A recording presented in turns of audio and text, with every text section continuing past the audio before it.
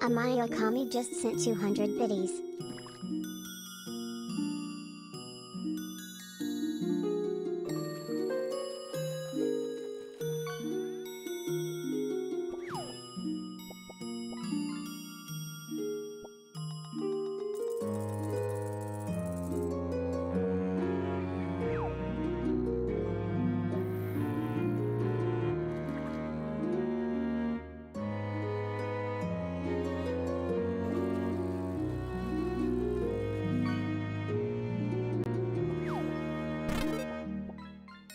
We reached our new subs goal of 10.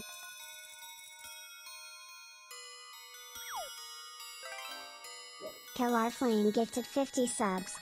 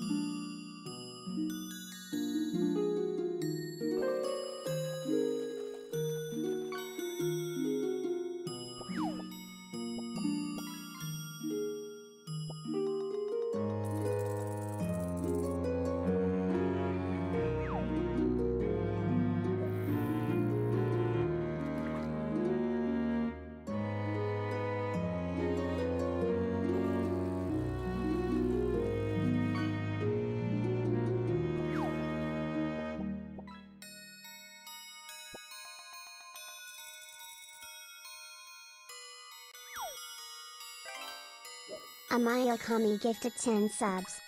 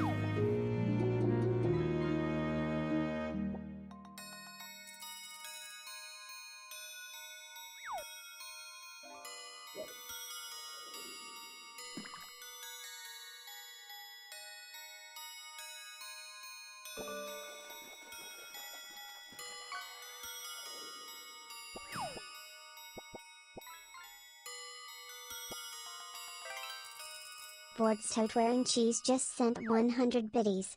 Dollar for the train.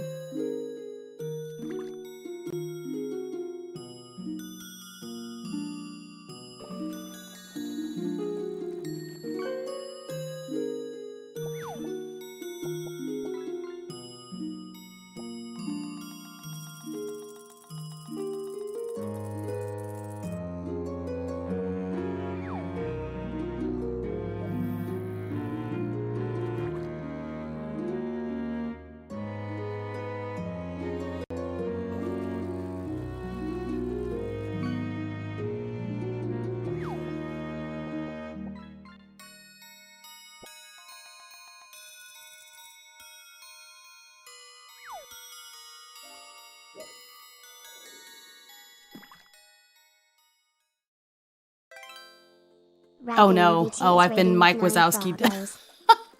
Oh my goodness. Ah! Ah! Hello! Oh my god, there's so many things going on. The ADHD trap is trapping me. Oh dear. Wait. I've made a mistake. I've made a mistake. Oh my gosh. Hello. Oh no. Oh, where is this going? I'll put you right there, I guess. Oh my goodness. Hello. Hi. Oh my gosh. Hi. Hello. Good evening. Good afternoon. Good morning. Whatever it is, wherever you are. This is Himeutsugi. Also, Raguna just raided. Thank you for the raid. Oh my gosh. This is so much. There is so much going on. Hello. Hi. Oh my gosh. Raguna, thank you. Thank you for raiding. Holy crap. Thank you so much. For those that don't know me, I'm Hime. I'm starting, this is day 1 of my donathon. Sorry, the starting soon lasted for so long. I was trying to figure out why the YouTube, the red site wasn't working, but here it is. Hello! Oh my gosh. I'm a parrot VTuber. I do, TTRPGs and stuff. My brain is breaking. No, what is going on? Oh my god. Hello. Hi. Thank you for all of the gift subs. Thank you for all of the stuff. We're already 337 points towards the first goal. Oh my gosh. Hello. Hi everyone. Oh my goodness. No. Oh no. Not the. Oh my goodness. Just sent 100 biddies. Hi. Of course, we have Burb Life musical right away. Right away. Right away. Right away. Oh my goodness. Oh my gosh, I may just sit here and vibe for a little while because there's absolutely no way I can do anything productive under these circumstances. Level 10 hype train. What the crap, man. Thank you. Oh my goodness. Hello. Hope everyone is doing very well today. I'm here. Oh my gosh, what is that? Okay, oh my goodness.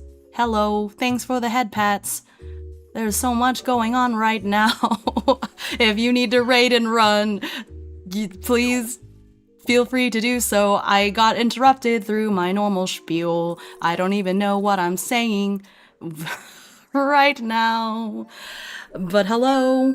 And now my glasses are gone, of course. Oh my goodness. Hello, hello. May just have to let this play out for a little while. A hype chest. This is perfect. This is the perfect emote because this is exactly how I feel inside right now. And it's a burb and everything. Confused emu. Loading emu. That's me. Except I'm not an emu, but I guess I can be.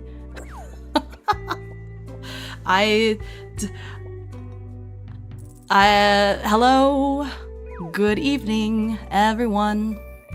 Thank you so much for the support. I don't know if my singing can convey. I'm sorry, I'm a little brain broken at the moment, which I think I cannot be blamed for. There's so much going on. Why did I see that Say Peony has caused our new sub goal to hit 6-7? How dare you do that to me? Oh, there's so much. Thank you for those gift subs. Raguna gift sub, thank you. I'm trying to scroll up and then things keep happening. I think the manager, oh, I see Maya gifted 10. Thank you so much. And then, of course, the manager did a manager thing. Wow, I can't scroll up in chat anymore, so if you did anything before that, I'm so sorry. I don't even know where the timer is at, because chat is moving so fast. We were at 6 hours, suddenly it's at 21 hours. Oh dear. Oh my. Thank you for the gift subs and the support in general. Thank you. Thank you, thank you. Oh my gosh, what is a scraper mouth? That sounds like a very sad name for a fish. I have 2 minutes remaining to sing. 2 minutes of brain-breaking singing. And fishing. Lots of fishing. This fishing is gonna go on for a while. Thank you. Oh my goodness. Well, while this is going, I'm going to put up the donathon image. Oh, thank you for my glasses back. Appreciate you, Bryn. Let's see. Donathon picture. Where are you at? Where did I put you? I put you on the desktop for convenience, but now there's so many things on my desktop. There it is. I found it. Yippee. Well, here is the donathon image. I better put it behind me. But now you can't see anything. Oh, goodness. Maybe I will do this. There we go. So the first thing that's important is that everything on this image is in points. I am not trying to raise $8,000. That's kind of a lot to ask for. And also, my little bird brain can't conceptualize what $8,000 even looks like. These are all in points. So the first one is 400 points, which is $200 worth. $1 is equal to 2 points, give or take. And for every I can stop now. For every 2 points, that adds 3 minutes to the timer. So we started off at 6 hours, which is how long I was, give or take. And we are now at 21 hours and 38 minutes. Because y'all are nuts. Y'all be nuts. So there we are. So there's a couple of things on this widget that you can see. So first and foremost, of course, is the timer up there, about. And then underneath, you've got the goals. So the current goal, and then as we clear goals, it'll show the most recently cleared one. So there's always going to be 2 goals showing there. And then the overall, I don't know, how many points we have versus how many points we need, I guess. So I currently have the widget set up for 4,000 points, and so you can see the stretch goals here go up to 8,000, but, in the event that we don't hit those, I didn't want to add all of the goals in right away, so oh my gosh, thank you for the Prime sub. Oh my gosh, wow, 12 how months. Has it been this long already? 12 months, that's a whole year. That's so long. Thank you, 64. But yeah, so then, so as we get closer to those goals, I'll start adding them into the widget as well. So currently, it's only up to the 4,000 point goal. So then the donathon command that y'all have been so lovingly doing, it pulls up that little list that shows sort of the points breakdown of how many points you get for each thing. So that is there.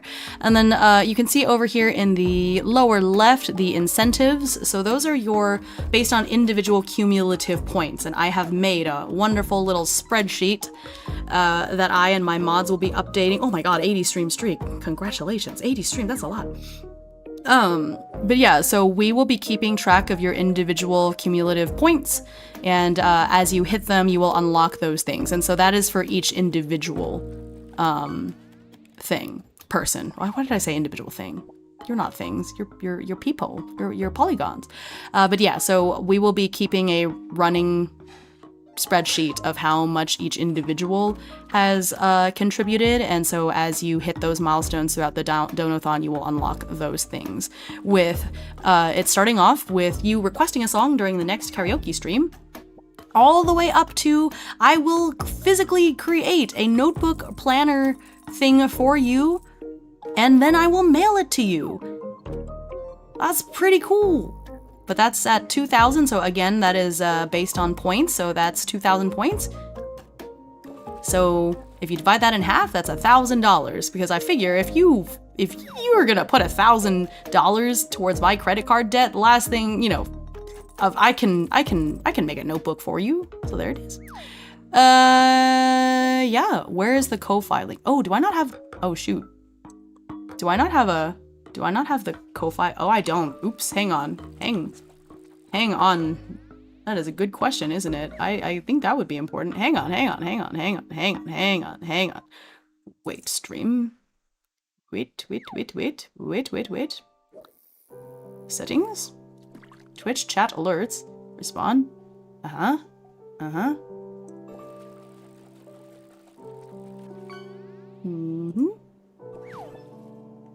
Yeah, that is the thing. Not sure why it is. Oh, there it is. Where's the thing? Oh, thank you. Thank you. Let me get the thing. I don't think YouTube chat is showing. Oh no. Why isn't it showing? It's supposed to. I have a special thingy for it. Hang on. We gotta fix the things. Hang on a second. We gotta fix the stream. So sorry. I mean, you all knew this was going to happen, right? Because this is our first time. Oh, I see what happened. I see what happened. Hang on. Goodness. It didn't save this ID thing, even though I put it there. There we go. Okay, YouTube is connected now. There we go. I'm so sorry if you were speaking on YouTube and I did not see it. I'm so sorry. It is there now. It is there now. Whew! So you'll see it's very nice and subtle that the YouTube messages have these little red dot and the Twitch messages have a little purple dot. It's very cute and subtle, CC. There we go. I swear I set this up earlier. I'm not sure why I didn't say it, but now it seems to be working. Yay! Now I can see all of the things. Yippee! Oh my gosh. Oh, yeah. The thing with YouTube is like, unlike with Twitch OBS, I can't test a lot of things unless I'm actually live. So I had to troubleshoot right from the beginning. So sorry, but thank you. Okay. I saw that Zachary was first. I opened my menu to change the first redeem to say that Zachary was first, and then I got distracted. Okay, I've changed it now. Now you've got your proper due.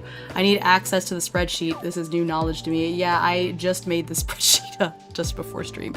There's nothing in it. I see most of the Ko-Fi is Hime throwing love at other people. What? I don't throw love at people. What kind of accusation? I'm a scary burb. I don't do that. I don't show love to people. What do you mean? I would never do such a thing. Hello! Thanks for checking in, Kanito! Hello. Oh my gosh. Okay. Wow. What happened? Uh-oh, what happened to the goal? No! Oh my gosh. What is happening? There it goes. Yeah, I have to have... There. Jesus. Okay. Whew. Wait.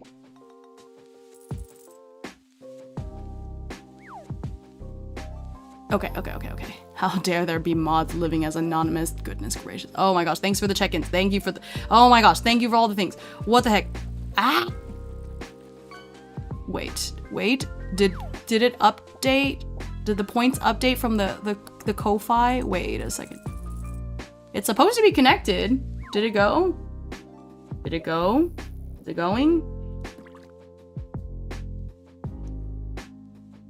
Oh my gosh. Is it breaking? Is it breaking on me? What is happening? What is happening here? It's rude. It's very rude. Come on now. Oh my god. Okay, hang on. I prepared all of this stuff, all of these widgets, all of the things so far in advance, you guys. So far in advance. Okay, it is connected to the Ko-Fi. It didn't go up. I didn't see it. Did it go up? Did y'all see it go up with Zachary's thing? Did y'all see it go up? Because it should have. Because I have it said.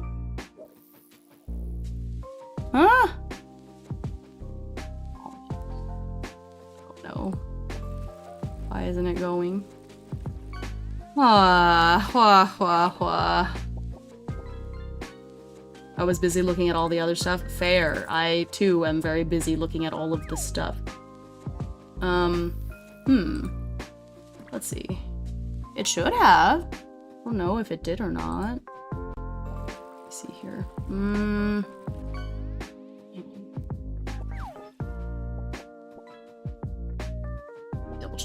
me double check. All of us have our attention span. Yeah, that's fair. Hang on. That's gracious.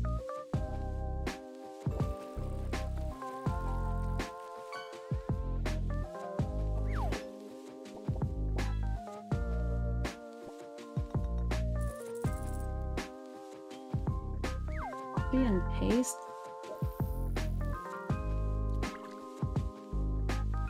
Yeah. Okay, it should be. As far as I can tell. I don't know if it updated or not. Did it? Hello, hi Unleashed. Thank you. That's very sweet. I am fixing.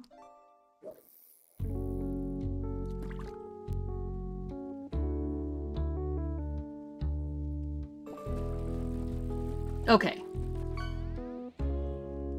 I think it did. I think it did update. I'm trying to figure this out. Wait. Okay, sorry. I'm gonna do some quick maths because there's something. I just want to make sure that it actually took the Ko-fi because it's all connected, so it should be. So give me a second. I need to filter. Let's see the bits, the gifted subs, and then the subs. Okay. Something or other. Yeah, okay. You know what? I don't know. I think it did update. So we're just, hello, welcome in. I think it did. I'm looking at it.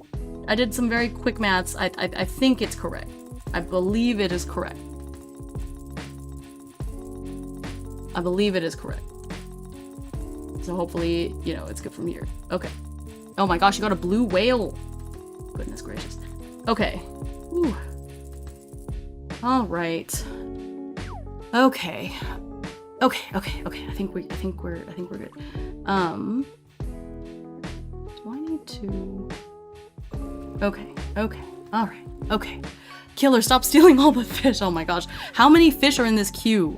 How many fish? Okay, it definitely worked. I see it. Did it go? Oh goodness. What happened to the goal thing? What happened? It just like broke. Okay, I see that went up, but why didn't the goal thing? Because we met that first goal, so why didn't it do the thing? What is happening? What is happening with the goals? What happened there? Setting. Total goals. Yeah, okay. Yes, good. Rewards. Okay, so it should be showing the next goal because we finished the first one.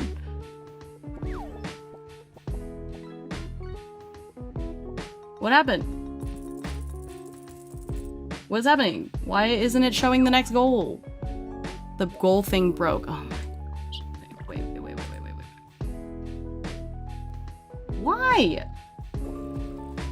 Why? Why this?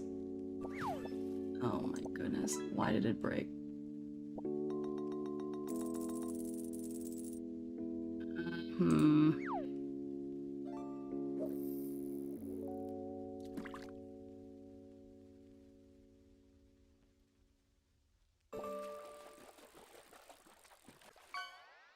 Okay. Okay, there we go. Okay, I think it's good now. I think I understand what happened. Okay. There we are. So we finished the first one, and so now we're on the next one, which is an extra scary horror game at 800 points. Yes, we hit the first goal. Thank you, everyone. Sorry, I know I don't sound as touched as I truly feel. I'm just freaking out. How many points is a T1 sub? It is 5 points. 5 points. Okay, I see what happened. Okay, I think we should be good now. I think from here, we should be okay. Please give... Okay, where's the sheet? Gosh.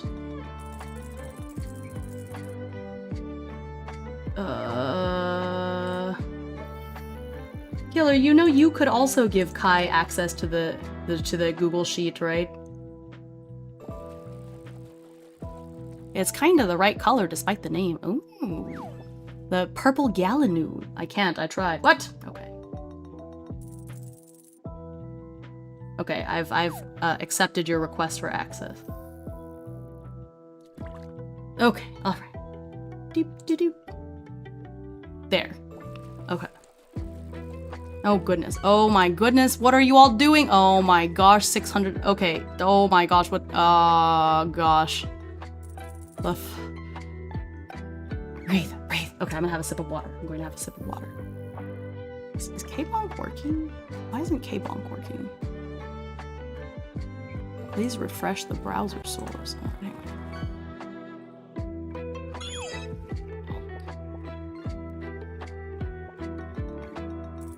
Hello, hello, hello, everyone. Okay, there we go. Whoa, okay. Okay. Are we calm? Are y'all okay? You can't see it, but I've got my hands on my face and I'm just like, running my hands down my face, like freaking out. I'm freaking out. My heart rate is, ooh, my watch is saying that I'm stressed. It's happy stress, but still it's stress. Okay.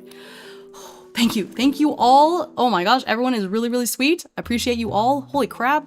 We are already at 631 points. So we are well on our way towards the first goal of the extra scary horror game. Yeah, I think things are going well. There's a little bit of scuff, but I think it's good. Everything actually works. Okay, we understand. That's so many heckin' points. I agree, that's so many heckin' points. Okay, so. Thank you for everything, but we should probably get to the point of this stream, right? Which is to look at Cottages and Cerberus, which is a group game, Group TTRPG, but this is, okay, hang on. Right. Reset, reboot, reset, reboot.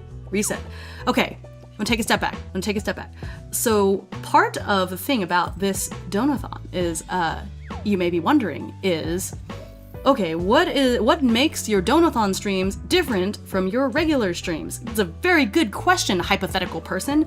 The answer is that during this donathon, I am committing to streaming every single day, except for the week that I will be out of town for, what is this? Sent 2,000 what are you doing? Oh my goodness. Awesome. That is all. Thank you. Oh my goodness. Thank you. So I'm going to stream every day except for the week that I'm going to be out for Offkai, and vacationing with the husband. And even then, if I can, I might see about bringing my laptop along to do some sort of like just chatting stream. So I may even be able to stream a little bit even then, but that's the only week currently that I cannot commit to streaming like every day. So anyways, so the big thing is that I'm streaming every single day. The other big thing is that I have planned an 8 stream topic rotation. And so all of my streams during this donathon are going to follow that rotation, except for when I have special events, such as the upcoming Stardew Archipelago event that's going to happen the first week in June, and a couple of other events I have planned that may disrupt the schedule a little bit. But for the most part, I am following this schedule. And I posted that schedule, that rotation on Blue Sky and on YouTube and in my Discord.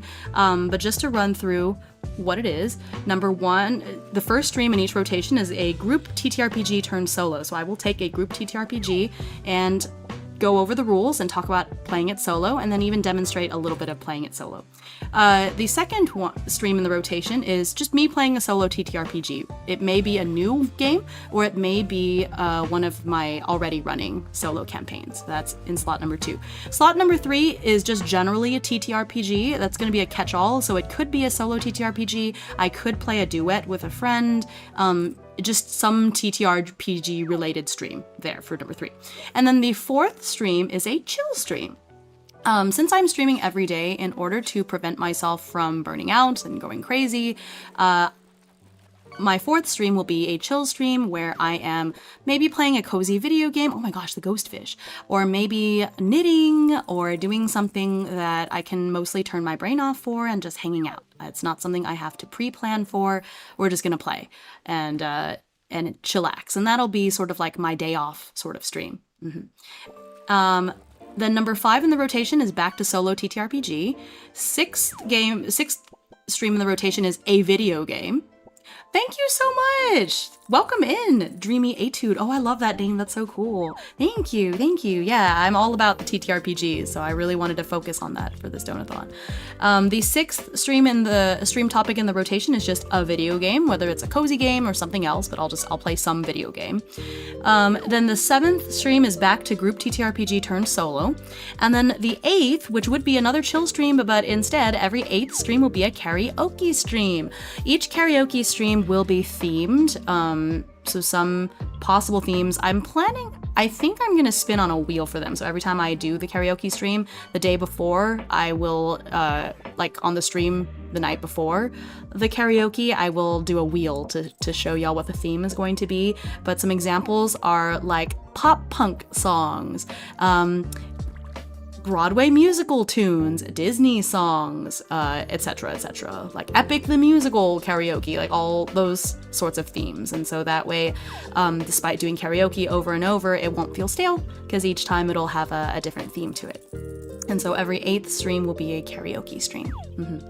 And yeah, so streams 3, 4, and 6 are open for like collaboration because of the nature of them, and so I may have friends with me on those, but the rest of the streams will be solo streams, and so that way, you know, I really get to focus on myself and my creative output for this donathon, and you get to spend a lot of time with me. That is the goal. But yeah, I can't commit to super long streams throughout, unfortunately, because even during the summer I will be working, especially in June. But that's why I've decided to make sure I stream every single day. And so that's a big part of it. So if you are not already in my Discord, here, if you're not already a member of my Discord, I highly recommend joining that because I always post updates and schedules and things there first. But yeah, so if you want to stick around and hang out, that is kind of a look at what the donathon is going to be like. And currently I'm locked in for 25 hours, and so it's going to be at least a couple of days. And so I'm really excited because there's some really, really fun rewards that I have planned for if we hit those goals. And so I'm really hoping that we do, because I have some things that I would love to be able to do for y'all, or do for or with y'all throughout this donathon time. And so we'll just keep going for as long as we can. This is going to be uncapped, and so it will go for as long as it goes. Okay. So without any further ado, I think I've calmed down a little bit. I think y'all have calmed down a little bit. The fishing is just gonna go on for a while. It's fine. It is what it is. We're going to have a look at cottages and cerberus. So actually, let me scroll up in the PDF. Where's my PDF? So this is the cover, and so cottages and cerberus, which I don't know if this is the case on YouTube. Let me look at the YouTube stream really quick. But at least on Twitch, Killer did a great job with pinning the link to getting it on DriveThruRPG. That is an affiliate link, so I do get a little bonus for when y'all use the link to buy stuff. So really appreciate all the support. It allows me to cover and play more TTRPGs with and for y'all, so that is there. If you would like to see the game and play the game for yourself, like if you like what you see, you can get some more. So Cottages and Cerberus is a cozy sort of game. Okay, let me see if I can pin it. Maybe. I can pin messages. I don't know why I won't let you do it. Let me just copy paste this and then I'll pin it. Oh, it's too long.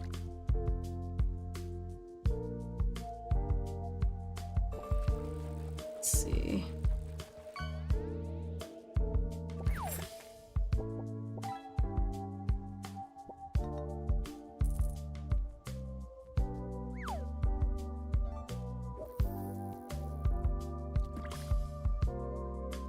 Okay, I think I can do that.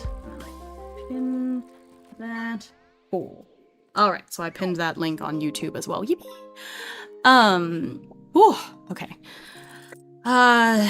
So this is a cozy-ish game, but it is inspired by Monster Hunter. And so I'll read the introduction for you. But yeah, so cozy with a little bit of a twist. Does this have a nice, like, explanation? Okay, here it is. So let's make a cozy cottage and slay vicious monsters. Cottages and Cerberus is a cottage core monster slaying TTRPG inspired by cozy games with a dash of monster slaying action. The game is easy to learn while still having mechanical depth. Easy but deep character creation. Assign your calm, choose a vibe, choose a magic item or pet, and choose 3 abilities from over 300 options. Simple character creation, but tons of choices. Spoons, inspired by the spoon theory, are your resources that track both your physical health and your remaining capacity. There's a crafting system, so that's the Monhun part, is that you can slay monsters and then use their parts to make furniture and stuff and cozy up your cottage. There's over 50 monsters. Each monster includes a hunt, which is a pre-made adventure that concludes with a boss battle against the monster. And I love that it's already pre-made because I feel like that is going to lend itself to solo. Full disclosure, I backed this Kickstarter back in 2023 or 2022, I guess, and I have flipped through the rules a little bit, but I haven't gotten much further than that. So honestly, this is, I like to try to keep my reactions nice and fresh, and so you will see that I don't really know how this is going to go. I haven't looked at the rules much myself, so we'll be able to discover them together. I want one of those personal notebooks. No way that's happening. Look, the beauty of this being an uncapped donathon is that this might last a really long time, and the individual incentives are cumulative, and so you never know. Maybe over time, eventually you'll hit it, because maybe, I don't know, maybe this donathon will go for a while, and so you've got time. Not to, please spend within your means. Please spend money on yourself first and foremost. You deserve it. This donathon is to help me combat my credit card debt because I am not a responsible spender, but I am not in any danger, so do not feel obligated. But again, nice thing is that if this goes on for a while, then you've got a lot of time for, saving up money if any of those individual incentives really interest you. It's not like you have to drop $1,000 right now. You've got plenty of time. Okay, so let's see. But yeah, none of us are as well. Yeah, I don't spend very responsibly. It is something that I have been trying really hard to work on over the last several years. I don't know if I think I've improved a little bit.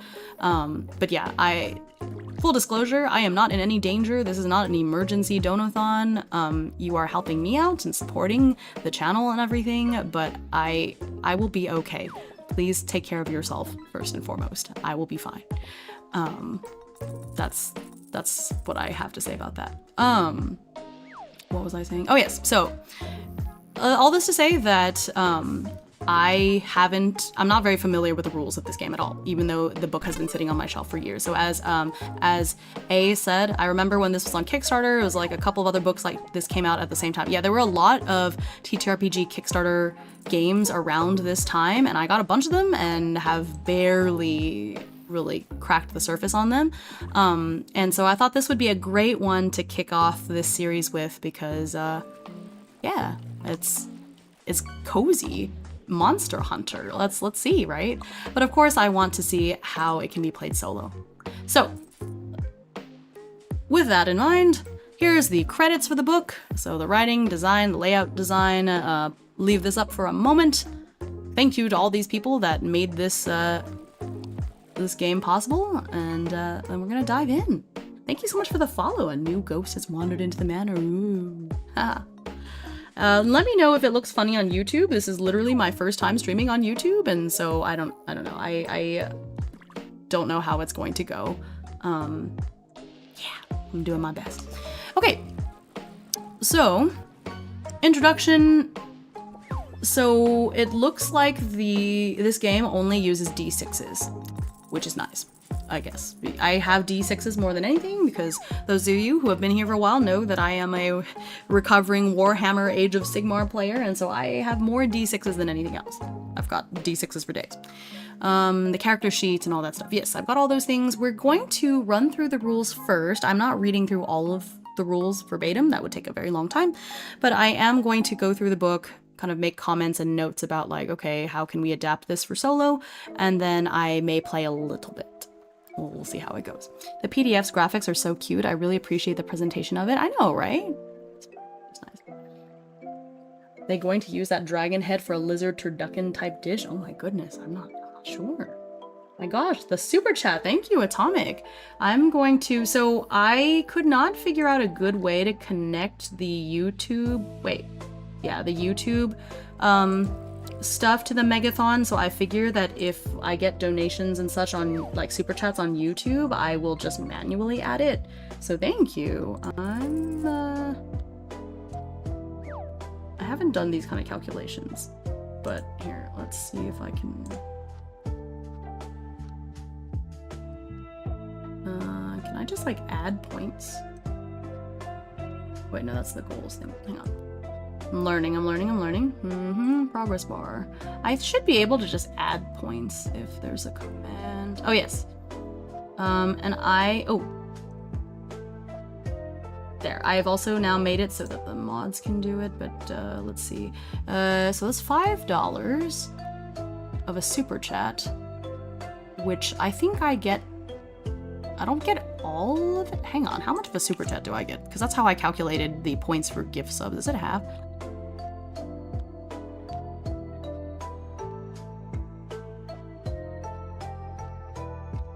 Let's see. Okay, I get half. Okay, so it's the same as gift subs. Okay, so a $5. I'll round that up to. So that ends up being, let's say, $3. So then if it's 2 points per, so that's 6 points.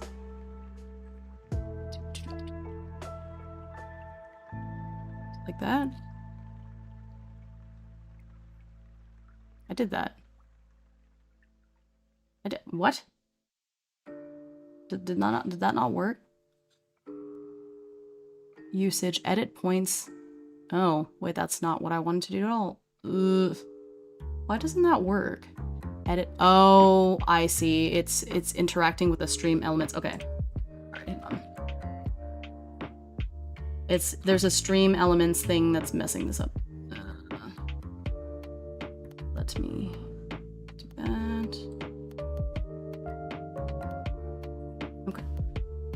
Hi, Silver! I already forgot what I said. 6 points? Or was I adding? Yeah, 6. Does that add to the time too? It doesn't. Every 2 points is 3 minutes, so that's 9 minutes. How do I add time to the timer? Dang, I'm gonna have to do that every time. Okay. I'm not complaining. I just thought it would, if I added the points, it would automatically add to the timer, and then it didn't, so.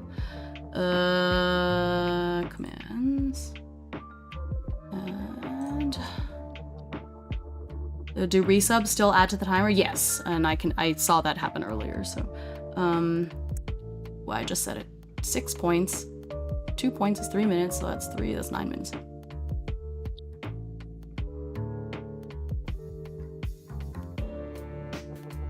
There we go. Yippee! Alright. Yippee! So I think that should be up to date now. Alright, awesome. I will make a little cheat sheet for the mods later so that y'all can help with that. I just didn't really consider. I didn't think anyone would super chat me. Atomic, thank you. Okay. Okay, here we go. So, grab your most comfiest dress, dust off your magical mushroom-covered weapons, and sit down at a table with some trusty friends. Ooh, you know what? I'm gonna change the music because I think. I wonder if is there a Monster Hunter? Hang on. What if I listen to Monster Hunter music while playing this game? That would be so cute. Monster Hunter World soundtrack. Yeah.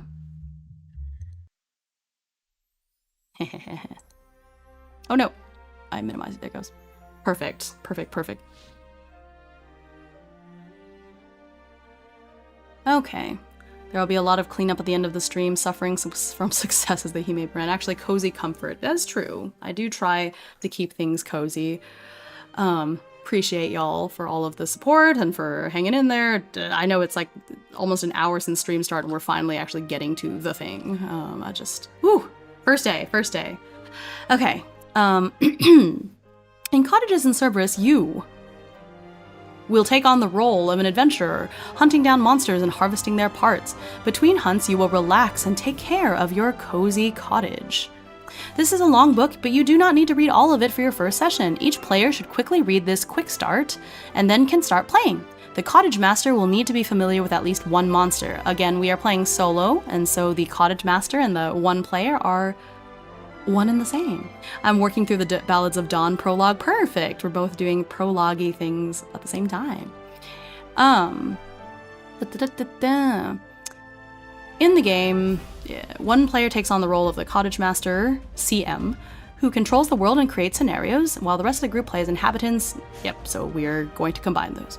The core of the game revolves around making checks which occur whenever a PC... Yes, we all know. Okay, so this is a target number, so the number of dice that rolled at or above the target number determines the degree of success. Okay. So there's a target number we're trying to reach, and then if 0 dice roll that number, you fail. Interesting. I wonder if that's gonna be kind of like Draconim and Loa with the 5s and 6s, but it seems there is a target number you're trying to get. I wonder, but the thing is, technically speaking, you have the same amount of probability to roll a 6 as you do rolling a 2, so I wonder how that's going to affect the target number, or if it's more just like for the flavor of things. Okay.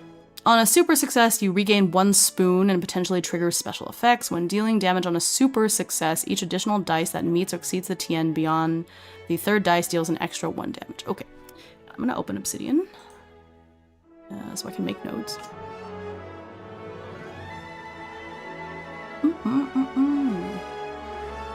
Oh, this is so epic. This song is really making me... We're starting off on a journey. Journey of the mind. Okay.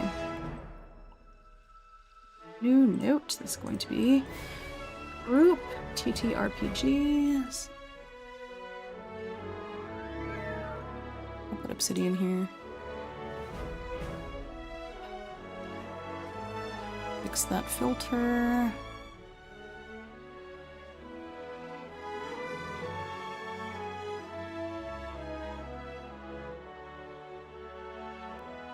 There we go. There.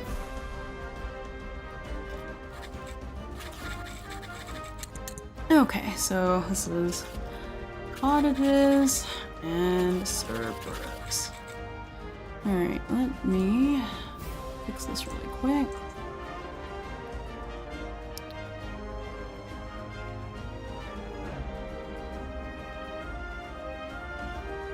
So y'all know me. It's fine. There.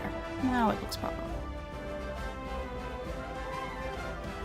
Okay, so ideas, of course, are that the cottage master, was it cottage master or cottage manager? Cottage master.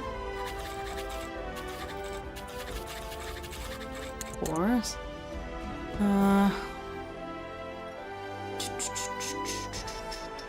Okay. Alright. Cool. Okay, so combat in the game. When dealing damage on a super success, each additional dice that meets or exceeds the TN beyond the 3rd dice deals an extra 1 damage. Combat in the game is straightforward. First, the monster makes 1 action. Then the players decide on the order of player turns. Yeah, we don't have to worry about that. Each player can attack with a weapon, attack with basic spell, help a friend, or use one of their special actions. Okay. Oh, you only get 1 action. Okay. I'm gonna see if we can replace help a friend with something, maybe, if necessary.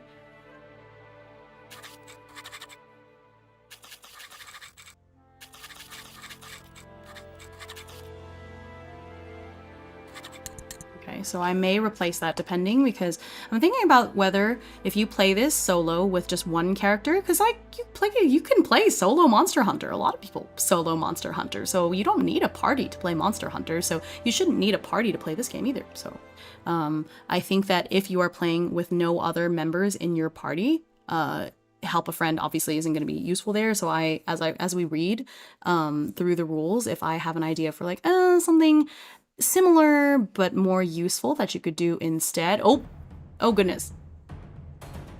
Oh my. Oh goodness. Thank you. Oh my. Wah. Thank you. Oh my gosh, thank you, manager. We just handily, manager just really wants me to play these horror games. Like I see what you're doing. You like seeing me squirm a little bit. Horror streamer Hime is real, yes, but only when properly paid. Damn straight I do. All right, well, we have handily cleared that next goal, so I'm going to find a nice extra scary, because I know a lot of the ones that I played from the charity stream were not particularly scary, but I will make sure this one is like truly scary. I don't know, Curse Digicam was pretty scary, so something along those lines. The next goal at 1200 points is let's write a one-page TTRPG. So I will be writing a one-page TTRPG with input from chat as to like the genre and kind of ideas. So we'll do that together if we hit that goal. That's really exciting. I've never done a one-page TTRPG before, so that'll be fun. Hang on, let me... Why is the YouTube chatbot sending so many messages?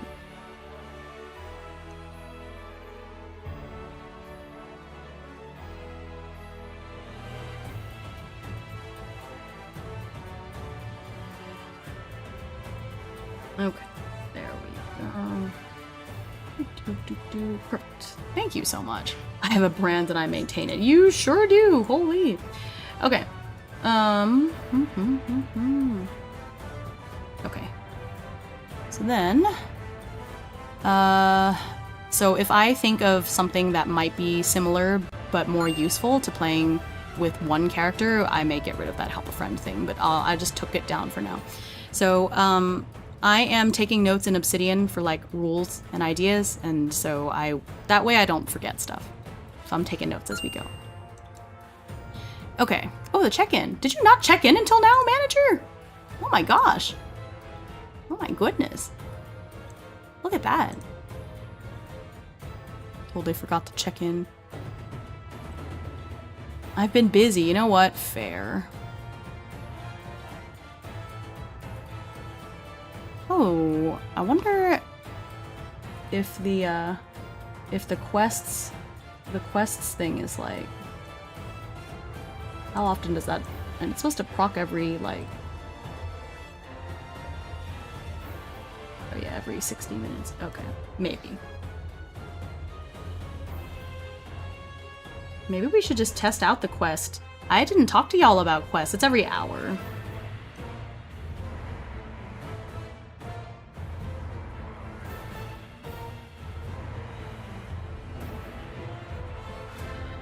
We have no way of knowing it's working. You know what? You're right. So I think we should maybe check this out.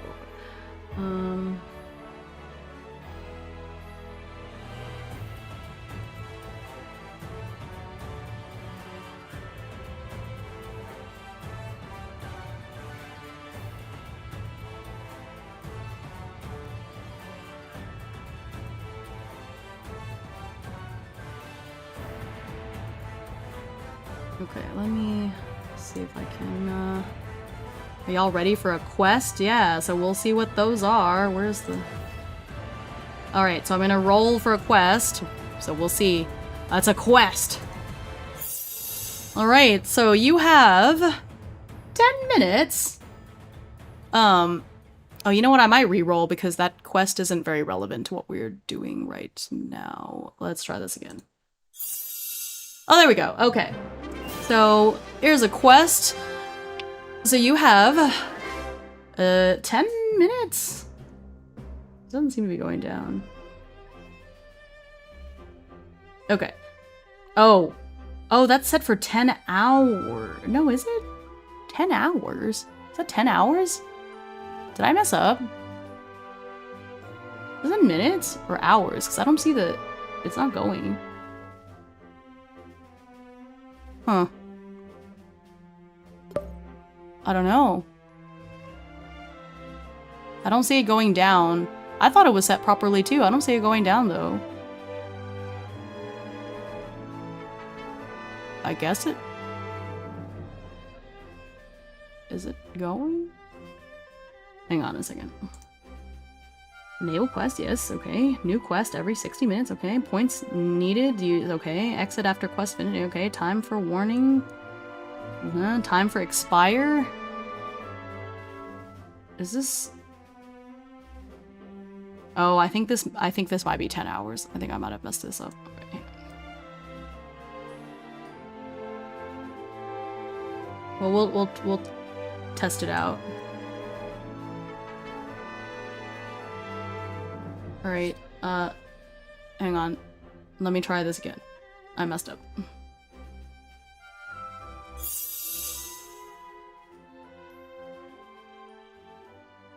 I'm gonna re-roll it until we get the one that we had. Okay, well this is fine. That's similar. I think y'all are happy with this. Okay. So you have 10 minutes, if it is now working correctly, you have 10 minutes to accumulate 50 points, and only during quests, a new follow counts for a point as well. So if we hit 50 points in the next 10 minutes, which by the way, again, it's points, so that amounts to about $25 worth, I will use the slime model for 15 minutes. We'll see if it works. We're watching it just... We're watching to see if the numbers go down. We're learning. I'm learning. We're figuring it out. Okay. Zachariah Art gifted a tier 1 sub. Well, there you go. Burrito. Yeah, so that's 5 points. Look at that. So the gift sub. Oh, and you got it to 888 points. That's so lucky. 888. So there's all these fun little things. I can't tell if the time is going down or not. I guess we'll find out.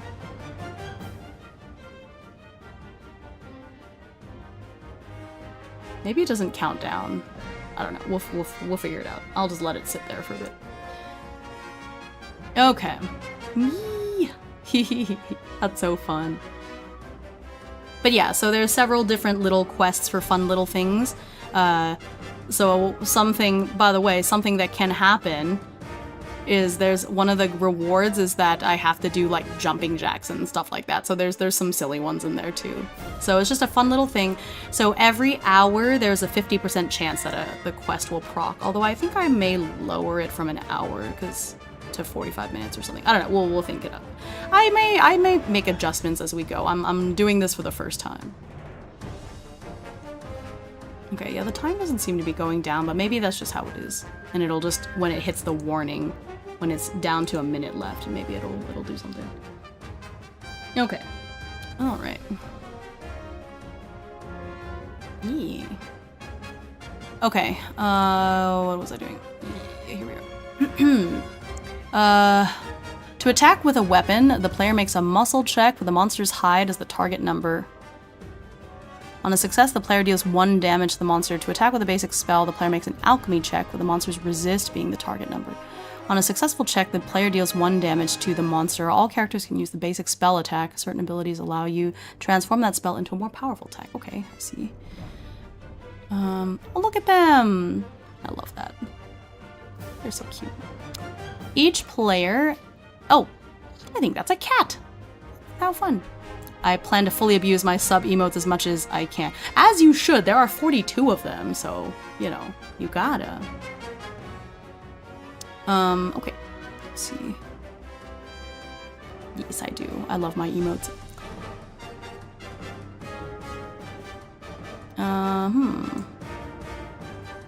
Let's see. Each player makes a character by choosing 3 abilities, 1 vibe, and then either 1 pet or magic item. They also assign the numbers 1, 2, 3, 4 to the 4 attributes. In the game, alchemy represents a character's magical ability, while lore represents their knowledge. For a faster start, players can choose to use pre-gen characters. There's also cozy callings that give a list of suggested abilities for certain classical archetypes and can help create characters quicker. Oh, that's nice. The slime is my comfort streamer. I'm already lost. It's okay, it's a quick start. I think a lot of these things make more sense once you actually start playing. You played Rift Breakers before, Kanito. I think you'll be fine. Rift Breakers is way more... Oh, thank you. Gotta get slimy. Yeah, gotta get slimy. So we're at 7. 7 out of the 50. Once we can design... Once characters have been chosen, the group should take some time to design their cottage together. Players can sketch out a floor plan, discuss details such as whether there's a porch, a garden, what the roofing looks like, what the yard is like, what the shared living space is contained, the size of the kitchen, etc., etc. Okay. The main motivation of the characters in the game is to create new items that will make the cottage cozier, with coziness represented by an abstraction, holy mackerel, known as cozy points. Rift Breakers, I know, right? It's a lot of fun. There are many ways to gain CP, but the primary way is by hunting down monsters using using their parts to create new home goods. Yes, yes, yes. Okay. Okay, so the quick start for the cottage master is to flip through the monsters section, make a list of a few you are interested in. So here, I think instead of doing that, we should randomize it. So, okay. So there are...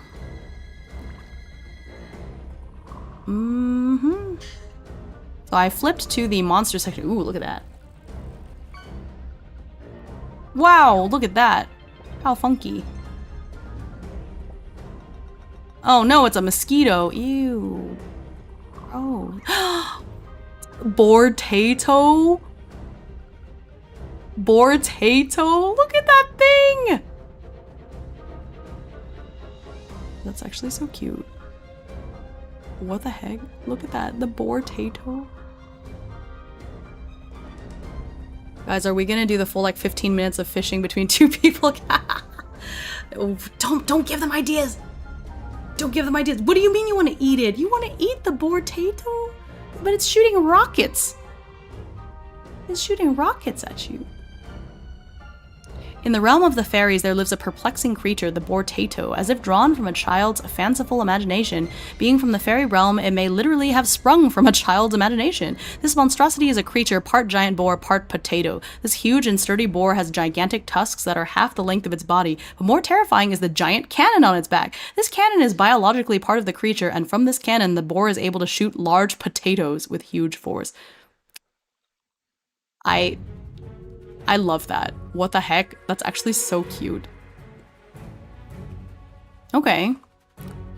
Yeah, and each of these does have a, like, literal, like, a little quest hook and everything. Okay, so I think this is what we're gonna do. It is cute. It is cute. Okay, so I think... I'm gonna count the monsters. Let's see. 1, 2, 3, 4... 3, 4, 5, 6, 7, 8, 9, 10, 11, 12, 13, 14... 15, 16, 17, 18, 19, 20. I think there's 50, right? They said 21, 22, 23, 24, 25, 26, 27, 28, 29, 30. Or I think they said there's at least 50. Okay, so that's 30, 31, 32, 33, 34, 35, 36, 37, 38, 39, 40, 41, 42, 43, 44, 45, 46, 47, 48, 49, 50, 51, 52, 53, 54, 55. All right, so there are 55 monsters. And if you want this to be very Monhun-like, I think the obvious thing to do is to roll for the monsters, right? So something that happens in Monhun is that when you go to an area, like a habitat, there are random monsters that may or may not be active. Now, obviously you can, and I'm talking about like free exploration, because if you go on a quest, obviously the monsters that are supposed to be there are there. But I think that something that we can do is separate the monsters out by habitat and then have roll tables for that. So then you know, like, okay, I'm about to go explore the such and such place. I'm gonna roll for which 3 or 4 monsters are active there during this hunt, basically. I think that's one way to do it. Do the monsters have tags for their locations? The hunt. Doesn't seem like it. And the nest, the swamp, okay. Abandoned mines, quarries, and in mountains. Okay, so there are different settings. I thought there would be a nice tag because they do seem to have tags for the type of monsters, but they don't have tags for like where they're located. Okay, so I think that's what we'll do is we will have different locations for them, and then we'll make a different roll table for the locations. All right. So for now, I'm just gonna tag them.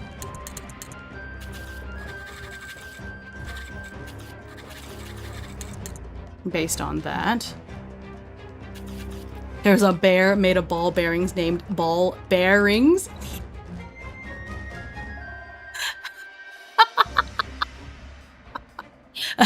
Yes.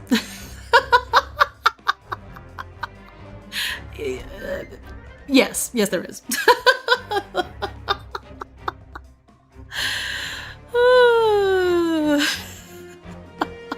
I love it.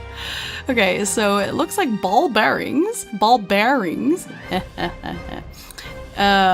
is at the mountains, abandoned mines, quarries, and mountains. Okay, so let me try to think of the...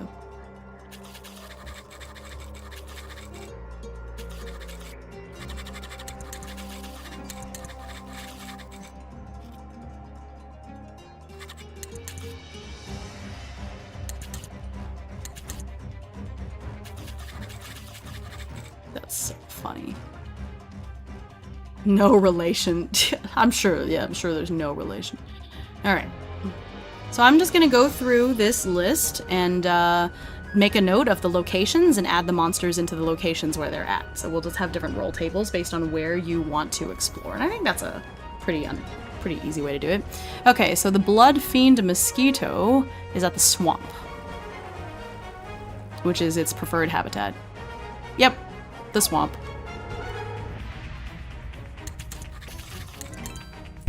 Gavin Stoutheart is raiding with 4 Froggos. Oh, hi Gavin! Thank you so much for the raid. Welcome, welcome. Oh, you were playing Sunhaven. I love Sunhaven. Welcome in. For those that don't know me, I'm Himeutsugi. I am a parrot VTuber. I use they, them pronouns, and I am, what do you call it? Wow. I specialize in TTRPGs, specifically solo TTRPGs. Today is the first day of my donothon, which is the Help Hime Combat Credit Card Debt Donathon. Kanito, don't say it. I know you have thoughts about my spending habits. I'm sorry.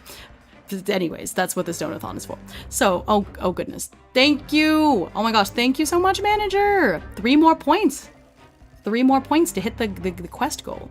But yeah, so it's day 1 of my donathon, and so we are looking at the game Cottages and Cerberus and how to turn it into a solo TTRPG. So currently we are creating some roll tables so that you can roll to see which monsters are active in any given area that you decide to explore, because I think that's very Monster Hunter-like. But yeah, if you need to raid and run, I totally understand. Please take care of yourself, hydrate, eat, sleep, drink, whatever you need. But if you want to stick around for a while, that is what we are doing. I do, but I will hold off. I appreciate that. Okay. So, Blood Fiend Mosquito is in the swamp.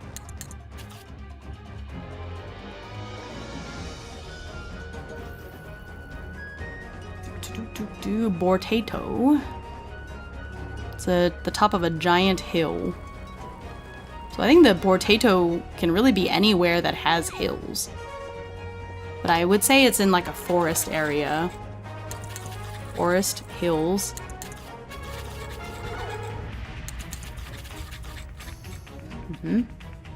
I think technically the Bortato could also be in the swamp. It just has to be on a hill. I don't know. No, maybe not the swamp, because I can't think of potatoes and boars being in the swamp. That doesn't seem quite right. Mountains, though. The Bortato can certainly be in the mountains. Okay. It's so cute, guys. Trust me. Yeah. Someone just gotta get 3 points in there. By the way, these are how you get points. These are what all the points come from. I don't know, I guess Because I thought that the time shown at the top of the quest would, like, count down or something. Boars are in the swamp because in Earthbound you needed the pig mask to get truffles in deep darkness. That's science. I love that. That's so fun. I love that reasoning. Yeah, I thought that this little quest widget would, like, disappear. Has it been 10 minutes? Maybe not.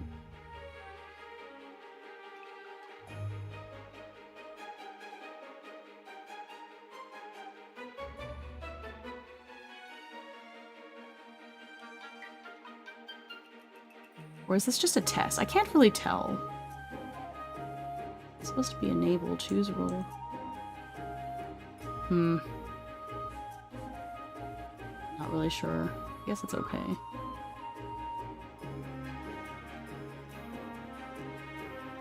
Oh, I had to enable the quest. Oh, thank you so much! I had to turn on the quests in the first place. Thank you so much for the gift sub! Yay! Okay, so hang on, let me do this. That didn't seem to do anything.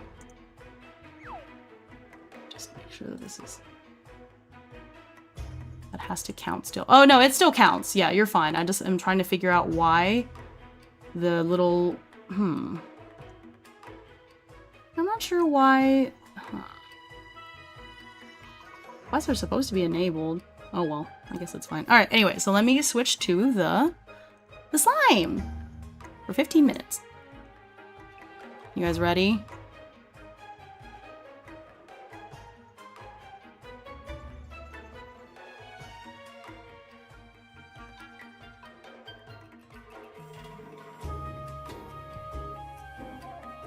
Hello? Yoing. Alright, 15 minutes. What an amazing magical girl transformation effect. Yeah, sometimes I'm a slime. Sometimes I'm not just a parrot. I can be a slime. You can actually use channel points to have me switch models as well, but there's only certain models. The slime currently you can only get through this quest. Because if you use the change form channel redeem, you can only choose between my chibi and my pixel model, and it's only 5 minutes. So this is a special. So there's some special models, like my pre-debut model, that I will change to specifically from these quests. So why are my glasses so off-center? Hang on, I might need to recalibrate. What is going on?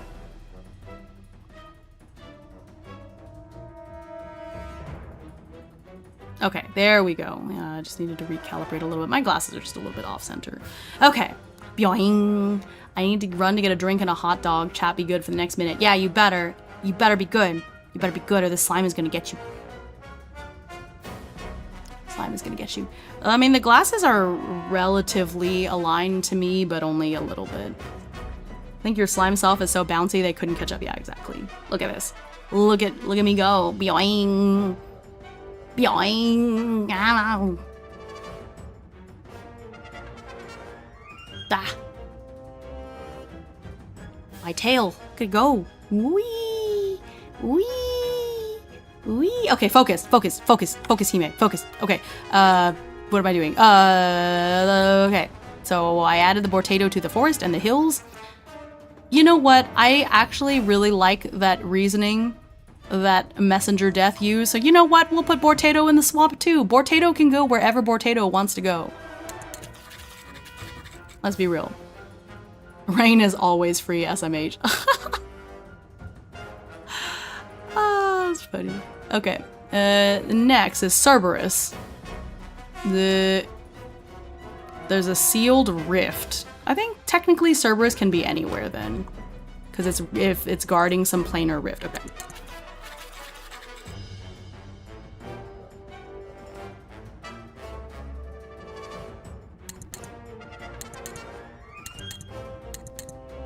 So I think technically Cerberus could be anywhere. Melemental. Oh, look at this. Hang on, I'll put the... Look at that. Wow. It steals fruit. That's rude. I'm watching in the past but can see the present too. What? Hey, what does that mean? What do you mean by that? Huh? What do you mean by that? What? What do you mean that you can see the past? Why? Why are you looking at the past? What are you doing that for? Kai's sleeping habits have finally allowed them to transcend time. What the? Is that gonna happen to me? They're scrubbing backwards for subs and bits. Oh, Kai, bless you. Anyways, so the Camillemental, search for its traps, feeds on different elemental energy, elemental ley line. Okay, I think similarly, because the Camillemental is at ley lines, it can also be anywhere.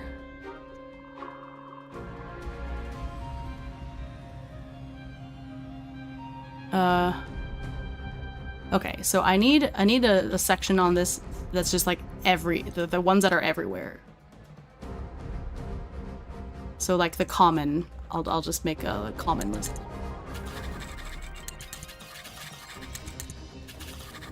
Camillemental. Camillemental. I feel like this word has too many letters in it, but it doesn't. It's chameleon and elemental. Like, I get it. I get this.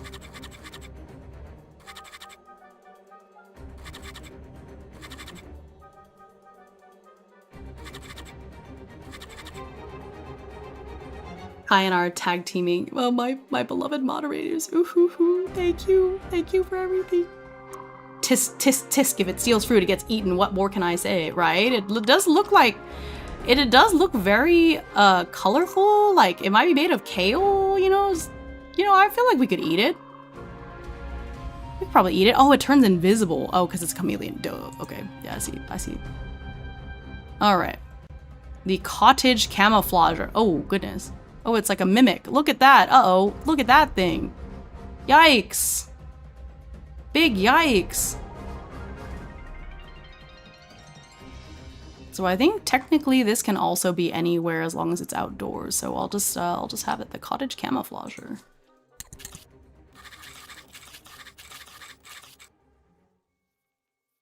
Sure. Camouflager. Okay, there we go. Oh, nah. Yeah, it's look at that. Doesn't that look so fun and friendly?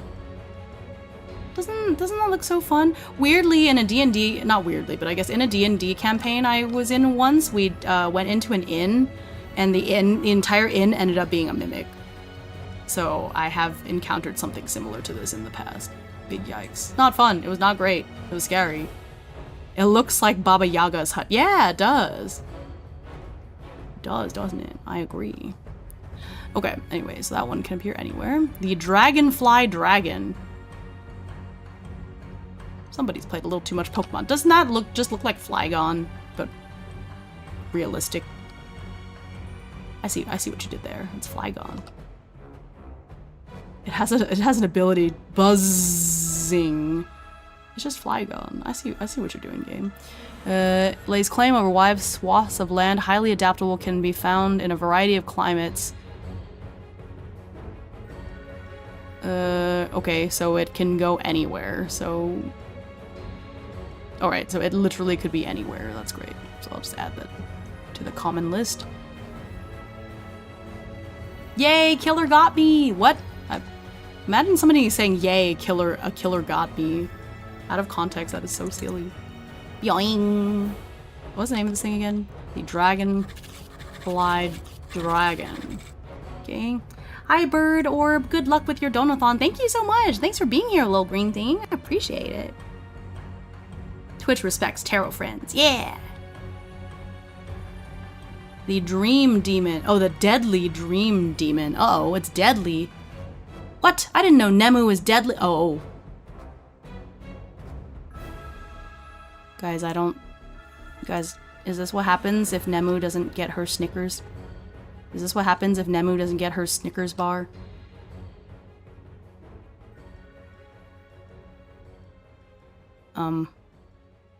Nemu, blink twice if you need help. What kind of dream demon? Nemu, speak to me! Nemu, no! My gosh, that's scary. The players must journey to the remote Arctic forest. Okay, so Arctic forest is where the dream demon is, so you kind of have to be pretty intentional with that. Arctic forest. Why would the heck it would it be there? What a weird place for it to be. Edible, no, not edible. Nemu, I want boba. I also want boba. What the heck? What? I want boba. That'd be nice. Now it's too late for boba. It is 9:30. I don't think a boba place is open. Boing. Yeah. Okay. So Dream Demon in the Arctic Forest. Elemental Dragon. Hunting grounds. It seems like they can be just about anywhere. Yeah, it just depends on where.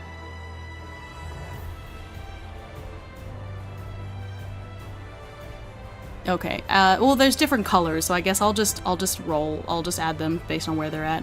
So volcanic regions.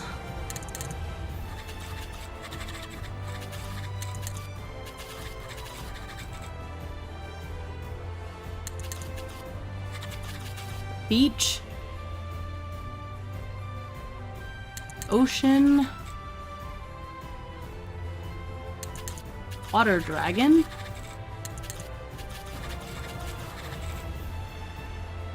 Did stream hiccup for anyone else or just on my side? Oh, well, that's weird. Ranking so far on edibility list. Number 1, potato pig. Number 2, everything else doesn't seem that edible, honestly. What is this, dungeon meshy? What happened? I forgot the chameleon thing. Yeah, the kale melion? How could you forget the kale melion? Kale melion. That's fun. Very silly. Cool game. Anyways. White scales, the frigid climate. So that's the ice dragon.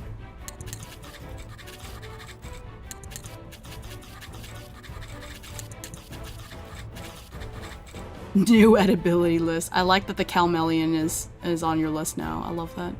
Dragons are found in swamps and cemeteries. I don't know that we want to hunt in a cemetery, so I'll just add it to the swamp. Electricity dragon is found amidst storm clouds, high mountains. I'll just do mountains, it's fine. That is the electricity dragon.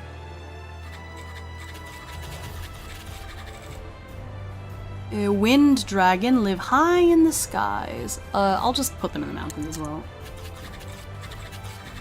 As well as the forest, because they kind of have to be high up. I think that makes sense. Acid dragon is also in swamps. Dang. I feel like if you go to the swamp so far, you are not in for a good time. Can I turn off the spell check? All those little lines are very ugly looking. Spell check. Spell check. Do I turn off the spell check? Hello, editor. Spell check. Turn off. Bye. Go away. Mines and quarries too for Electro Dragon. You know, yeah, it did say abandoned electrical plants, so I think you're right. I think quarry makes sense.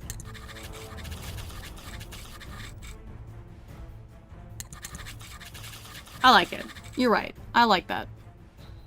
Wind dragon. We've got that acid dragon. Earth dragon. Underground caverns. Okay, so kind of similar.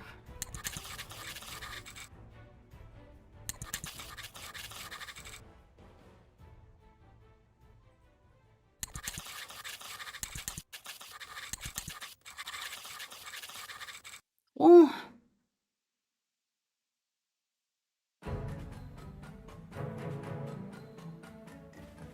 I don't know, forest, hills, and plains are all kind of the same to me.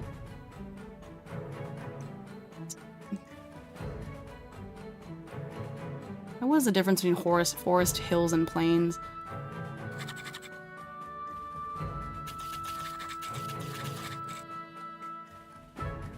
All right. Neat.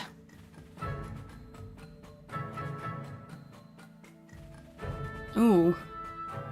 There's 2 extra ones. The forest dragon is just rare. And just like appears in other places. I'm just gonna add them so that they can technically appear anywhere. They're just rare. Rarer.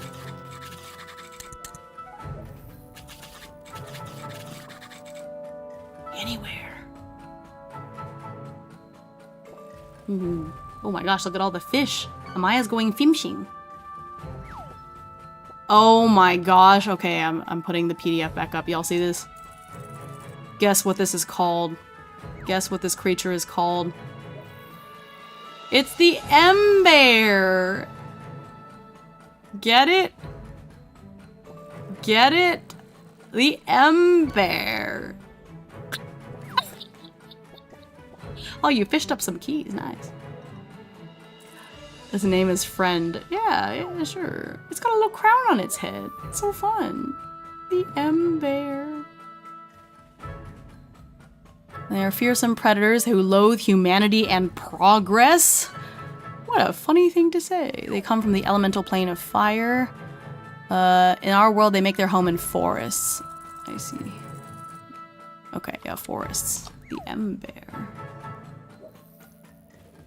Possibly edible. I don't think you should. I don't think you should try to eat that. I don't know about that.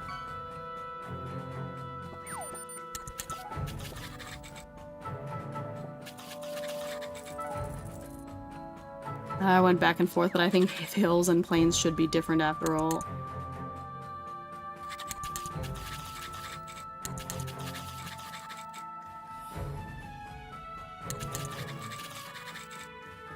Okay, what did I just say? The M-Bear.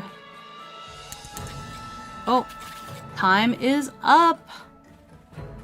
It is time to bid farewell to Le Slime Hime.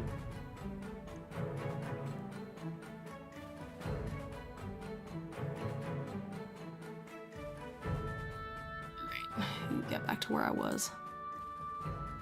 Oh, I think I was... You know what? I like this, because now it looks like I'm standing in front of the bookshelf. Maybe this is more fun.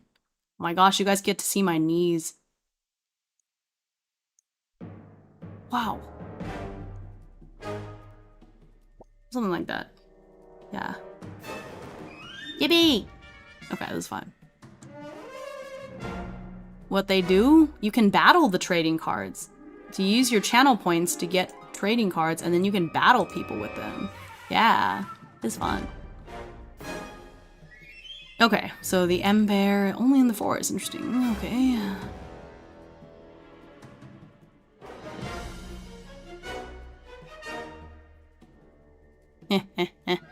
What? Oh no, the flower borb has beaten the moth borb. Yikes. Big yikes. That's because flower borb is too strong. Okay, the next one. Oh my god. Y'all. This monster is literally just called the Explodey Cat. It's a bomb.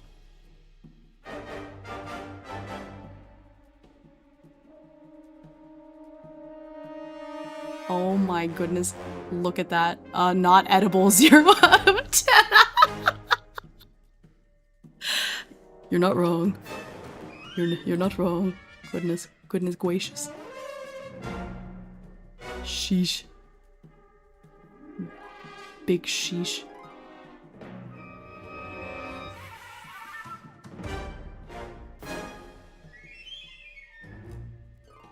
Okay, where is this thing? Explodey Cat. Will make its home in almost every environment, although it does enjoy mountains over ore veins or chemical laboratories most of all. Okay, so I will add it to the common section, but then also add it to the abandoned mine, so you could just have multiple Explodey Cats around.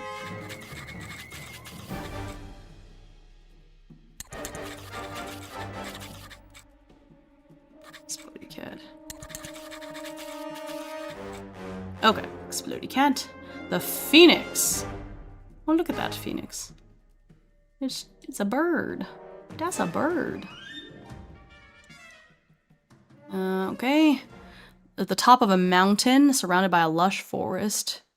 Shortly after entering the forest. Okay, so I think it's in the forest and the mountain. It's fine.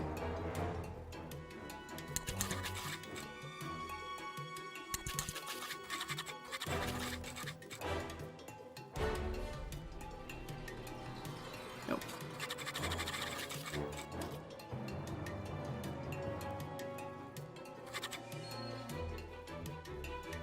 Okay.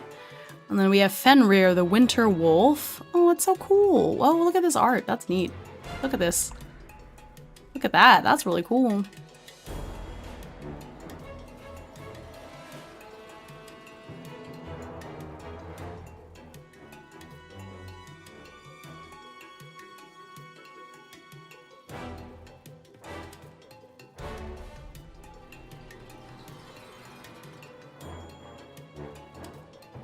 Look at that.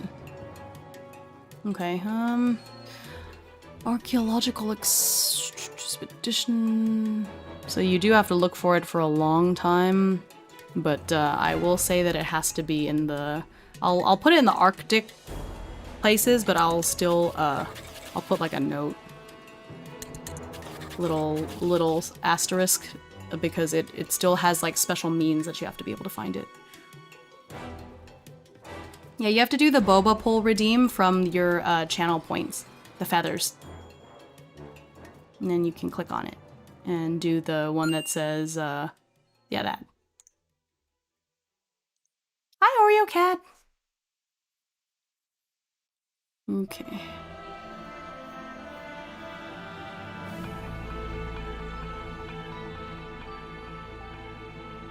Oh, the flower dragon. Look at that. It's so cute.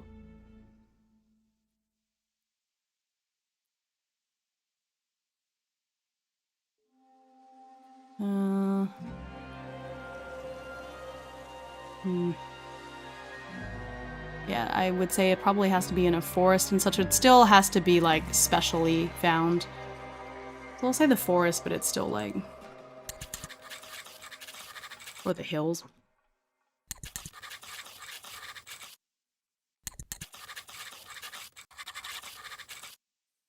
Flower dino friend, yeah. I'll put a note.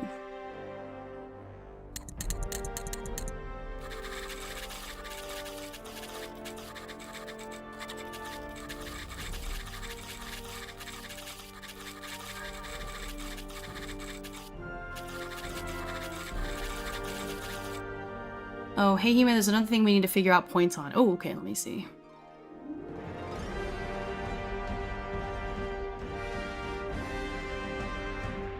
Oh, thank you! Gift membership! Oh my gosh, thank you! Okay, so, gift membership, I do get a good chunk of it. They are, is it $3 for the base, or is it $4? I think it's $4 for the tier 1, the membership. And then, I get a pretty good chunk from it. So I'm also gonna do 6 points. Let's do 6 points, same as last time. I'll do it that way.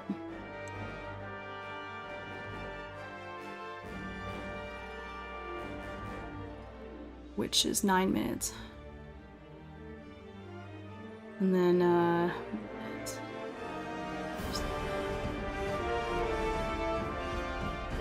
already forgot what the command was. Oh, it's add. It's just add.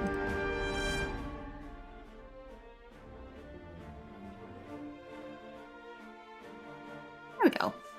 Nice. Yippee!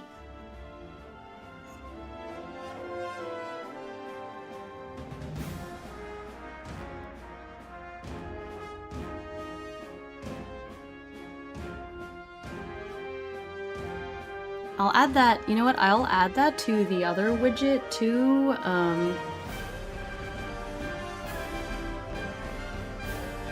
the informational one.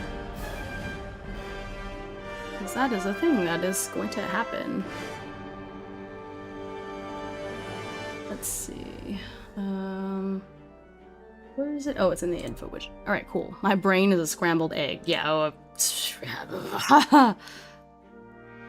Man, wonder what that must be like.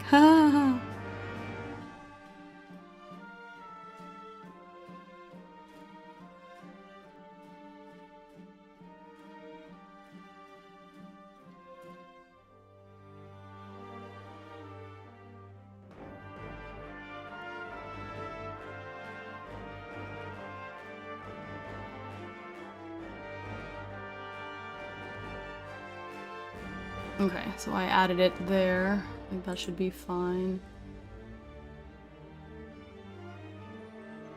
Nice to see see a live stream on YouTube. Yeah, it's good to see you. Yeah, I'm trying to, my goal is for some of these donathon ones, especially especially ones like this that are more informational, to be, whatchamacallit, to be streamed over on YouTube as well. Because I know a lot of people that watch my YouTube channel are doing it for this kind of content, so it works out. Yeah, oh wow, it's 20 seconds behind? That's wild. I need to, that's my first time. I saw another service that people also use to stream to multi-stream that I might try next time and see if that helps with the delay, but I'm not sure.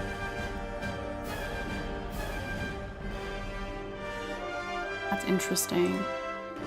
Okay. Alright, so I got the flower dragon.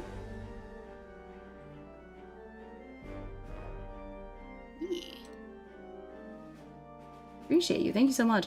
Yeah, I have so many windows open that I'm trying to keep an eye on, but thank you. Really appreciate you doing that. Okay, the Flower Knight. Oh, goodness. Oh, I just got KDM flashbacks. Okay, I'm sorry. My standards for a Flower Knight design are quite high because of KDM, and this is very cute, but it is not the KDM Flower Knight, but it still looks really neat. Where is it? Oh. Oh, the Flower Knight attacks your cottage. Oh.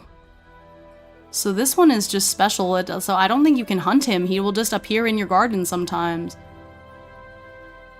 I gotta make a note.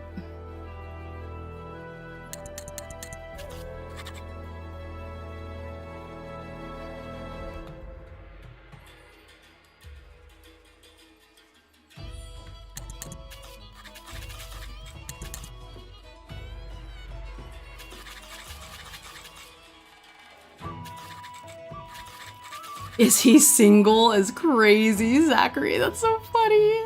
I don't know. You can summon him by planting an exceptional plant in your garden, and then he'll send you a note. So you could invite him. Now you know exactly how to summon him. He could be a different kind of edible. Behave yourself. I need more than just potato pig and lettuce lizard. Listen. The lizard is kale. Okay? Kale and lettuce are not the same thing. Get it right. It's a kale-million. And not actually, it's not even kale-million. That's not its name. Okay. Frostbite. Oh my goodness. It's gonna take forever. There's so many monsters in here. They did a great job. Look at that. The frostbite. Yeah. Pretty sure I know where that's at.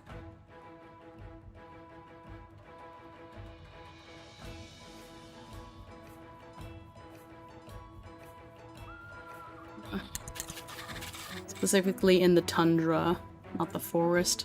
It has to be within a blizzard, and I think the forest would kind of lose its specialness with that. Fungus Lord! Oh, ew, oh. Dang, these were all so cute, and then the heck is this? A Fungus Lord. What the?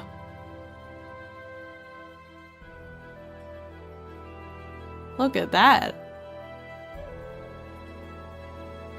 Oh my. No, I refuse to eat that. Yeah, I also don't even I have standards. Hey, technically it's a mushroom. What if it just tastes like portobello mushroom, you know? You know, are you telling me you wouldn't have a chunk of mushroom? The Fungus Lord, also known as the Zombie Queen, never mind. The body of the fungus lord bears a faint resemblance to that of a humanoid whose corpse the fungus grew on. Never mind. Never mind. Never mind.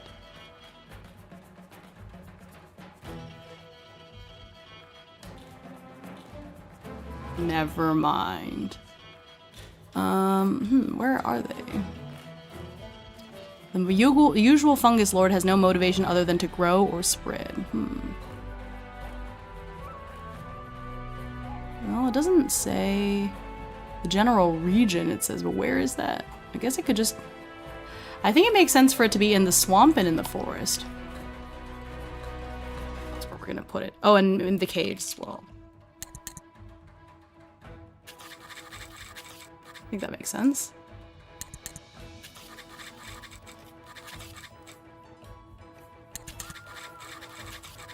Terrifying. The Goliath Shell Spike. Oh, look at this thing. Okay, back from Nightmare Fuel to something a little cute. I mean, it's also Nightmare Fuel, but like cute. Cute. Yee. Let's see. As a giant turtle. I guess it's gonna be in the beach and the caves. Makes sense. Oh no, it says... No, apparently it's also in the forest. No tidal wave. No, I think it does need to be in the beach. Okay, so beach. Where was the beach? Let's go to the beach. Let's go get away. Goliath Shell Spike. I think caves are okay too.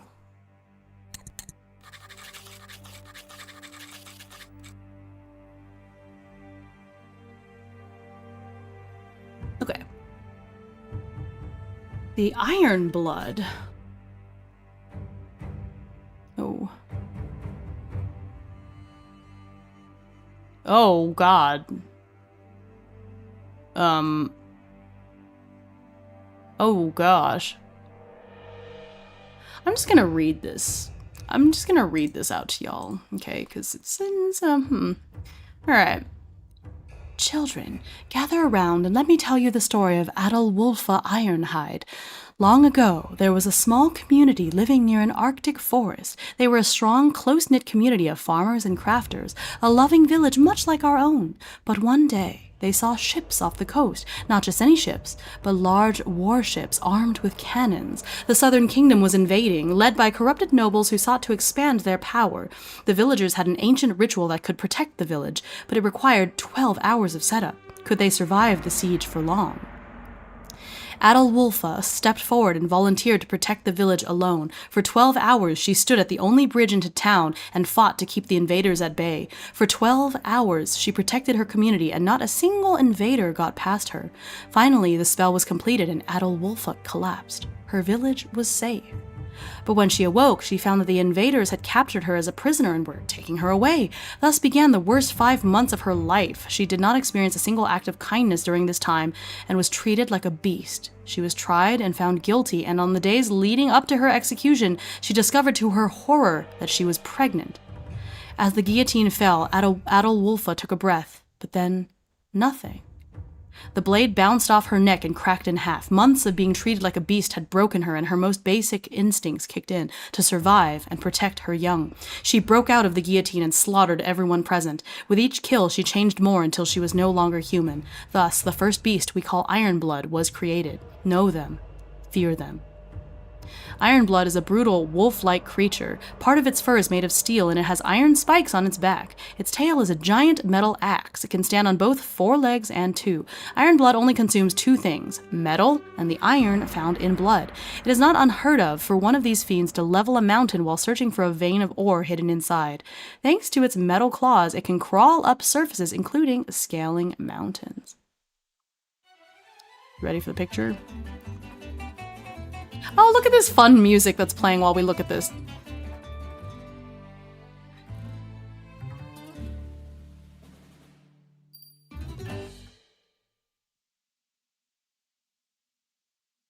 Let me out, help. I can't eat. No, she's helping you cut up the food. See, that's from the steak. This is just from the steak that she helped you chop up. You're good. It's fine.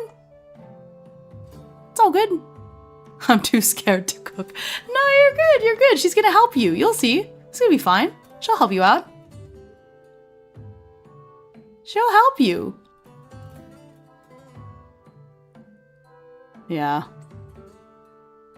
That's why I'm trying to scroll between the two so you can kind of imagine what it would look like. Yeah, she's just helping you with the steak.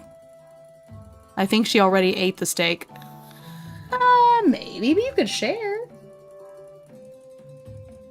Oh, hello, Kaizaki. What is this lassie doing? We are reading through the rules for this game called Cottages and Cerberus, and it is also, we're also going to, whatchamacallit? It also, we're turning the rules, adapting the rules for solo play.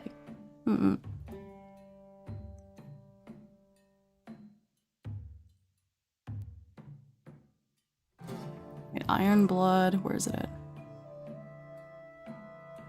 Forest. And mountains. Okay.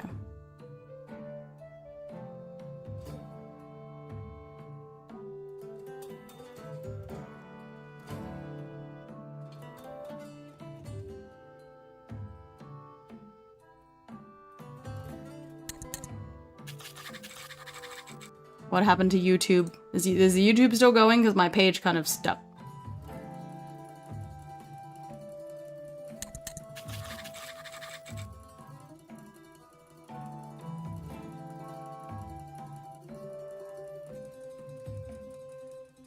Blood.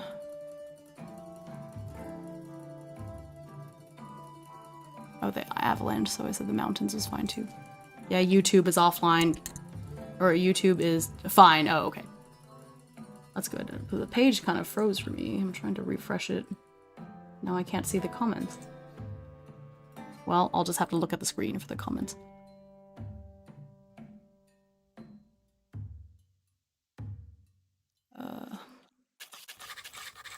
Okay, so the mountains, forest, Arctic forest. I think those are good places.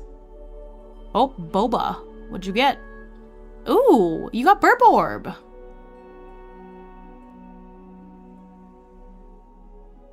Pushing the page again. There it goes. Now it's there.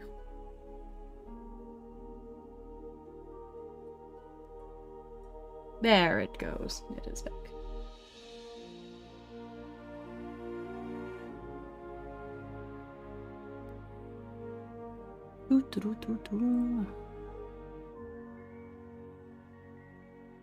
Let's see. There's my dupe. I'm out of the cards game now.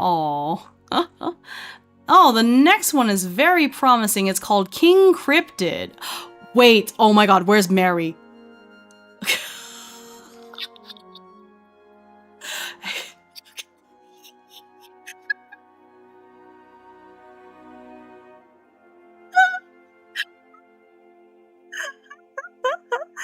Oh my gosh. Look. Oh my gosh. This makes me so happy. Look at it. Look at that. Look at that. Abs for days. Look at that beautiful fluffy mane and the bat wings. There's so much going on with this design. It makes me so happy. Mothman, there's no need to feel down. I said, Mothman. Ready to do yoga and drink kombucha. He looks appetizing, but also he does it. He looks...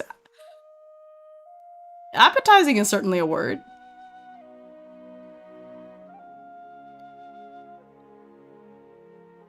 One of his abilities is to run... Oh no, you run away in panic. That's funny.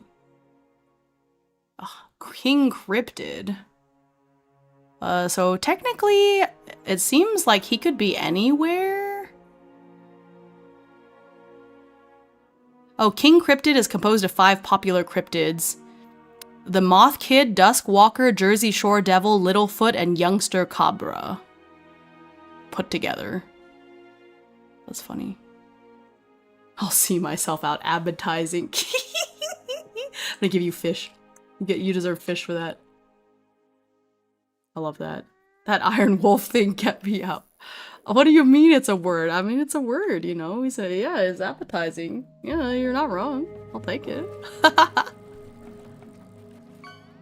Let's see here. Okay. So, it feels like he could basically appear anywhere. But I'll still put him in a place, because I think he's interesting enough that he probably shouldn't be everywhere. So, alright, let's see. Forest, for sure. Kind of dark, foresty area, swamp, you know? This is the king cryptid, okay.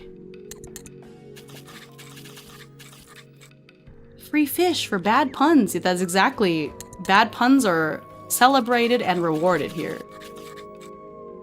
I feel like you could see king cryptid in the mountains, right? No, I feel like he should be in a shadowy area. Good. No such thing as a bad pun. It's true. 'Tis true. Have a sip of water.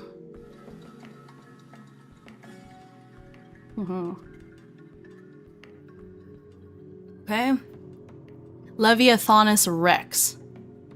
Lurks in deep waters, so you have to be in the water or the beach for this, maybe?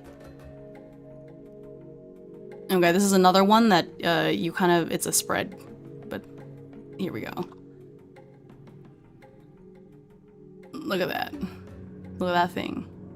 Wait, what? I could have been catching fish if I had just said the bad puns on my mind? Yeah, you get rewarded with fish for puns here. Yes, yes. Leviathanus rex. Leviathanus rex, I guess. Okay, so the beach and the ocean. Help if I spelled it.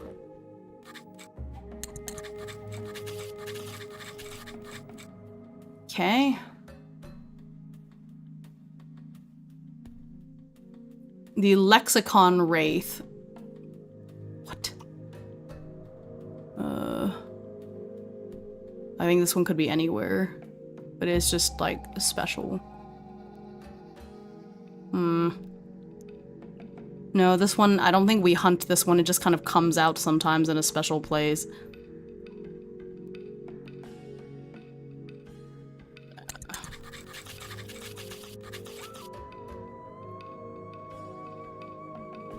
No. It could be random. Okay, I'm just gonna add it to just, it could be anywhere. It just like under special circumstances. Okay, when you hear the phrase lexicon wraith, because that's the name of this creature, it is the lexicon wraith, I wonder what you are imagining, because I will show you the picture, and it is actually exactly what it sounds like. It's so charming.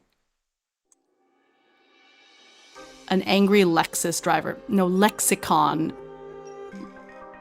Gray lady librarian. That was a pretty good guess. Lexicon wraith. A paper shredder. You know what? If you put all of your answers together.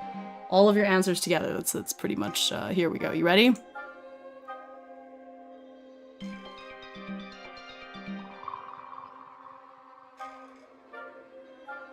That makes me so happy. It's just like a paper ghost.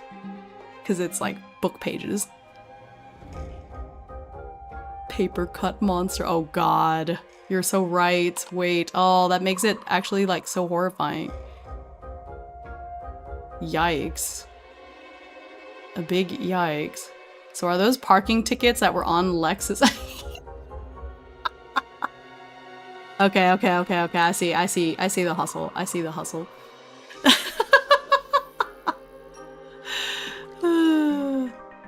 Magic fish and gold dragon. Oh.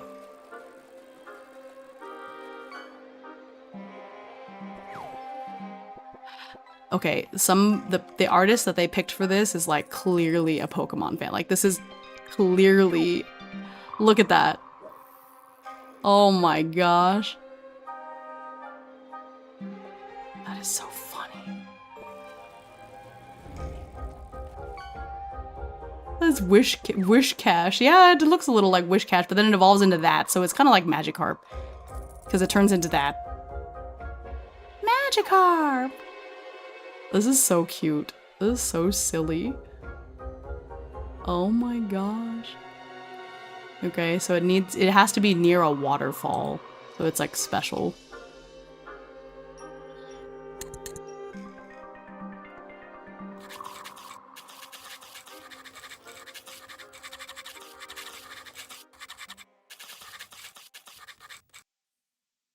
Legit break creatures. Oh my gosh, you're right. I can see that. This is so good. Okay. Fun. Okay, next we have the Mist Mourner. Oh gosh. Oh.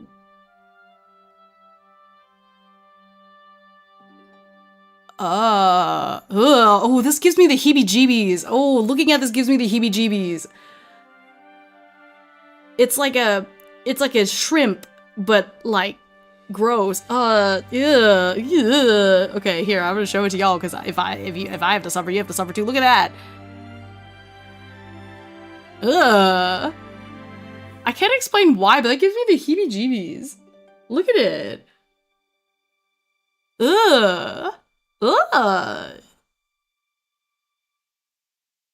You're excited because it's shrimp and it's therefore edible. But, brother, oh my god. Oh my gosh, shrimp don't have enough meat as it, you know what, you're so right. Because now it's like a giant flesh shrimp. Ugh. Ugh. What is it? It's called the Mist Mourner. Like that. It's a bug. Because technically shrimp are just bugs of the sea. The Mist Mourner is a large crustacean towering a full 15 feet tall. The monster is constantly surrounded by mist that it produces as a byproduct of its respiration processes. Due to the mist, most people have only ever seen its silhouette. Its silhouette resembles a woman in a Victorian era gown. In what? Huh? Where? What? Victorian? Huh? I'm squinting at it. I'm squinting very heavily at it, trying to make out. Can the Victorian woman silhouette, please? Is the Victorian woman silhouette in the room with us? Huh? Is this like one of those things where it's like, depending on how you look at it, it could be a rabbit or it could be a lady, where, depending on how you look at this, it could be a shrimp or a Victorian lady. Huh? Huh? The siren song of shrimp. What? Actually, what? That is so silly. Okay, anyways, I'll continue reading. Its body is structured like a vertical shrimp. It has a stubby lobster tail that forms the lower dress part of the silhouette. A collection of 8 densely packed legs supports its upright torso. Lacking the typical claws seen in many crustaceans, the Mist Mourner is equipped with barbed tentacles in its mouth.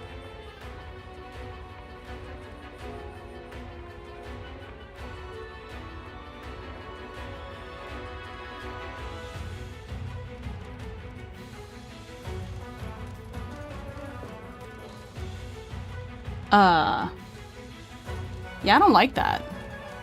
Yeah, I'm not a fan. Not a fan. Barbed tentacles coming from its mouth is... I'm actually getting goosebumps. Like, this is so nasty. I don't like it. Ugh. I normally like shrimp. This is freaking me out. I don't like the... Ugh. Yuck. Yuck. The Mist Mourner gets its name from the ethereal wailing noise that the mist makes.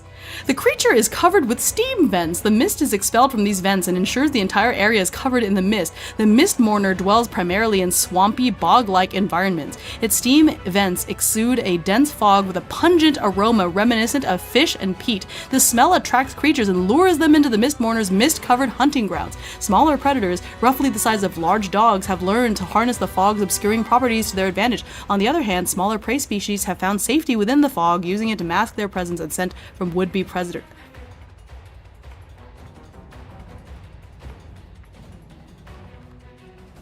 So 15-foot shrimp that smells like fish, and its steam makes a wailing noise. Yeah, I don't know how I feel about that. It's not good. Not great. It's not great. Big yikes. Big yikes. Alrighty. Well, at least it's only in one place. Le swamp. I don't like that. Look at that. Yuck. Yuck. Yuck. Shrimp tacos. Yuck. You get nauseous. When you fight this thing, you become nauseous and you have to resist the urge to throw up. Like, actually, that's wild. The mist mourner produces an eerie sound and releases large volume of mist. It starts combat obscured. No, this does not look fun. Oh, it can ambush you with its tentacles. Yikes. The swamp is a death zone. I can't get it there. Okay. What is this? Okay, at least this is cool. It doesn't freak me out. Okay. The next thing is it is the this is hard to say. Mystaxolotl. That's like, sounds like kind of mustachio a question. Mystaxolotl. It is the Mystaxolotl. It's pretty cool. I do like this one. That's neat. That's cool. It's Misty Domain. I think this is also going to be swamp, unfortunate. Swamp or forest. Yep. It's also frequently yep, deep forest, thick marshlands. Yep, yep. Mystaxolotl. It's so cute. Yeah, it is cool. It is not edible. I mean, an axolotl is basically a fish, right? Wouldn't you eat it? Wouldn't it just taste like fish? It can reach lengths of 30 feet long and is known to be 10 to 20 feet tall. Hello? No, but it's too cute. Cows are cute. You eat cows. Will all these sea creatures stop emitting mist? It's getting hard to see. But the thing is, these are not sea creatures. They're found in the swamp, man. Yes, I do. I see. Not fish. You're right. Okay. Next, we have the Morph Marauder. What is that?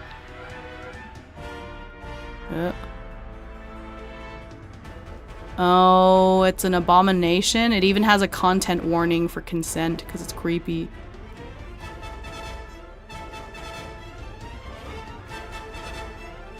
Oh, gosh. Okay. Ooh.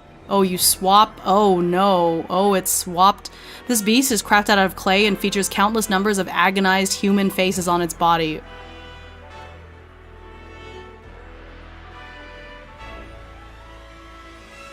It doesn't have a... Oh, yeah. Oh, gosh. There it is.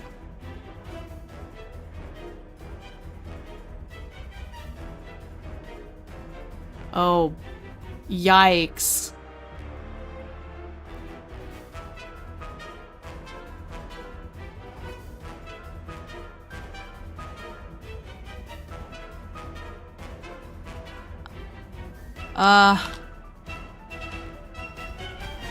Acidic belch, mind meld. Oh god. Oh. The Morph Marauder has hundreds of faces on its body, all wailing in pain.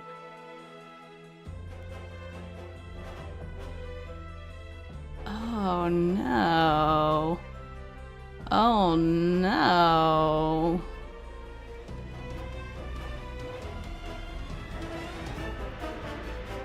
Oh no. Oh, I mean, it can technically appear anywhere, so I'm adding it to the common section, but I don't like that. Ooh, that's creepy. decay, the body just looks like those forest ghost creatures from Princess Mononoke or however it's called. I mean, I think they were trying to make it look cute so that it wouldn't be quite so horrifying, so it's like symbolic, but it literally has a content warning because it's like actually people melded together, because swaps are permanent until another swap occurs or the marauder is defeated. Like, it's bad.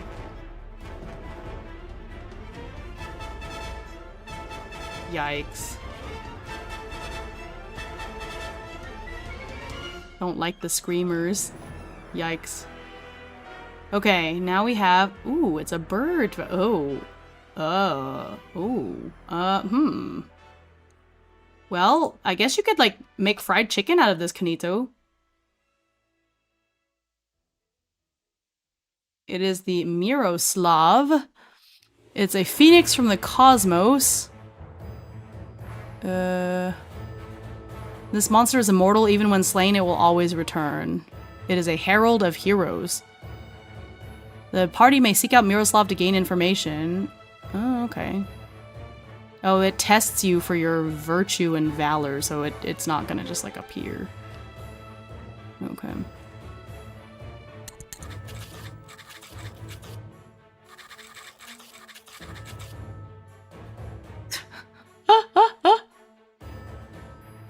Well, it's, you know, unlimited food. That's funny. Goodness gracious.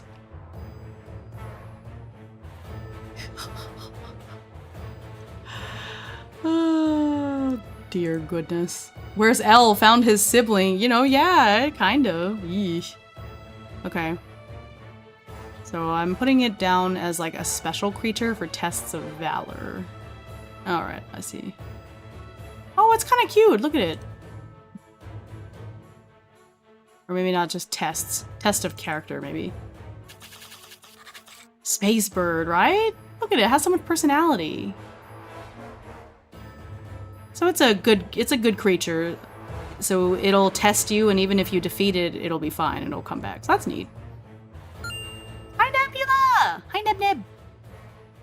Nature crown. Unique, powerful, very angry creature. Protector of forests and nature.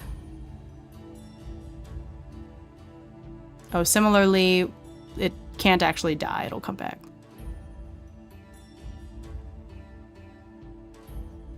Ooh, that's cool.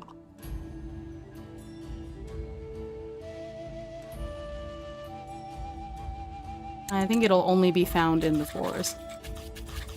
Neat. Hope y'all are doing well. We are doing very well. Day 1 of my donathon, and we've already hit 2 of the goals. Yippee! Okay. Oh no, not the... Oh no, Amaya. You're not wrong. That's funny. Oaken Sage. The sinister spell-casting spirit of a sentient tree. Yep, it's also a forest. What is this? The Oaken Sage. Ooh. Oh. I see. It's made of wood. I mean, if you cut the leaves off, maybe you could eat the leaves, Kanito? Wood is edible. Yeah, I mean, I wouldn't want to eat that. Look at all of these, its spells.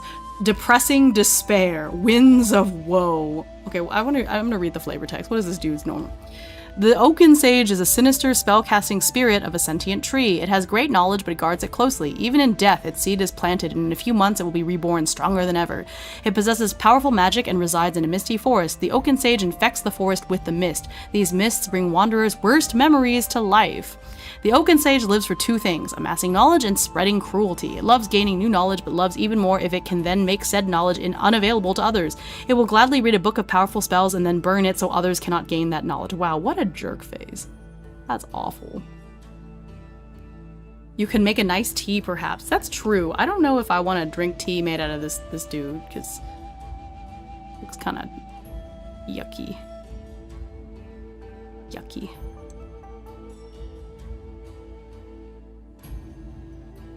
Okay. The Oni ape. Oh, I see what they did there. Also known as the Saru Oni. Oni apes are vicious mages and fiends. Mask grafted to its face. The most disturbing and disgusting feature is the cape of skin attached to the creature's back. On the cape, more masks are sewn. Uh-oh. Oni apes are known to sacrifice mortals to fuel dark blood magic rituals. The reasons they perform these rituals are unknown. Oh, no. Oh.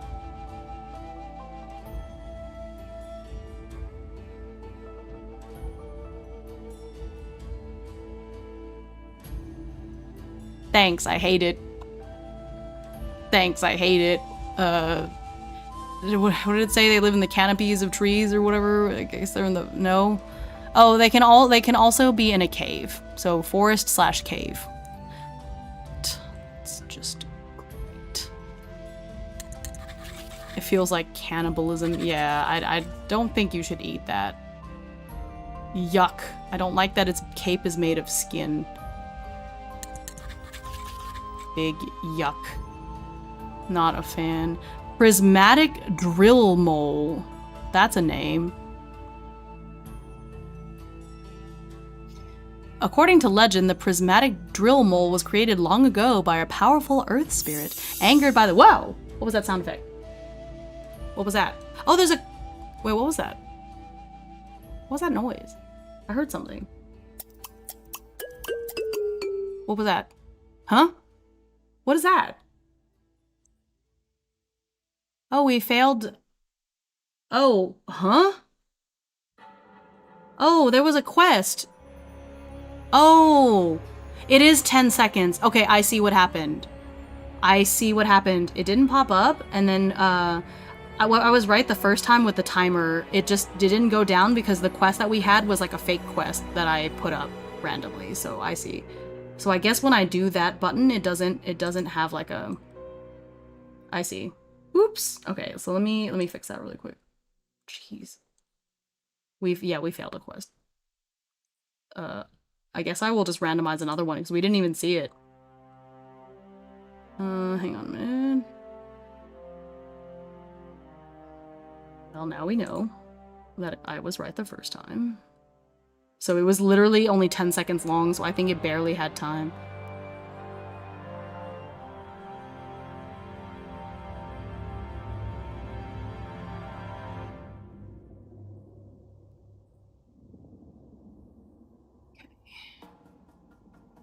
Okay.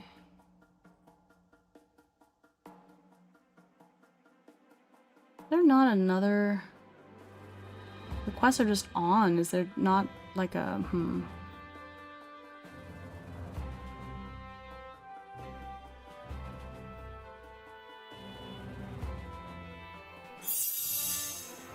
Okay.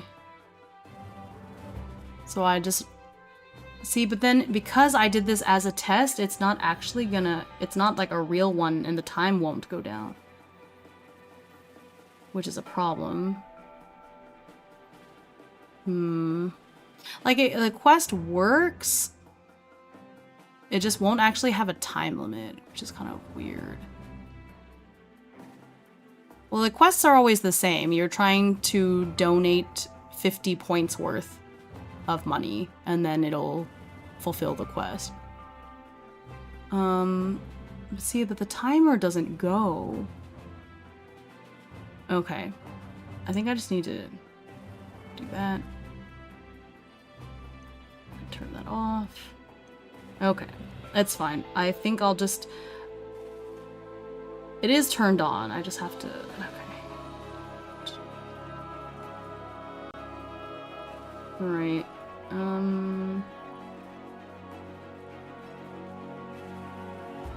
Alright. It's fine. We already did one earlier. I'll just leave it now that I've fixed the time and I know the time is correct, so it'll proc when it procs, I guess. I don't know why it didn't show up on the screen though. That's so weird. Okay, let me see if I can refresh it really quick.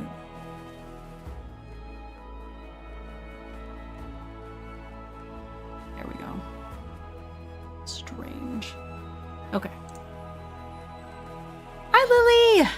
Oh my gosh, good to see you. I'm doing great. How are you doing?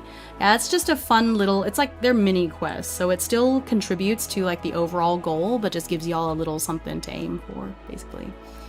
But they're always the same. It's always trying to get 50 points.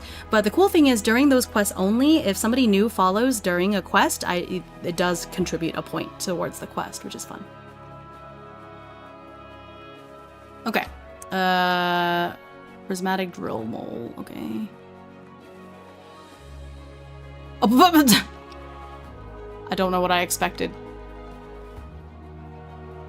I do not know what I expected. It wasn't that. That is very silly. That's very funny.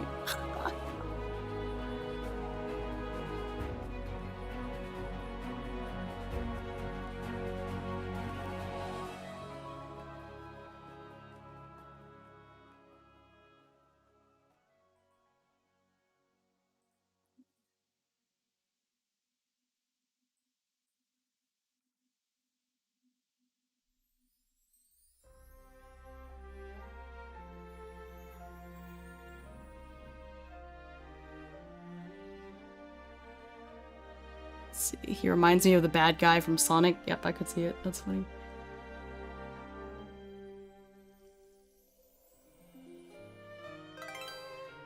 The Ajin just resubbed. It's been 15 months. Thank you, AD. Oh, wow. Welcome, welcome. Oh, wow, wow. 15 months. That's such a long time. Hehe.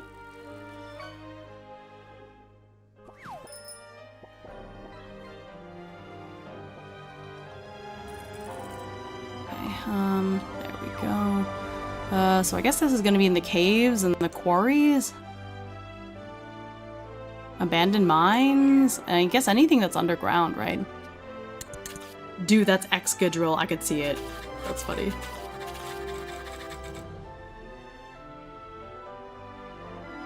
I think abandoned mines and quarries are like the same thing for now.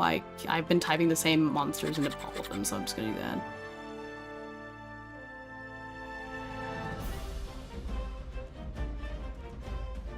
Looks like the guy that comes in to buy beer and gets angry that it's past the legal selling time. I just changed my Twitch profile pic. Nice. Hope you guys are doing well. We're doing great, AD. How are you doing on this fine Friday? Rail crawler.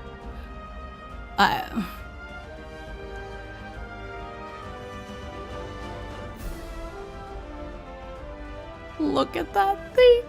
That's so funny. It's a train bug. I cast you.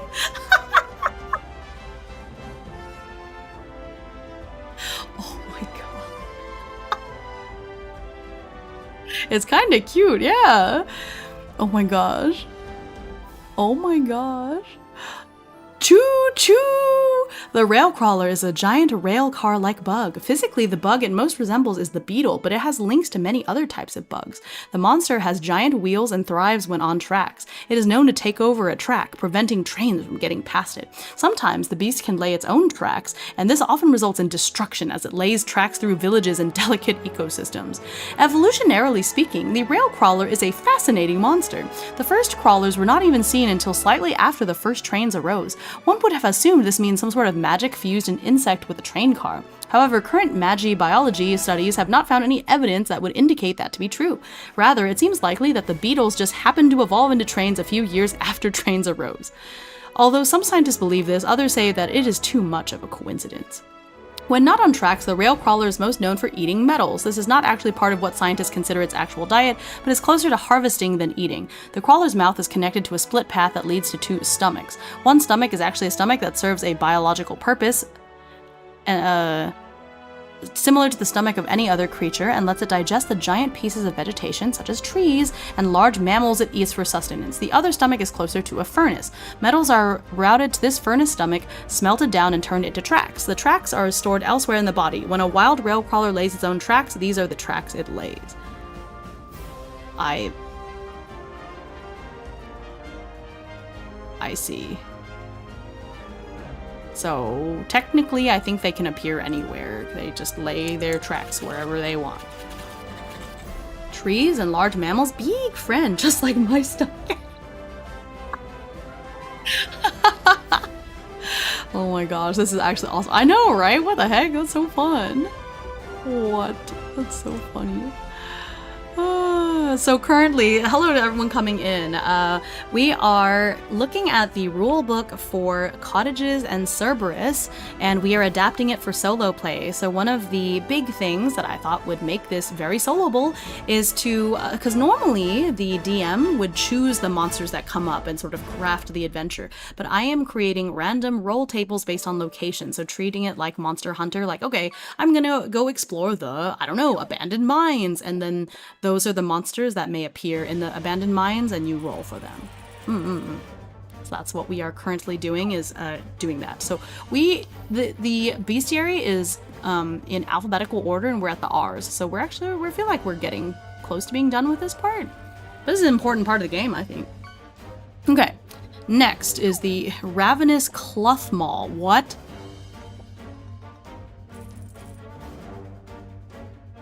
They live for two things: eating and directly causing suffering and pain to mortals. Oh, so it's some kind of like demon. Yeah.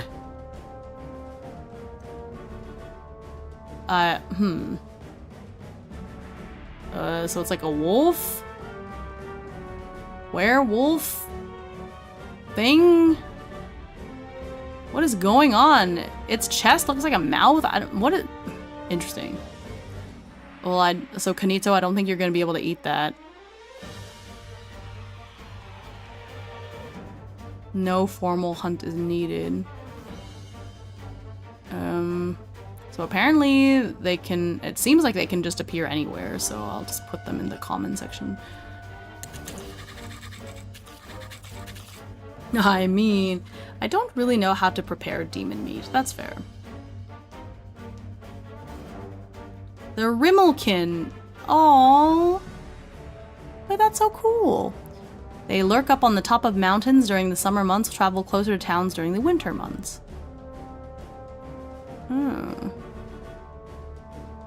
Oh, you can offer blessed offerings and it can pass by peacefully, so you don't have to kill it.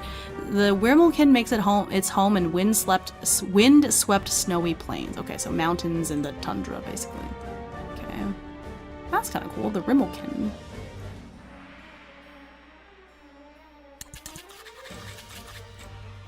"100% wood pet," right?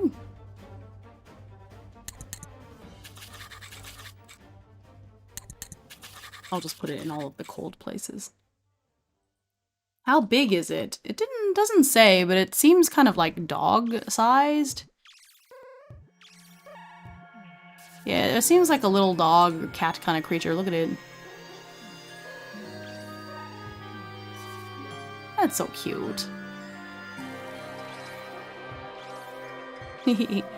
Yeah, get those eggs. Is this list going to be a roll table? Yes. So I'm currently just making a list so that I can sort everything.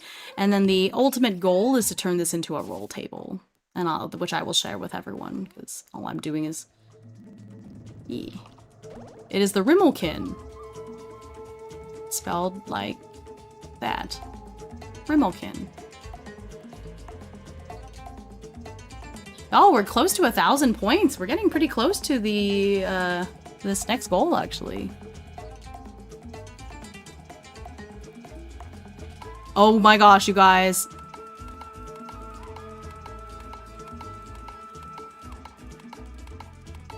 Elle? Elle, is that you? Elle?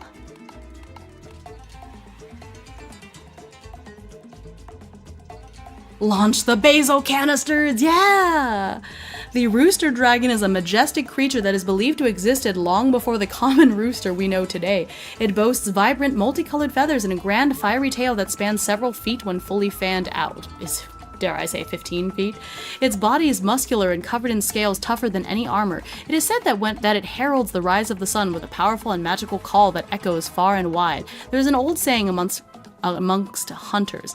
What came first, the chicken or the egg? Neither. It was the dragon. It's a giant chicken dragon. It's a dragon chicken.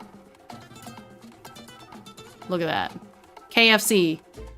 KFC, here we come. So where... Yeah, yep, high, narrow mountain pass. Yeah, mountain.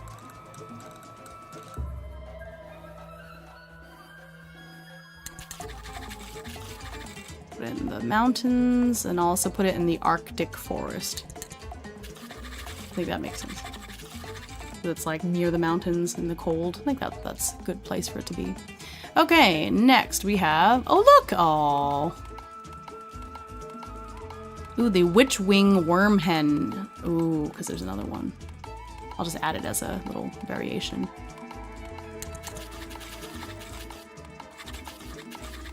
It's just like the female version. Absolutely would ride that through the mountains. It would definitely kill you. Just look at this face. It's like, it's up to no good. This little guy is up to no good. The rose horn ravager. It's a massive beetle that grows up to 12 feet in length. Yikes. Can be found anywhere wherever giant flowers exist. Right, what's it? Oh. I see.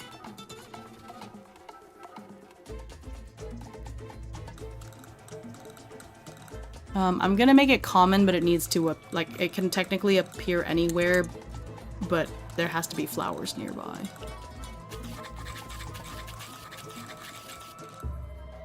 Walter Herzog enters the chat. That's adorable. That's gorgeous. I love this design. That's so fun. Okay, the saber-toothed pug.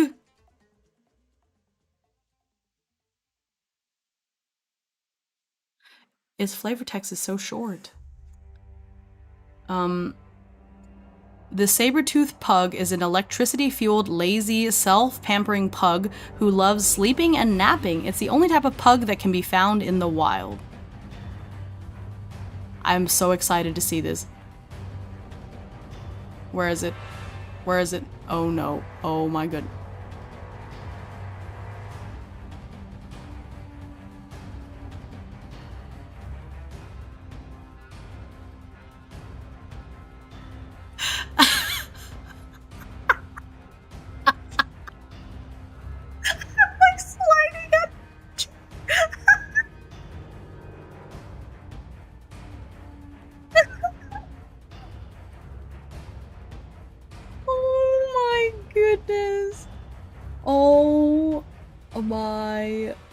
Goodness, that is too funny.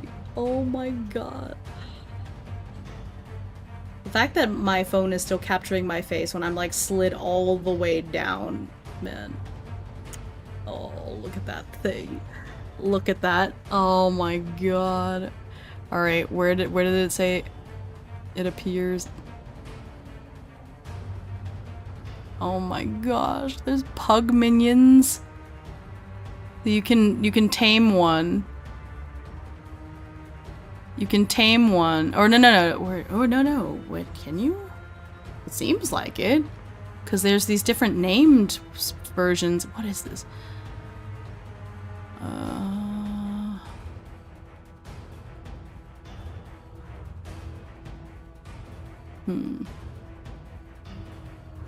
Oh, there's each treat you present it will lower the TN by 1, and each toy the party presents will give each member a bonus, but each treat and toy will grant additional powers to the pug. I see.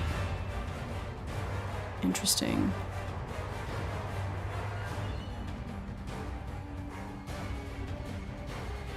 Yeah, so these are the... Okay, I see. So where can it appear? Anywhere, I guess. I'll just add it to the comment section. That is so funny.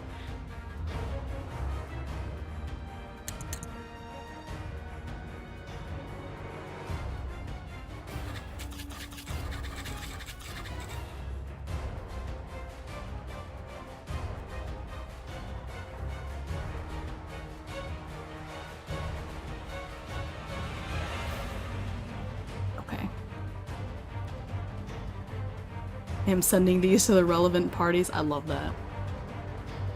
Okay.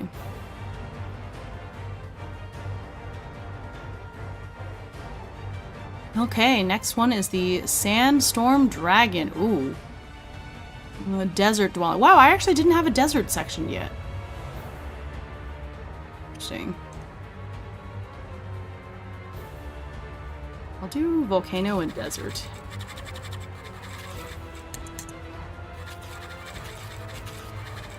Maybe? I don't know. Maybe that doesn't actually make sense.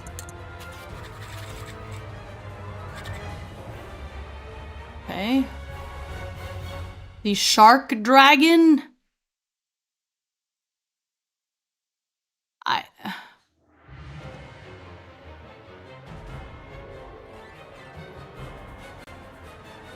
Okay.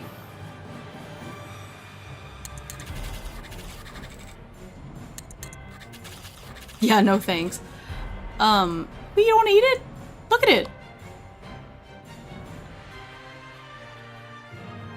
It says terror of the sky and seas.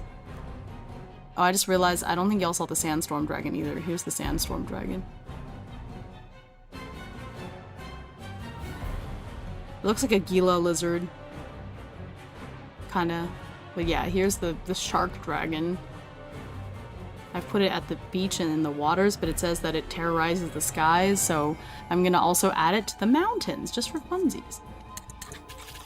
It would just descend on you. Edible. It is definitely edible. It's a shark. It's fish. Beamsh! A sip of water. Sharknado. Oh my god. I guess I'll add it. Yeah, you can technically eat it. You got shark fin soup for days. The sleep sheep.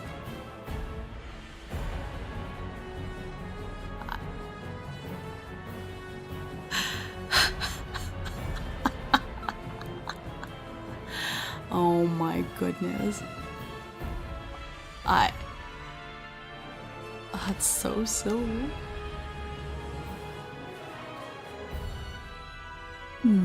Naturally spread sleep. Vast meadows. Okay. Yeah, so I'll put it in the plains, in the forest.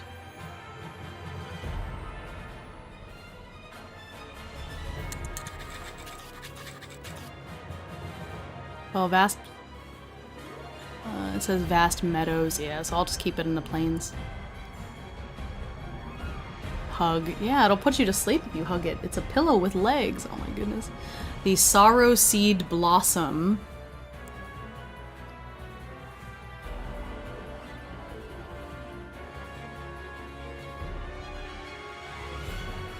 Let's see. Sorrowed blossoms are giant purple butterfly pea flowers, 10 foot tall or taller. The agony of its fiery death memories are encoded into the genetics of these flowers. They reproduce asexually and very slowly, and only 1 out of 1,000 offspring inherit the death memory gene. Those who do not are normal, non-sentient, non-monstrous giant flowers. In a field of these giant flowers, most of them are not the monster. This makes hunting the actual monstrous one very difficult. These plant monsters tend to be found in or near ruins. The seeds are heavy for seeds, so the wind can carry them, but not super far. Over generations, the seeds might get planted at most 20 miles away from the ruins that their predecessors originated. Interesting. Yeesh.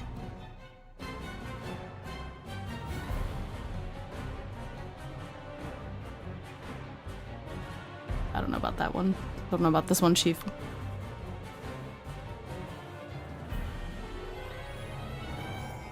Your ruins.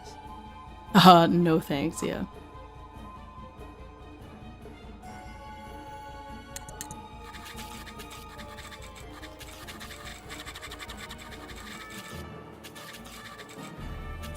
Okay. No thank you, yeah. Oh my gosh, sourdough slime. Alright. We are getting close to the 3-hour mark. I'm gonna take a quick bio break before we move on to the sourdough slime. I'm very excited to see what the heck that's up with. Yeah, so I'm gonna take a quick bio break. I need a little snack and all that stuff. So I'll be right back.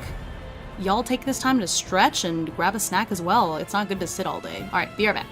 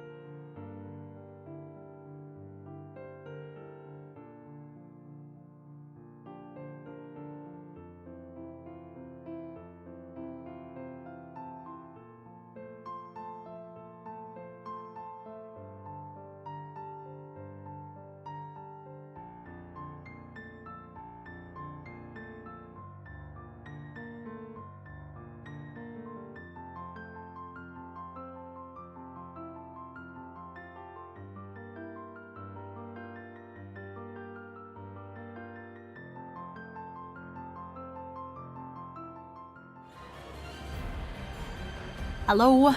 I have returned with some cherries. Yummy, yummy. Yummy, yummy, yummy. Alright. Let's see this bread slime. We definitely weren't doxing each other. I'm so glad. Oh!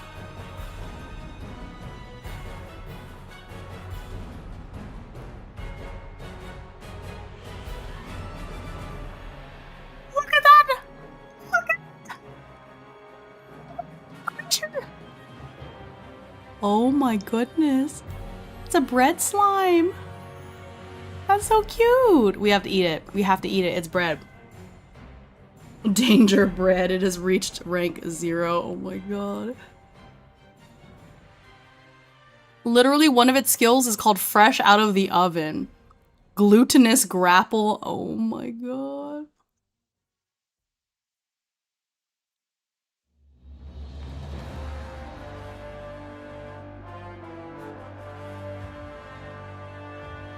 Oh my goodness. Amazing. It's so fun. What biomes do you think the bread slime it lives in? The sourdough slime?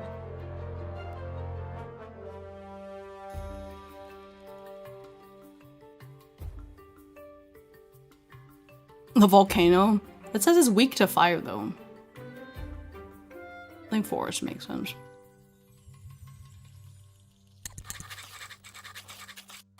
I'll do both sets of forests, you know, because it's like near where somebody could have lived. Maybe the plains and the hills.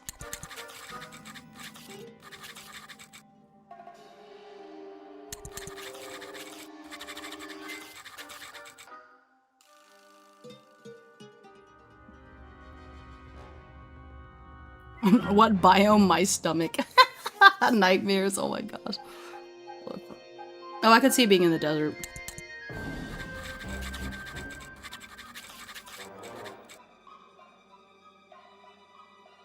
So funny.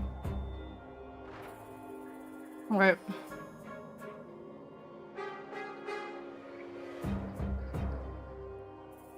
You guys are not gonna believe this next monster.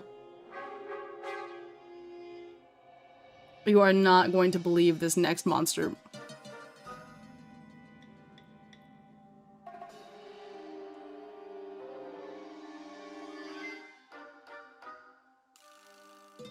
Ah yes, the desert's only 2 monsters, dragons and bread.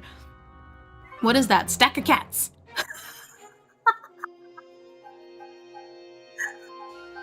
They're deadly! It says deadly! Deadly stack of cats! Oh my god.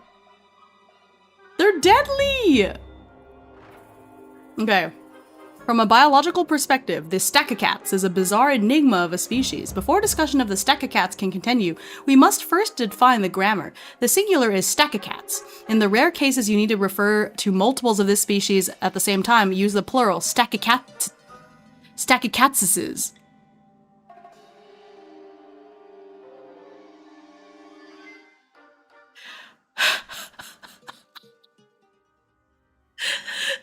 Not the Stachocatses! Oh my god, that's so silly. I love that. Oh my gosh. Hello, Deep Space Solo. Love that name. Stachocats. Each member of this species is composed of 3 biologically distinct, monstrous, magical cats. Each litter consists of exactly 3 of these cats. Although they are biologically separate, they share one consciousness that is hosted in 3 bodies simultaneously. As such, this monster is a sort of distributed system. This creature is a consumer of magic, or rather, a practitioner. They seek out ancient magical artifacts, areas of high magical concentration, and ley lines to feed on the magical energies.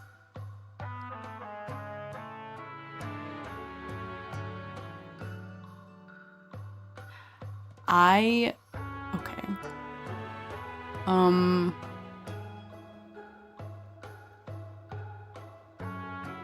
think technically, I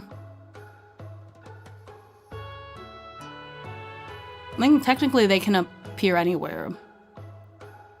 It doesn't, there's nothing in here that seems to suggest that they're in only one biome, so I'm gonna add them to the common section. Stack of cats.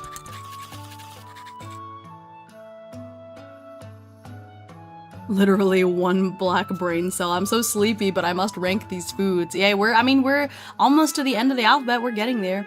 Yes, I also have to finish a commission today, so I've been drawing. Aww. Well, I bet you now feel compelled to draw stack of cats. Stack of catses. Stack of catses.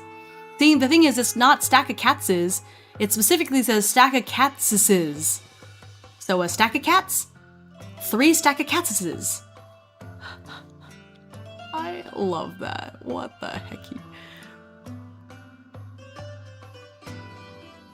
Oh, depending on the color of the cat. There's a black cat, a pink cat, and a red cat. My goodness. Amazing. Yeah, stack of catses. I'm saying stack of catses. I'm not mispronouncing it. Okay, the sunflower serpent. The player, oh my gosh, it lurks in fields and meadows. Look at this creature. Look at this dandy boy. Look at this dandy boy. Oh my gosh, give me 10. Oh my goodness. All right, I'm putting it in the plains because it's supposed to be there. It's solar retaliation. I like the way they put tail in all caps just to make sure you understand that it's a pun.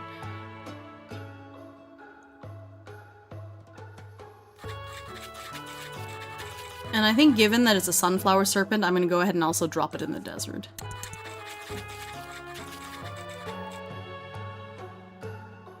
I mean, you can eat sunflower seeds, so maybe edible-ish. Okay, hear me out. That is 100% say coded. You know what? I could see it. I could see it. Yeah, on both counts. Y'all are not wrong.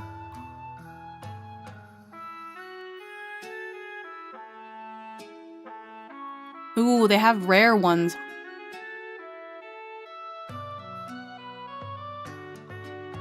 Then they have an alpine version that only goes to the mountains and the cold. Ooh, okay.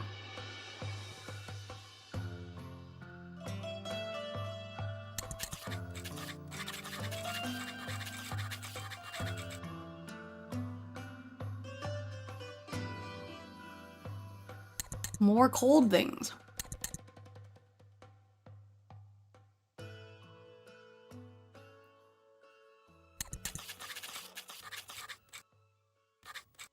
I think because it's extra sunny, I'm gonna specifically put the hydro plant in the desert, so it's a little bit more rare. Alright, these cherries are so good. Thunder unicorn?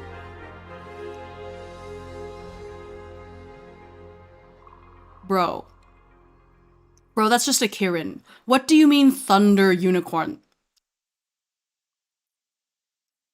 What do you mean thunder unicorn? That's literally just a Kirin.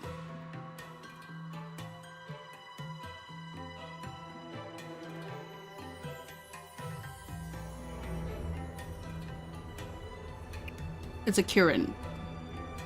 Maybe they didn't want to misappropriate, like, you know, the Kirin name. It's literally just a Kirin.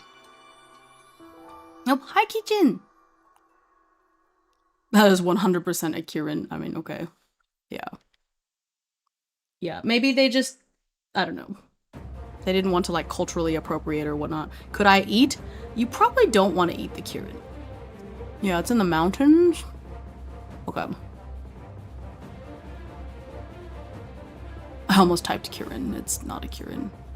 The thunder unicorn. Oh my gosh, say! That's Say Peony! When did Say Peony get in here? It's Say coded because it's a flower. It's so pretty. Hello, it's me, Say Peony. Say Peony. You summoned the flower fairy, yeah. What biome do you think Say Peony would live in? Say, where do you want to live? If you had to live in one of these biomes with all these monsters, which biome would you want to live in? Volcano. 100% volcano, right?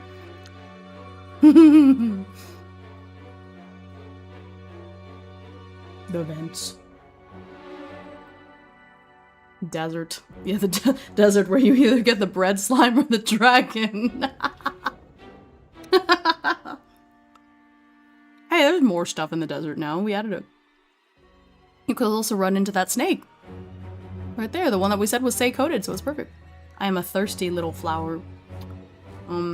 Okay, but I'm telling you, if you live at the beach, the bad things are gonna happen to you.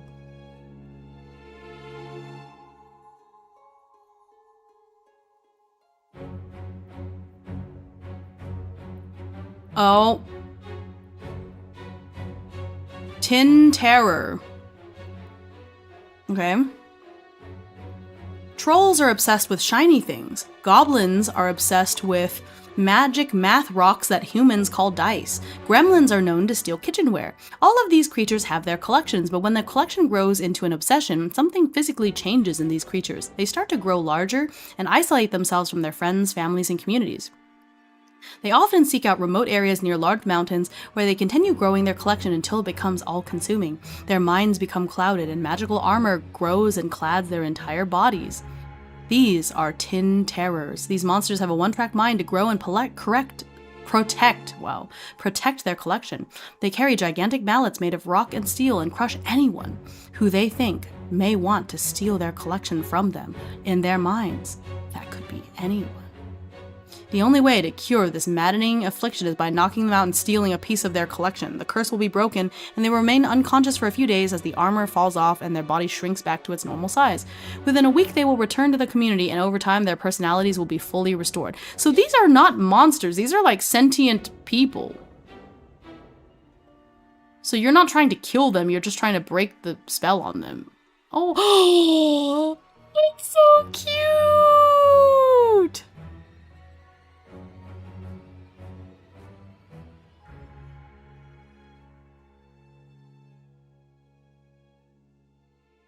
Oh my gosh. Hime, all people are sentient. Well, I know, but like, I'm talking about, you know, when you play Monster Hunter and you're fighting the giant evil dragon things, they're not sentient. That's what I mean, is like, this is a person.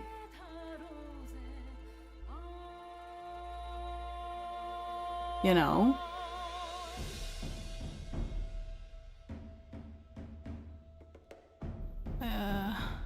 So you're not trying to kill them, you're just trying to like break the curse on them.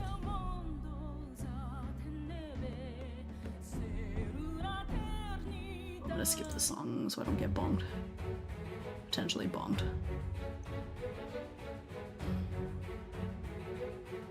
Are they really though? Haven't you met a person before and thought you don't even know you're alive? He's just a guy. I know, I'm just teasing that you use sentient people. You're right, you're right. It is a little redundant. So they said that they live in the mountains, so I'm just gonna add them to the mountains biome. Oh, I'm making up this list of biomes as I go, because it doesn't exist in the book. I'm just coming up with some way to organize them for like random roll table purposes.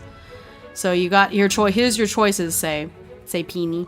You can the abandoned mines, mountains, caves, swamp, forest, hills, plains, Arctic forest, Arctic tundra, volcano, desert, beach, and ocean. But yes, you could also just BS it. So the Tin Terror lives in the mountains.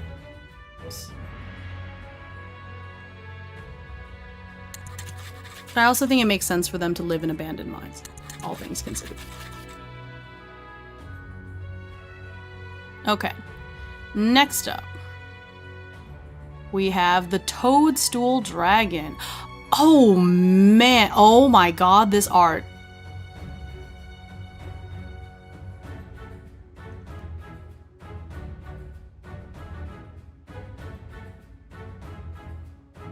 Wow. Look at that. Look at that. Look at that thing. That is super cool. Gosh, that's so cool. The variety of monsters in here has been so interesting. We're getting closer to the end of the alphabet. We're like almost to the end of the T's now. Like, sheesh, okay. Dense forest, damp, humid environment. So I'm gonna say kind of the same place as that mushroom creature. So I'm gonna say the swamp and the forest. That is so cool. Smash, no!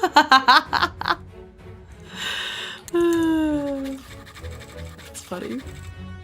Yeah, they are definitely not all cozy. Yeah, for sure. That's neat. That's super cool. Okay. Bet he's so soft. It's a big fluffy mushroom. Oh no, they're known for being solitary. Oh, the toadstool dragon's partly fungal nature leads them to form tight-knit groups. They may spend years roaming the earth alone, but they will always return to these groups called colonies. They mate for life. It can often be seen perched together on a mossy log or rock formation. They do not lay eggs in the traditional sense. Instead, they release egg spores. When these spores land on a decaying tree or rotting corpse, they will begin to consume the organism and grow into a small fungus. Over time, the fungus will grow until it is large enough to gain sentience, at which point it will become a baby toadstool dragon. Toadstool dragons are known for their love of collecting esoteric lore and solving riddles. With a curious and inquisitive nature, these dragons spend much of their time away from the colony, exploring the world around them in search of hidden knowledge and mysteries to unravel. That's really cool. I don't want to kill them. They sound sentient. They mate for life. That's messed up. I'm not gonna kill that. Why are y'all multiplying? It's funny. Oh my goodness. That's cool. Dang, I really do not want to kill it. Can I just become friends with one and let it like perch on top of my house?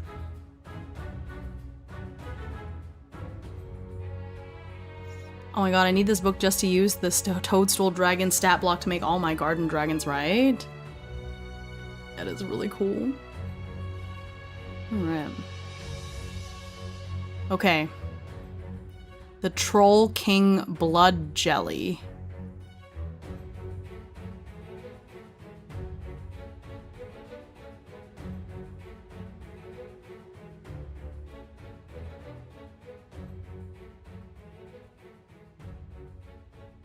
That's not what I that's not what I expect.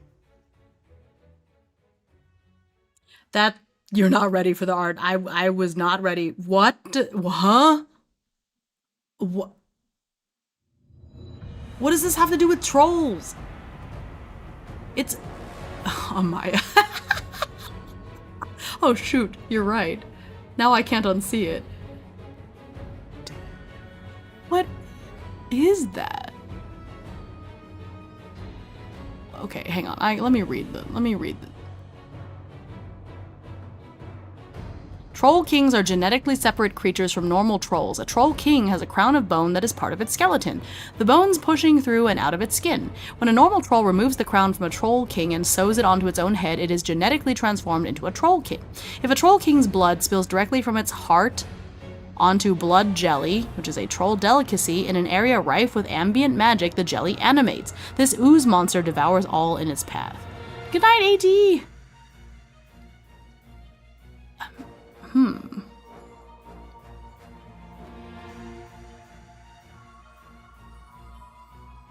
There's a special passive skill called Ask Nicely. As an action, a character can ask nicely to defeat the monster. That's funny.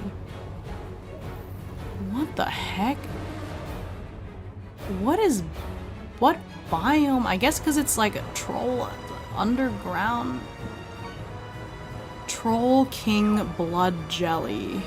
Okay, so I'm gonna say abandoned mines. These trolls live underground, right?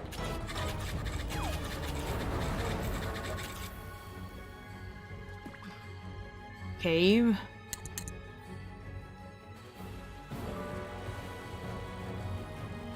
Yeah, it needs to be where trolls are, exactly. So swamp. Be the forest. I feel like, yeah, I think that's fine. Several places. I bet I could see it at the desert. No, I'm just trying to add stuff to the desert. We need more stuff in the volcano, but I can't really see a troll hanging out in the volcano, so. Trolls live on the beach. They're the ones that make those sand traps.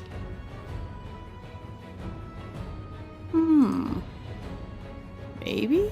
Question mark? I don't know. Interesting.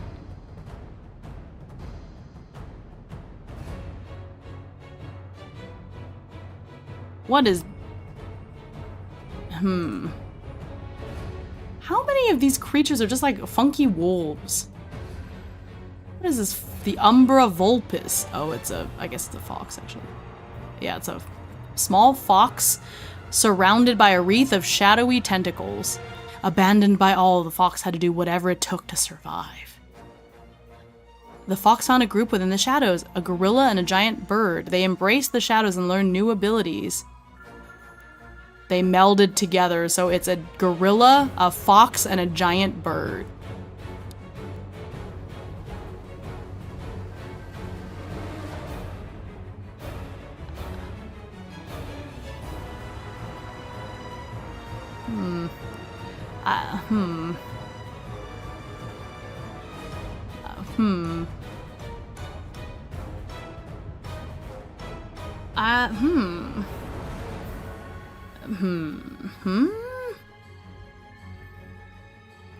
I see. So, Well, it doesn't say where they're located, but I think because it's in like a shadowy place, I'm gonna put it in the volcano. And then forest. Mountains. I think that's fine. Yeah. There's a lot going on here. No, I think most of its torso and like its main body seems to be like the gorilla, so just seems, yeah, it's very strange because I think the fox is literally just the head and the tail, maybe, kinda. What an odd creature. All right, what do we got now? Vile Visage. The Vile Visage is a sinister monster. It starts life as a mundane mask. Uh-oh. Not yet even fully conscious, slowly it feeds on energy from the wearer and its consciousness starts to emerge. At night, it creates simulacrums of the mask wearer to go out and sow chaos while feasting more. Eventually it gains enough energy to grow a body from the mask and attack its wearer. Once the mask wearer is disposed of, the Vile Visage leaves to continue sowing chaos. This reminds me of that painting, that whole painting boss from Look Outside. Oh man, That's not what I expected it to look like. That's not what I expected.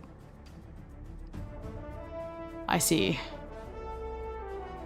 So, what a creepy, okay, okay, so this is also not an active hunt, so it appears under interesting circumstances, so I'll add it to the special section.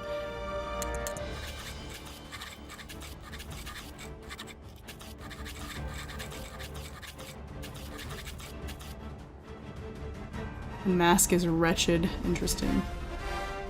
Why is the mask from Crash Bandicoot here? Oh my goodness. Okay, Weretox. These poisonous squirrels.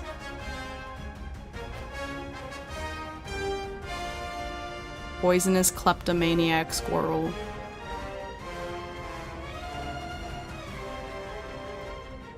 These creatures are chronically tired and sleep deprived because they will stay up for days on end staking out a place. Yeah, they're just obsessed with stealing, I see. In that case, I'm gonna make them common so they can appear anywhere. Wait, it's Kai. Kai's not a squirrel. He's not a squirrel. He's just like me, for real, for real. Oh my god. It's not a phase, Mom!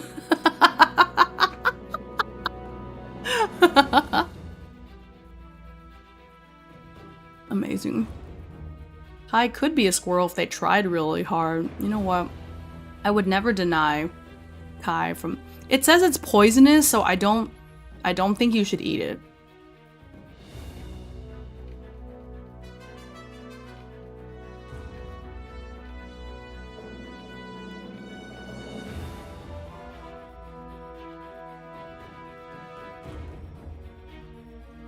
Wheel monk?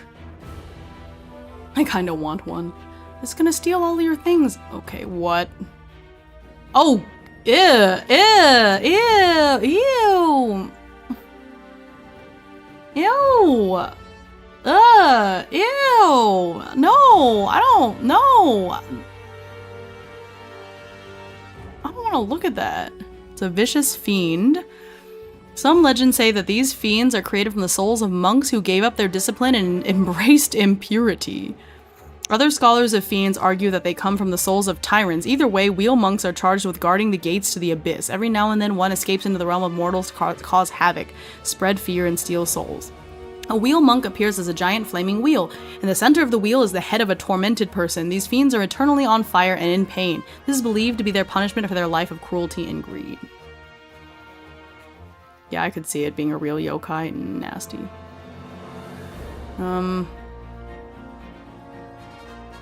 Yeah, so it technically can appear anywhere, just because, yeah.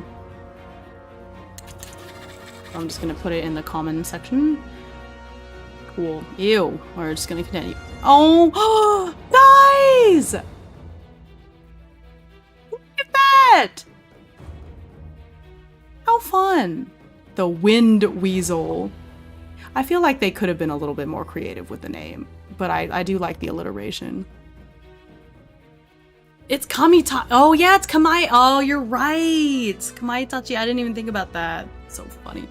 The wind weasel is a gigantic weasel, taller than the average human. They have 2 scythe blades for hands and are able to quickly slice down trees.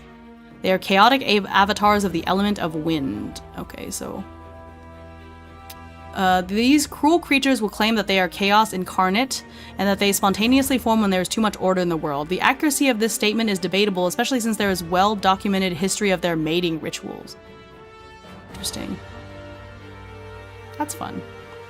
Oh, so I think it needs to be in a place with wind, so I'm gonna say the mountains.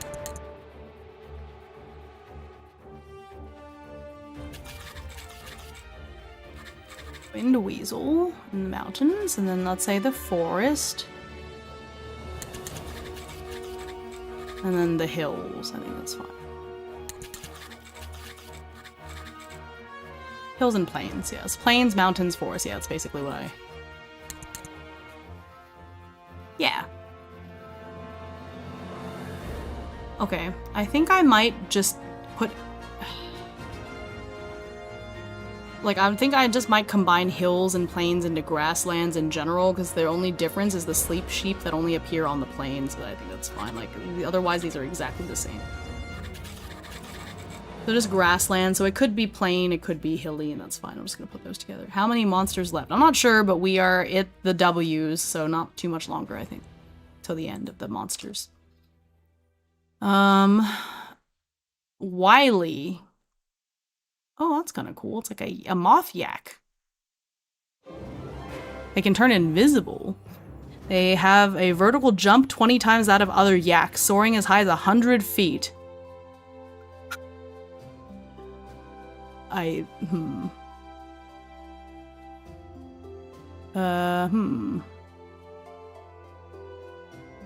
So mountains? For mountains and grasslands? Mainly? This is so fun.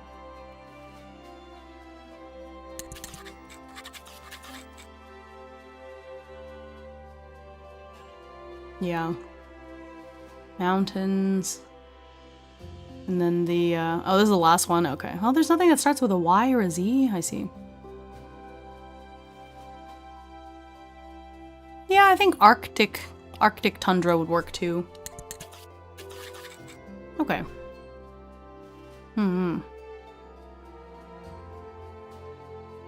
Okay. I'm also gonna get rid of ocean because ocean and beach are the same. -1 creature. So I'm just gonna go ahead and say beach. Desert. Or just beach / ocean because you can go into the water and that's fine. Everyone, the final edibility list. That's funny. The Mist Mourner. I can't believe you put the Mist Mourner at number 2. That thing gives me the heebie-jeebies. Okay. I don't like that the volcano only has 2 things, but they're 2 things that kind of need to be in a volcano. So maybe I'll just get rid of these and put the fire dragon in the desert. But I feel like desert and volcano are 2 different things, you know? I don't know. It's shrimply delicious. I see what you did there. That was pretty good. That was pretty good. I'll give you 2. You can have 2. That's a good one.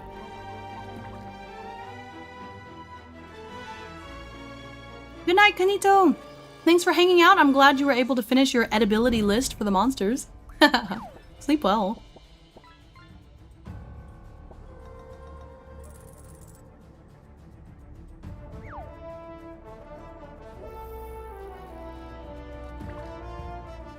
This monster has got me itching to play Monster Hunter now, right?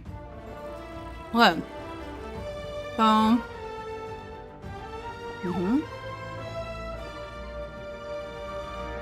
Okay.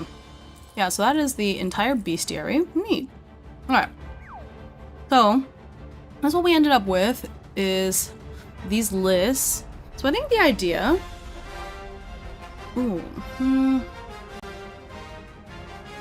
This common list is so close to being a D20 list.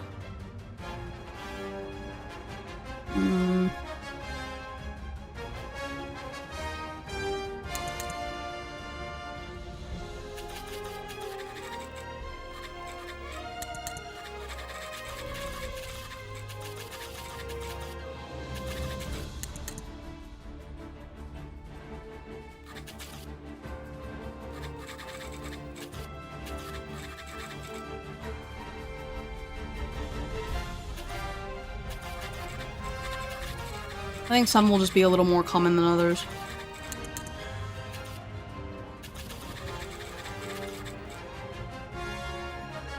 I think this one might be kind of common.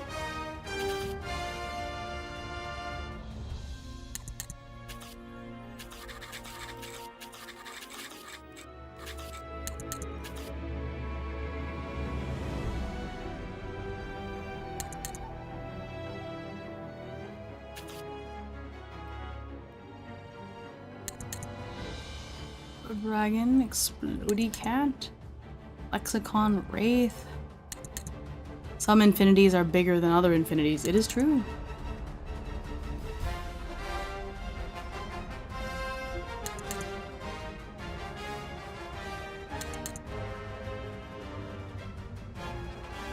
It's mathematical fact.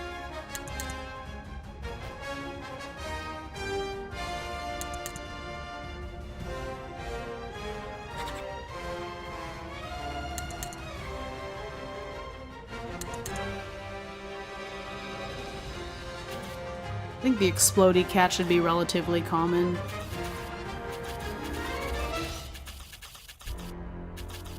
Alright, so there's something else that needs to be a little bit... Oh, the bug. Let's do that. So some of these are just a little bit more common than others. That way it's a good 20. Yeah, I feel good about those. The Camelemental, Explodey Cat, and the Rosehorn Ravager I feel like are relatively common. So, like... are things that I could see coming up more often, so yeah, so that's common. The special ones are not going to have a roll table. They appear at certain times.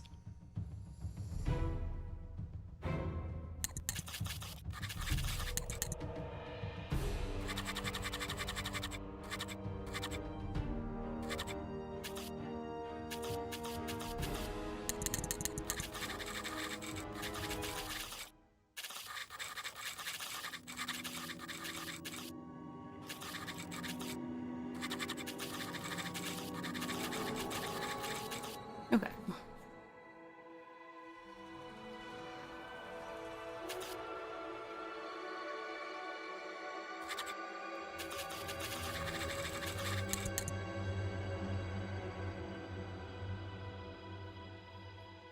Okay.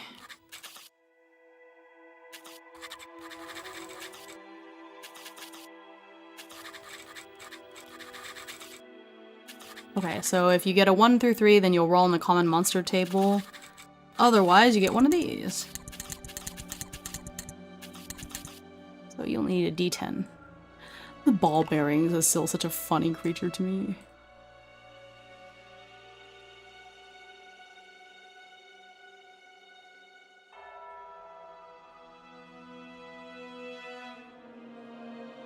There we go, perfect. Now the mountains. Oh, that's another one that's like almost a D20. Okay. So some of these should be a little bit more common than others.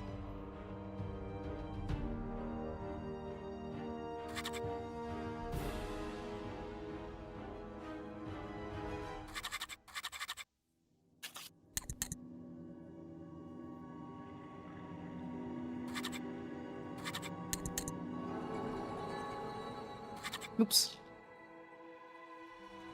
Not copy paste. I don't know if copy pasting actually saves me any time here. Probably be faster if I just typed it in to begin with. Too late now. I'm in it. I'm too far gone. Okay. I'll do this first, then I think when I see the list all laid out, I'll feel better about like which ones should be a little more common to make this into a D20 list.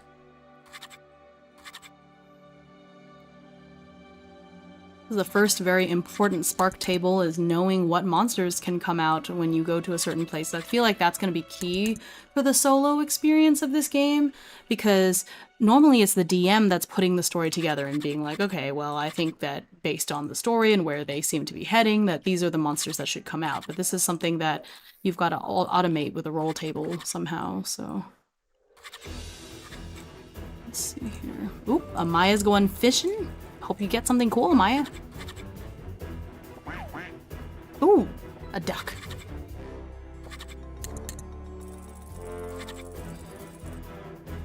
Ball. The Bortato should be common.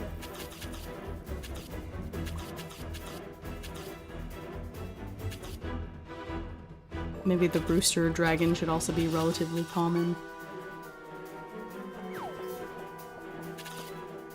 So is the Alpine Forget-Me-Not, because I think that's just one of those flower lizards that's been, like, evolved for this biome.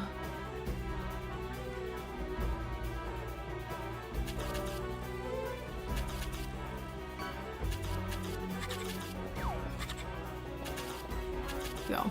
D20. Mm-hmm. Oh.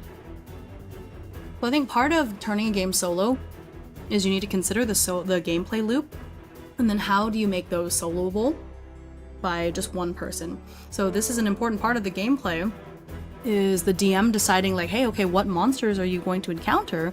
And so we are removing that decision making from the DM and from the player by crafting roll tables. Now, if you're playing this game solo and you want to find certain monsters, there's other ways you could do it. You could also be like, I'm going to this biome where I know that this monster can appear, and I'm going to do checks to see if I can track it and find it. And I think even for this roll table, you will still have to do some checks for tracking and such, but I think if you want to try for specific monsters rather than letting the roll table dictate, that's a way you can do it, right? It's like, okay, I choose this creature, I'm going to investigate, I'm going to roll checks to see, can I, sniff out its trail and everything. So that's definitely a way to do it. All right, caves.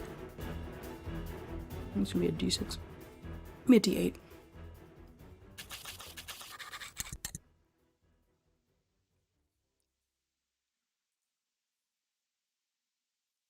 I think of this one BLM quote a lot where he's like, I know as a person how an interaction between your character and their mom goes. Now, how to quantify a crossbow bolt slamming into a knee, I don't know that by heart, and that's why the rules for that are much more detailed than the social aspect. That always feels relevant with solo stuff. Yeah, exactly.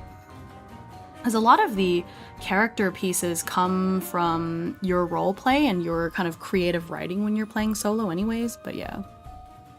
But I think that social interactions in TTRPGs should still have rules too, to make them feel more natural, and also it just offloads a lot of the mental load from the player, which is really important for solo because you're just in your own head a lot. And it can get tiring if you have to do all the heavy lifting.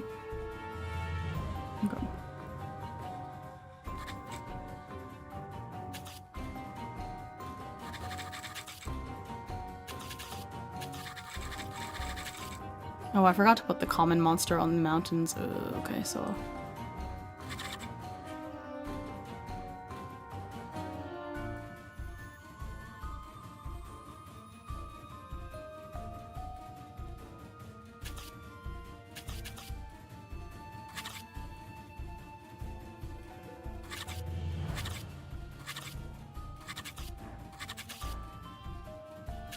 Are you just making the table tonight, or are you going to try to play as well? We'll just see how far I get. Before I, I get sleepy. We'll just see what I'd have time for. Ooh, 18, 19, 20, okay. In theory, play 2, right. That was the idea. We'll just see how far I get. Was not expecting to spend that long on roll tables, but I love going through bestiaries. There's always so many interesting things in there. Okay. Let's see. Alright, so common monster, and then you can roll to get one of these other specific things instead. Wasn't sure if this was a 4-hour stream or a 14-hour stream. It probably won't be 14 hours. I originally planned for this to be around 6, but I am getting a little sleepy, so we'll see. I have cherries now, so we'll see how it goes.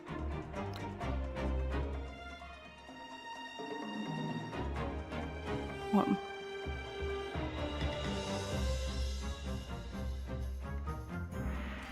Let's see here.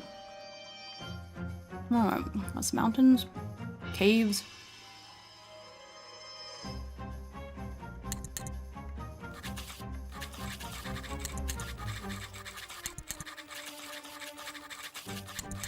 Yeah, way faster for me to just type.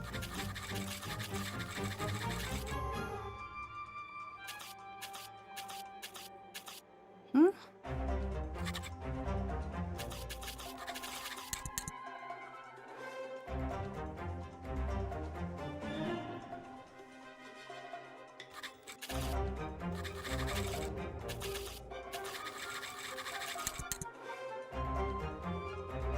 We made a fun side game of the bestiary. Yeah, for sure. That was a lot of fun. It was such a wide variety of things. Makes it really satisfying.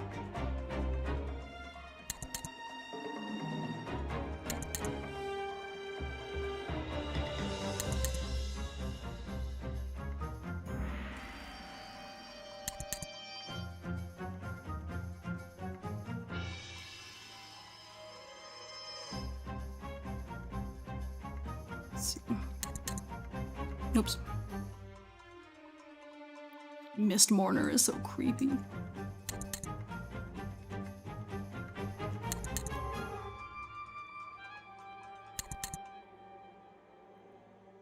Oh, I love doing that kind of stuff. Yeah. Well, my channel is no stranger to the Smasher Pass.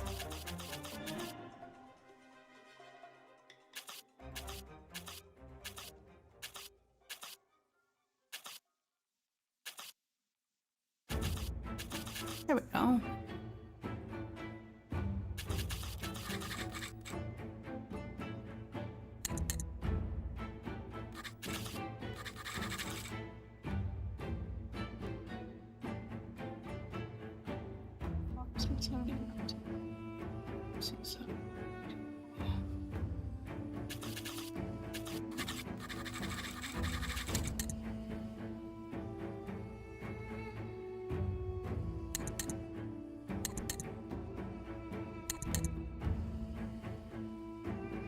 There. Falcon's Lord, Iron Blood. That Iron Blood was a really interesting story. That Smasher Pass stream was legendary. That was so much fun. I'm glad you all enjoyed it as much as I did. It was really fun hosting it with Kappa too.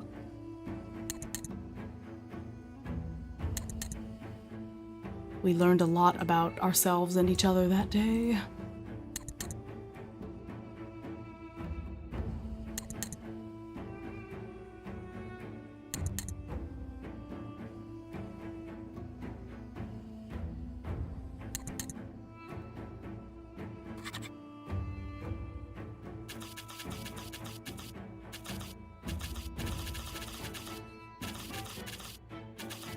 Cool, perfect. D20. We have the grasslands. That's gonna be a D10, it looks like.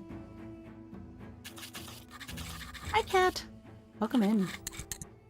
I'm speaking to my cat as if she was a polygon. Hi, honey. What are you doing? What are you messing around for, hmm?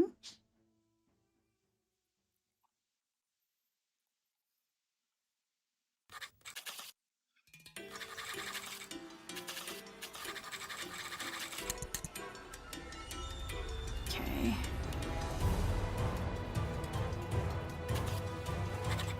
Burb cat. Yeah, my baby. Well, she's not a baby anymore. She's quite an old lady, aren't you? Poor honey.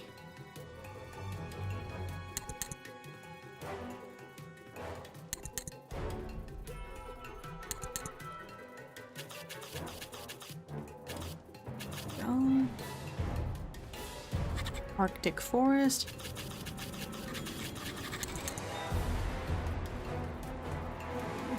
D12, I think.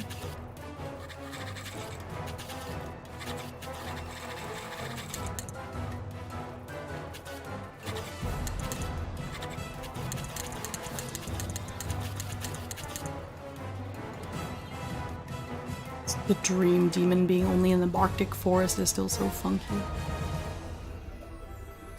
Kinda want some emotes of the burb cat. All cat except the feather ears. Oh, that'd be cute.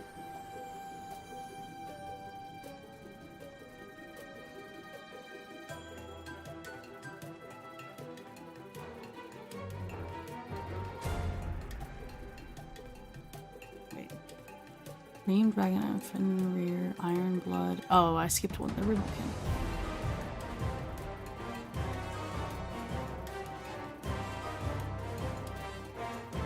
Don't want to accidentally leave somebody behind and then they get upset and start quests. Alright.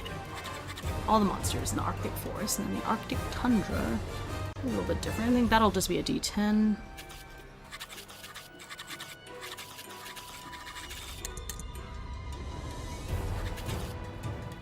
Not very many of them, so.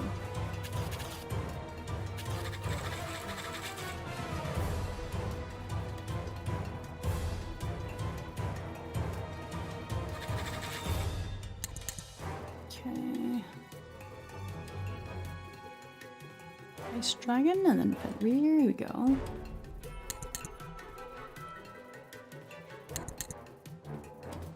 I'm surprised. Okay, there we go. Frostbite. And the Witchwing Wormhen. That's such a cool name. Wormhen is so fun.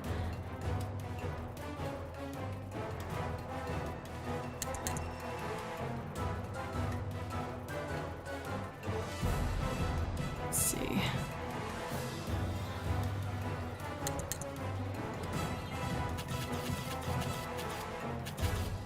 Oh.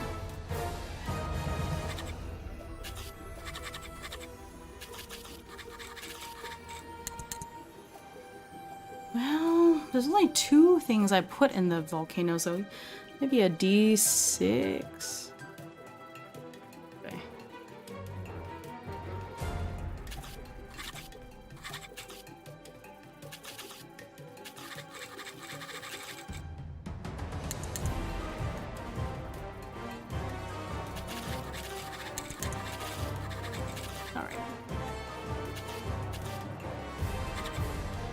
Doesn't have much influence. Oh, cat, where'd you go? Goodbye, cat.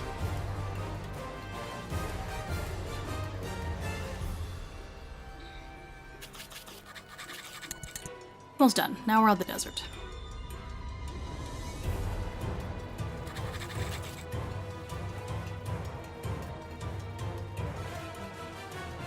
I always instinctively want to spell desert as desert. I know the difference between them, but don't you think? Desserts are so much more fun.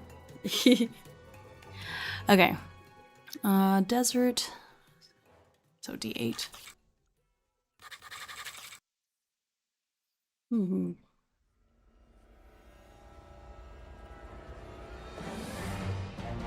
Oops. Oh, hi Atomic. Thanks for the dice throw.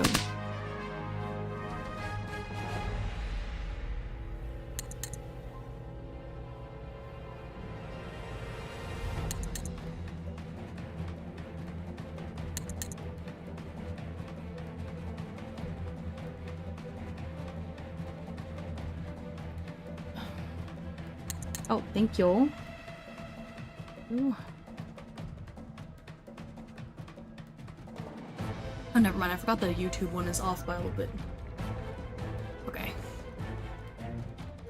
I'll see if I can work on that, because it's like, the time difference is wild.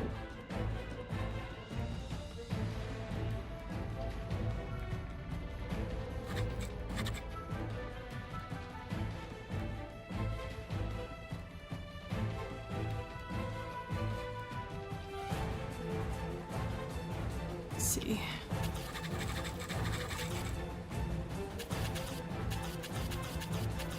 There we go. Last one is the beach. YouTube is higher quality, but the result is also more stream lag. I see.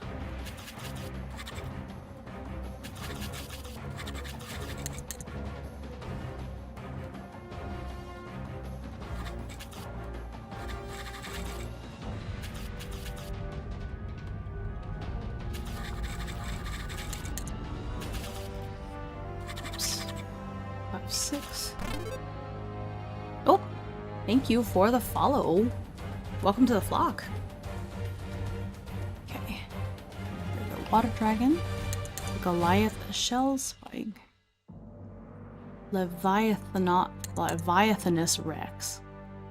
And the shark dragon.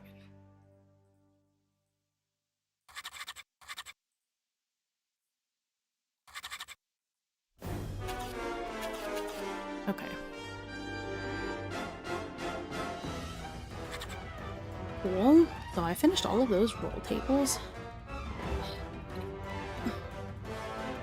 Let's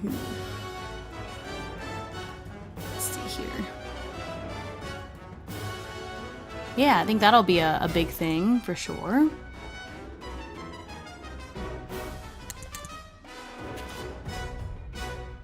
Minimize all these to make this document a little bit easier.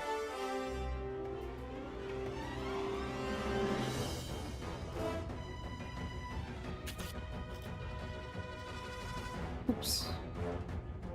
This should be in this cutscene, or this cut section. Okay. Doo-doo-doo.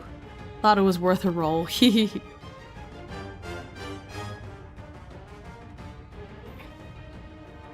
Oh, let's stand up a bit. My eyes are getting droopy, but I haven't found... This is not a good stopping point, you know? I'm gonna get through a bit more of the actual rules.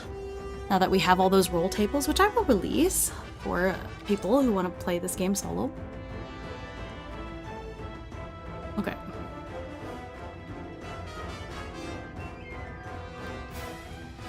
Went too far. Okay, so... Oh, yeah, I went way farther than I was earlier. Drink boba to stay awake, the sugar crash is hitting. Yeah, I only have sparkling water.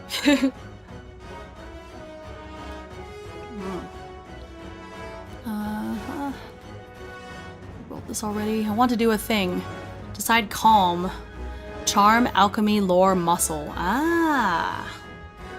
Yep, then you set the target number. This is how hard the check is. Ranges from 1 to 6. The higher the number, the harder the check. But why?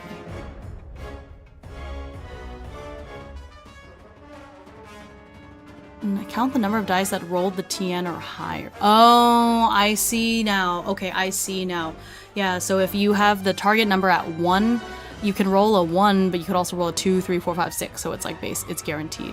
Whereas if you have a TN of 6, it's a lot harder because you either roll a 6 or you can pair off numbers to try to get 6, right? But inherently that uses up more dice. So I see. I thought the TN was just sort of, I was like, okay, but how does changing the number change anything? Because you're looking at the sum. Okay, I see. Well, I don't think we're gonna be able to make it to the gameplay part of this, but I have other TTRPG streams in the future, and I do want to give this one a go and see how it actually goes. So we got time.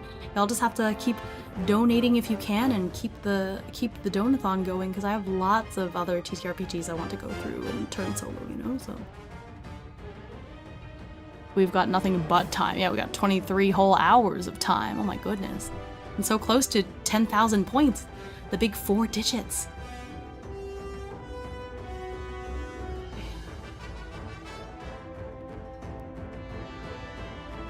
Magic is an invisible energy source that permeates everything and everyone. You mean 1,000 points? Yeah, that's what I said. What did I say?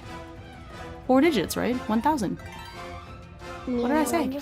Oh, thank you for the resub, Naya. I said 10,000. Oh. Haven't been able to be around a bit Shoot. because Yeah, I of meant uni, 1,000. but finally done, so I'll be able to hang out with everyone more. Always appreciate being here. You are super cool. That is so sweet. And I said it on the Discord, but congrats again on being done. I'll be looking forward to seeing you around more often. One of the players in my Draw Steel group got Perils and Princesses. I hear good things about that game. I've never played it though.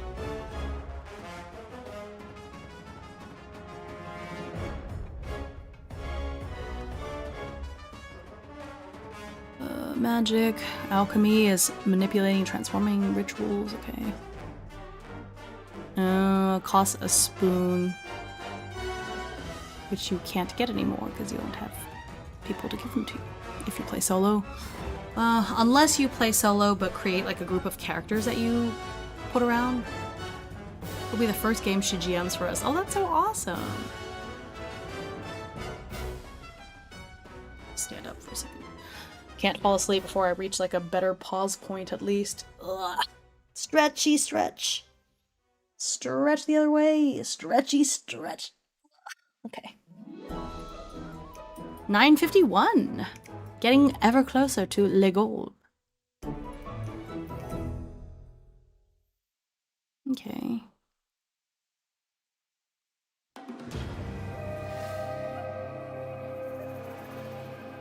There's no way a full list reference of what okay, so you can make up your own effects for what makes sense. Okay, I see. Cat, what you doing? Cat? Don't poke around there too much. Oh! _just prime Thank you sub. so much for the Prime sub. Thank you. Oh, well, it started a hype train. Oh my goodness. You know what? Let me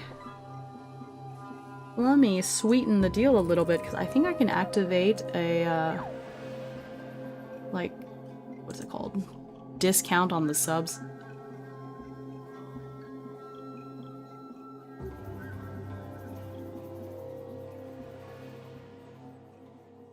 I'll do it for 1 hour. Start the discount. Yay. Yippee! Right. I started a discount, so if you get gift subs, it's 35% off. Wait, I should have asked you to discount before I did my 50 ball. you didn't. Oh, that's okay. Just a little discount. That's okay. That way, I got a larger percentage from your 50, so I do appreciate it. These are going to be pretty limited. I can't do it all the time because it does mess with the points.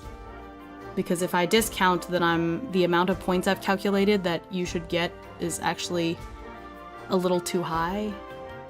Because I'm going to be getting less of it, if that makes sense. But there it is. So if anybody would like to buy gift subs for the next hour, they are 35% off if you buy at least 5.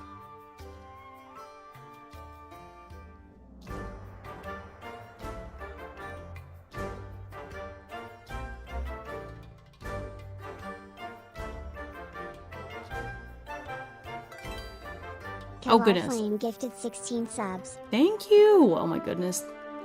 Eligible live followers. Oh, I love that. Yay! Love that it's people that are actually in here. Thank you so much.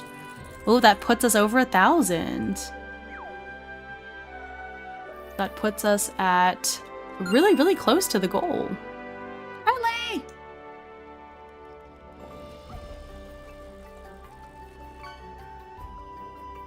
Yay, now you guys can use all those emotes. This is my personal favorite of the moment, is the wiggle. The wiggle. Thank you, Killer Flame! You're pushing yourself ahead in the individual incentives. It's important. In case you came a little bit later past when I was talking about it, by the way, there are individualized incentives for donating that are based on your cumulative points. We have a spreadsheet and everything. And so as you donate throughout the donathon, we'll keep a tally and you can work towards these really neat rewards. Yeah.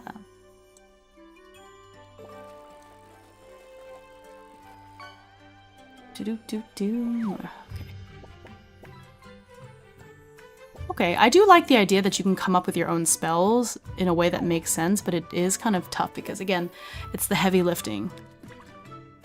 There's no currency. Each player starts every session with 2 cozy coins. These coins serve as a currency used to make the game more or less cozy. Okay, yeah, that's if you're playing solo, you've already set the coziness for yourself. You don't need to roll for it. I've gifted 6-7 subs tonight.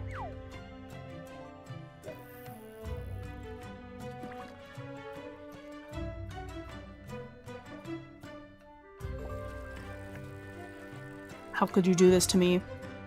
How could you do this to me, Mani-san? You know it wasn't on purpose. Are you sure? Are you sure?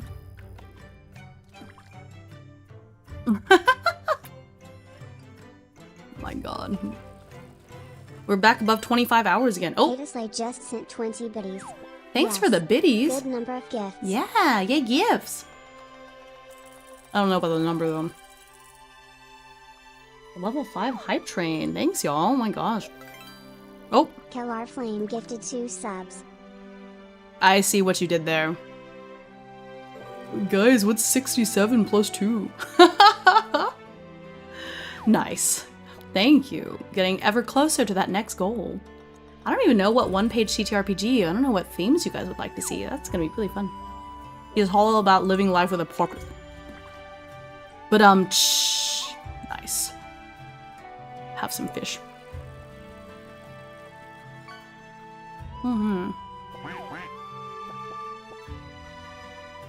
Yeah. Cozy coins are kind of like Fabula points, but there's not really a point to having them if you're playing solo. Alright. Ooh, character creation. Well, so it seems like... Oh, golden crown. Look at that. Oh my gosh, you're about to make all that money. All the monies. Sorry, Amaya. Only 351 gift subs to 420. Oh my goodness, that's so silly. I love it.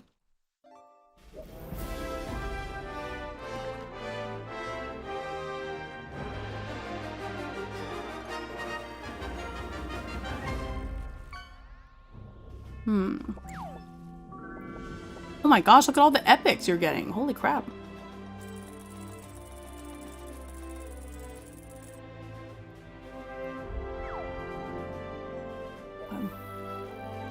Oh, vibe for how you get spoons, which you spend. Oh my goodness, Oreo Cat! Thank you, Oreo Cat! Oh my goodness. 5 more subs. I see Kyle got 1. Thank you. Hi, Kit Kat. Welcome in. Thanks for the first time chat. Hope you're having a good time. Goodness gracious. We're at 1,071 points now, so getting ever closer to the next goal, where we will write a one-page TTRPG together. I found you on the YouTube. Oh, nice. Thank you so much. Yeah, I'm actually live streaming on YouTube right now too, multi-streaming for the first time ever. But I appreciate you coming over here because it definitely is more interactive on this side of things. Okay. Oh my gosh. Thank you for the cheers over there on the YouTubes. Cheers for 1,000 jewels. Oh, are those like... Wait, what are 1,000 jewels? 1,000? Is that the same as bits? So is it like $1 per 100? So is that $10? Oh goodness, thank you. Hold on, I need to figure out what that is because now I have to convert them to add to the timer. Let me see here. Solo playing Midnight Muscadines in the background. I love Midnight Muscadines. How long have you been playing? That's awesome. Gifts,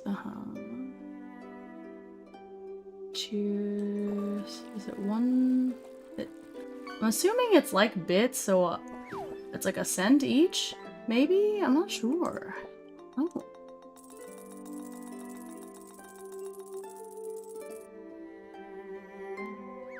Okay.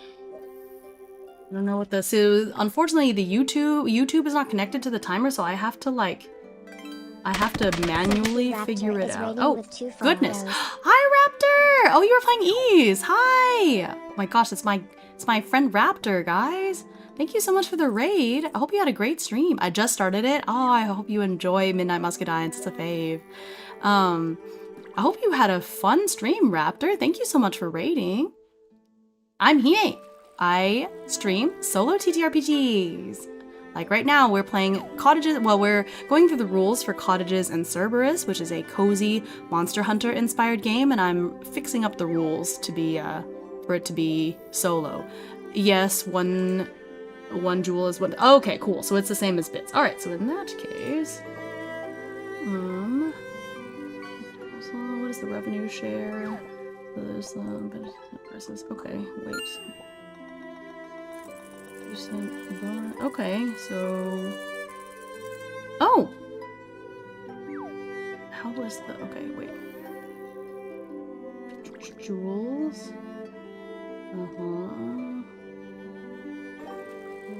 Here's so many rubies. If you're highly estimating during every 2 jewels will earn you 1 ruby. Okay, yes, so...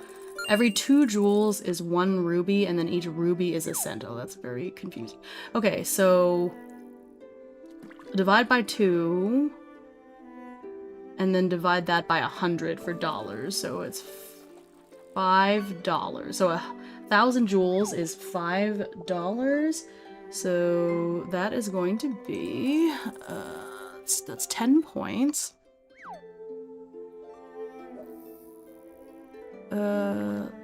So it's, I think it's, so it's like that, right? And then add time, so that's $5, that's 15 minutes. Cool, so there's that one. And then, my ear trumpet, thank you again. Sorry for the inconvenience on the jewels. No, not at all, thank you so much. That's the first time I've gotten jewels, so I just had to learn, and now I know. So no inconvenience at all. I really appreciate the support. That's so sweet. So yeah, I've added that to the timer and the points, and then got another gift membership. So it's another 6 points and 9 minutes. 9 minutes as well. Cool. Yeah, I want to make sure that all of y'all contributing on YouTube get to influence the timer and the points as well.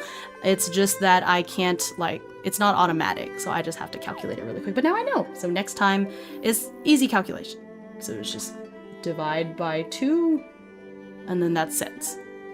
Easy peasy. All right, so now it should be up to date. So we're at 1,087 points. So, we're really close to the next one. That's awesome. Okay. But yeah, thank you. The party stink 8012. That's fun. Oh, let's see what. Ooh, wait, this is such a fun emote. Choo choo. It's a servo bop. I do like kind of dancey emotes, so that's fun. Hope y'all all get fun hype chests. But yeah, Raptor, if you have to raid and run, I totally understand. Otherwise, we're having a cozy time here. Having a good time. It's the Monster Hunter inspired, you know, inspired game. Okay. I love this one. Oh, wait, that is fun. Wait, I want that one. Oh, I'll work on it. It's a limited time one. Uh-oh. Goodness.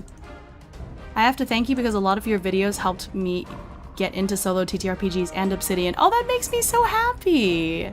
I love that. I really love solo games, and so anything I can do to help get people to play more of them and make it easier to play for people makes me really happy, which is part of why I wanted to do this sort of like sub-series of like group games turned solo for my donothon, and so so we create the characters, you create the cottage, game loop, and monster hunting. Okay, so let's read the gameplay loop because that's what we need to change. After character creation, The game usually starts with a cottage master prompting the party to discuss what they feel is missing from the cottage or what might make it cozier.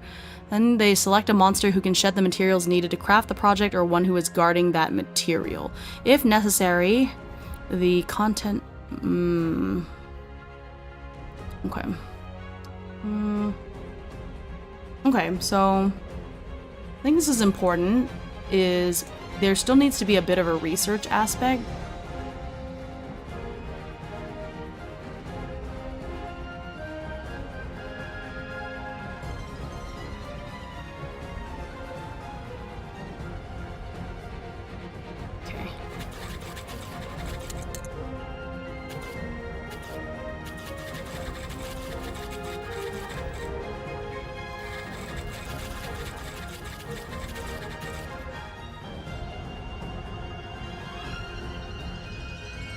I mean, I think so that for the gameplay loop, you can either have it like random adventure style or like focused adventure style.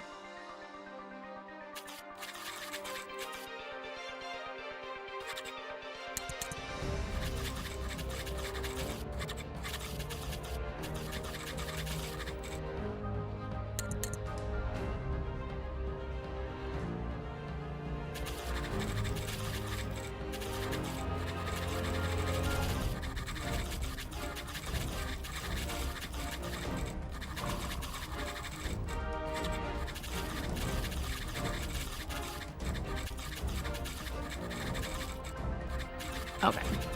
So figure out what the cottage needs or what you'd like it to have, then based on what you want, look to see which monsters might have those parts. Then do checks to see if your character can figure out what biomes said monster dwell in, then just continue. Why is it just adventure phase?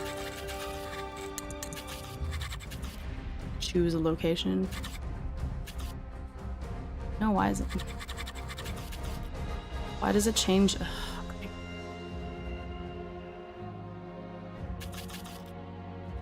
Here.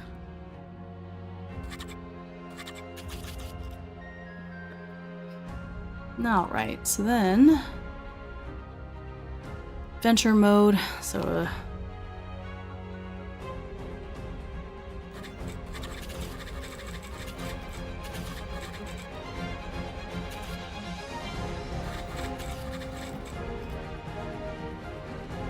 see.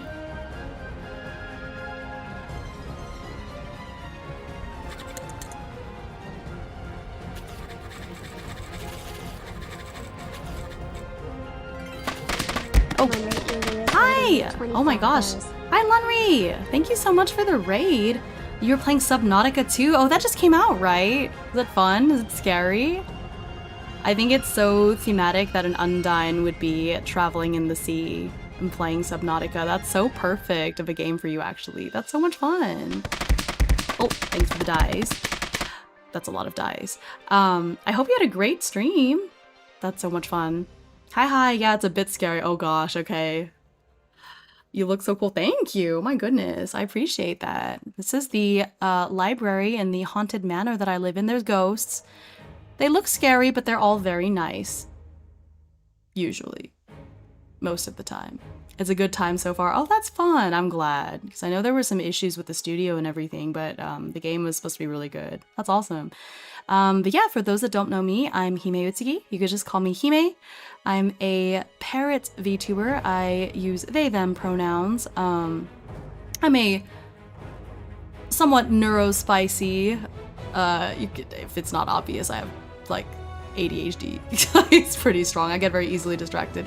But I normally stream solo tabletop RPGs as well as crafts, creative crafts like knitting, journaling, stuff like that. And then I also play cozy games, roguelikes, and stuff like that. But yeah, I'm generally TTRPG is like the main type of stuff I do. This is day one of my donothon, and I am starting by turning this group game called Cottages and Cerberus, and it's like a Monster Hunter inspired game, and I'm adapting it to have solo rules so that you could play it by yourself as well. So we're at the part where we're figuring out what the gameplay loop is for when you're playing solo. And I'm adapting the group rules for that. We've got two goals down, and we're hurtling towards the next goal, which is at 1,200 points. We're like just under 100 points, so we're like 113. I can math. Yeah, 113 points away from hitting our next goal, and every dollar is worth 2 points. I decided to make the donathon points based so that it's easier, because there's like the Ko-fi donations, there's bits and subs, and then there's people over on YouTube watching, and so it's just points make it easier to like keep everything in the same currency, so to speak. Yeah. If you have to raid and run, I totally understand. I'm sure it's late there. So eat, sleep, drink, do what you have to do. But if you're hanging out with me, then we're working on this game. Yeah. But thank you again, Lunri. Have a good sleep. I'll see you again later. We have to hang out again soon. Okay, so yes, please. Yeah. Mwah, mwah, mwah, mwah. Good night. Choo.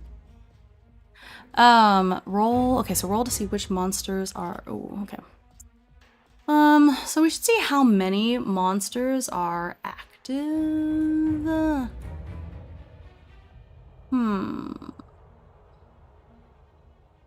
maybe a D6 plus 2. Because that means like the most monsters that would be there is 8. But then you would get at least 3 monsters in an area. I feel like that's a good number. Or maybe a D4 plus 3, because then it ranges from 4 monsters to 7 monsters. I feel like maybe that's better. Okay. Everyone have a good day. I'm going to sleep. Good night. Jaredor Jaja. That name sounds so fancy. Good night. Sleep well. Thanks for being here.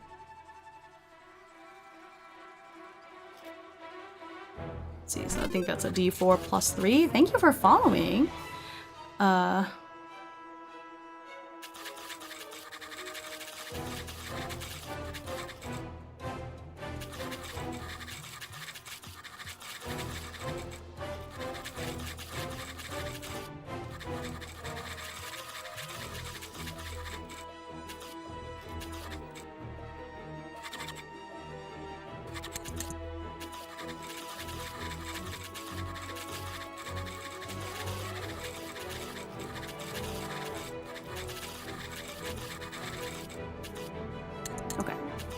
So first, of course, you travel to your selected biome. Then you roll to see how many monsters are currently active. So I think a D4 plus 3 is good, because it ranges from 4 monsters to 7 monsters. Yeah. That are currently active in that location. Because I feel like that's a good number of monsters that you could have. D4 plus 4 is 5 to 8, and I feel like that's a little too many, so... So then you roll a d4 plus 3 to see how many monsters are currently active in the selected biome. Selected biome. Then roll in the corresponding biome monster table that many times. You can choose to re-roll if you get duplicates, or treat duplicates as variants of that monster. So if you like roll the, sourdough slime twice, then maybe one of those sourdough slimes is like a, I don't know, like a raisin bread slime or something or other, you know what I mean? It's like just different for flavor. Or maybe there's just 2 of them and they're fighting for territory,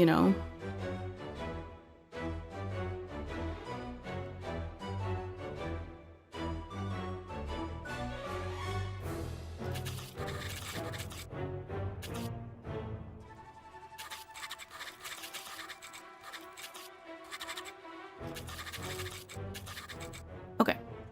Then you go. So in the book, track an encounter.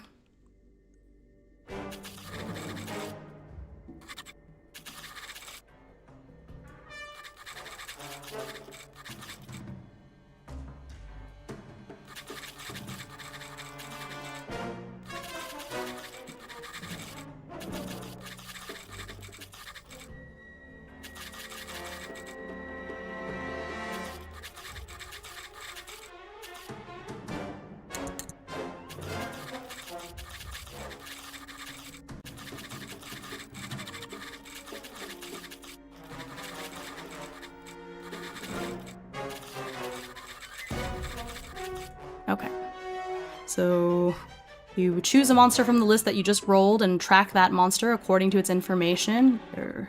That's bestiary information, then encounter it. You may repeat this step as many times as you wish until all monsters have been encountered.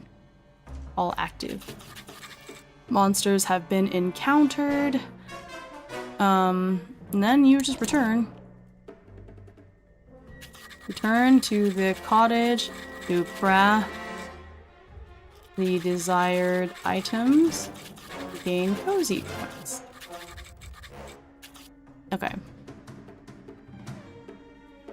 There's cozy. The session then ends with the...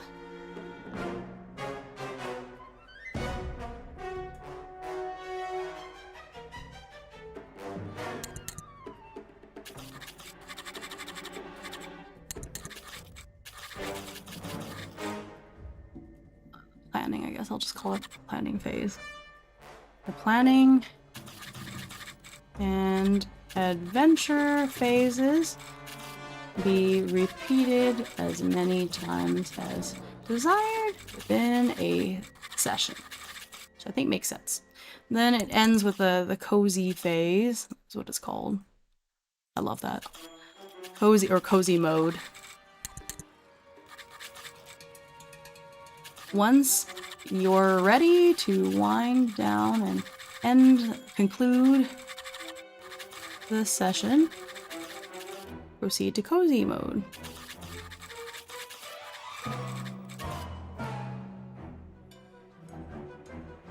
Your character is returning to the cottage to rest, recover.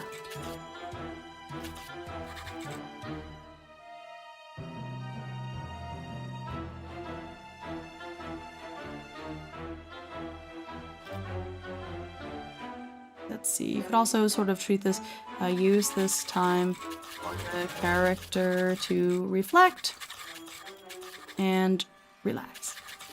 Yeah, I think that's nice.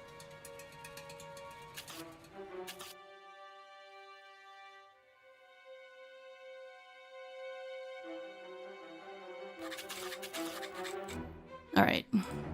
Okay. So optional planning phase, then adventure phase, and then when you're done, the cozy mode is basically just sort of like you're reflecting, finishing off everything. Like, okay, this is what happened. Maybe we could do this next time. You don't need it as much when you're alone. Maybe that's fine. Because, like, you're returning to the cottage anyways. Okay, I'm just gonna get rid of this. For solo, I don't think it makes sense, because there's no need to, like, oh, well, we had a nice dinner together. Like, I don't think that really makes sense for solo, so... Okay, so that's fine.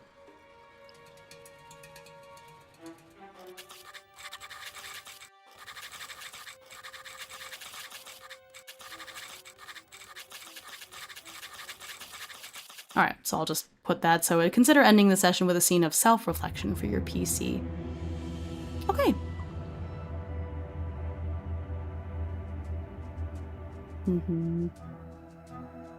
Okay. So then the next part is talking about the cozy rules with the cottage rank. So that's like you upgrading your cottage. That based on your cozy points? Yeah, okay.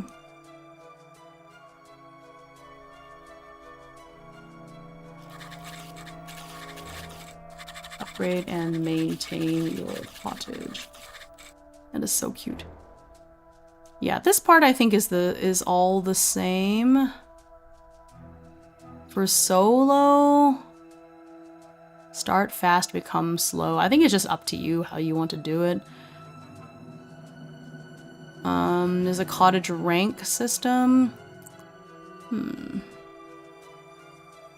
It will determine the pace of the campaign. Oh, your cottage... As your cottage levels up, you level up, I see.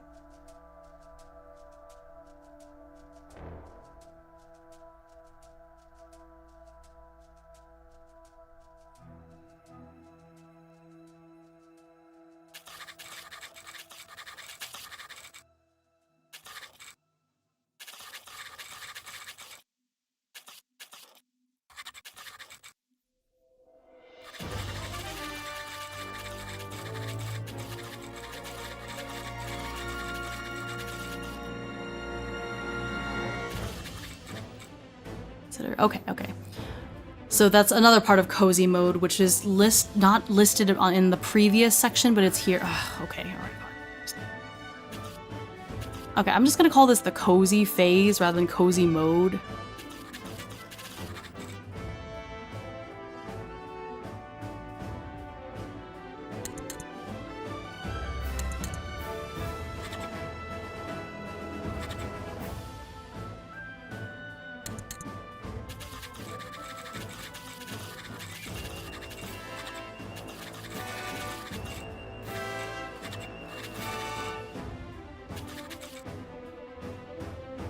Maybe I don't like this is maybe.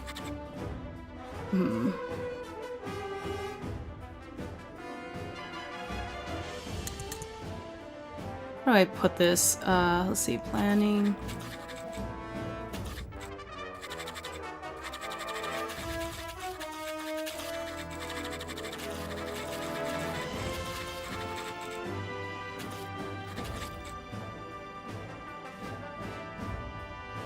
Ooh, what is this? We are taking the game, Cottages and Cerberus, and fixing it up to have solo rules. So currently I'm trying to adapt the gameplay loop in a way that, like, is satisfying. Okay.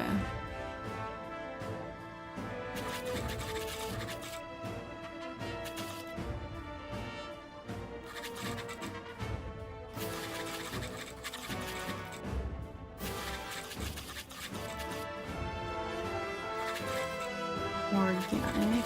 Cool, how much is it? Currently, I think the game is on sale, so if you look at the pinned message, it has a link, an affiliate link, by the way, so if you do end up buying the game, I do get a little percentage, to the game on DriveThruRPG, and currently it's on sale for $20, I think. You can also get it on itch.io for the same price as far as I know, so currently it's $20. It has a lot of content in it. We went through the bestiary earlier. There's like 55 monsters in the bestiary, all with like quest hooks and all sorts of stuff. So, very good book. Highly recommend, obviously. Imagine me doing this whole stream and being like, I hate this actually. I hate this game. But yeah, definitely check it out. Okay. Planning phase is optional.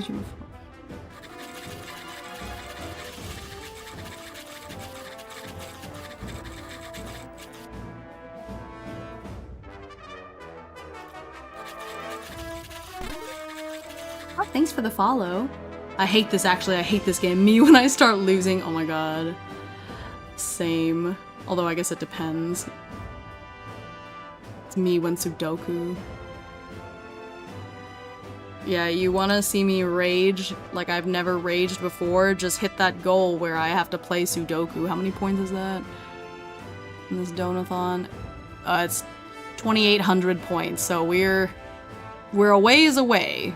But yeah, if you ever want to see me really mad, like uncharacteristically angry, that's what you want right there, is the Sudoku goal.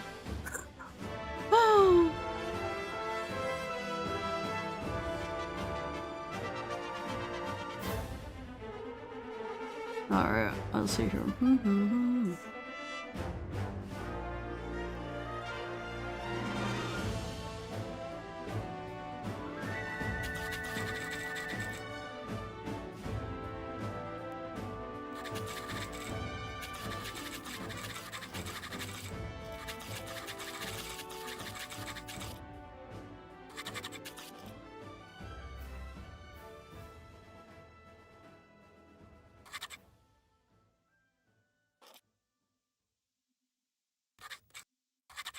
See.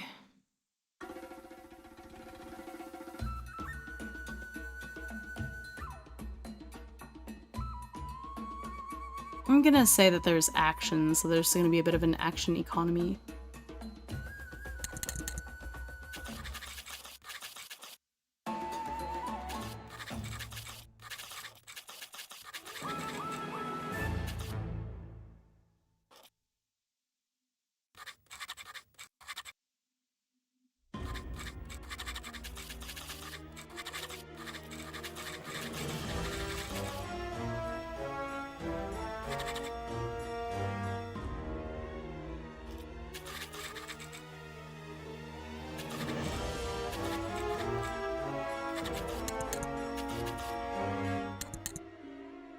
So tracking and encountering a monster. Crafting items.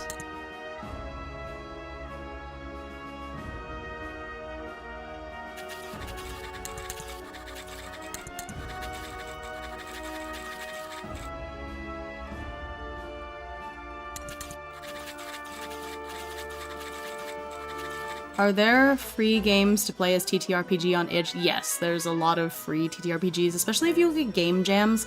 Quite a few of those TTRPG game jams, people like release free ones. So you can definitely find them. Just have to poke around a bit.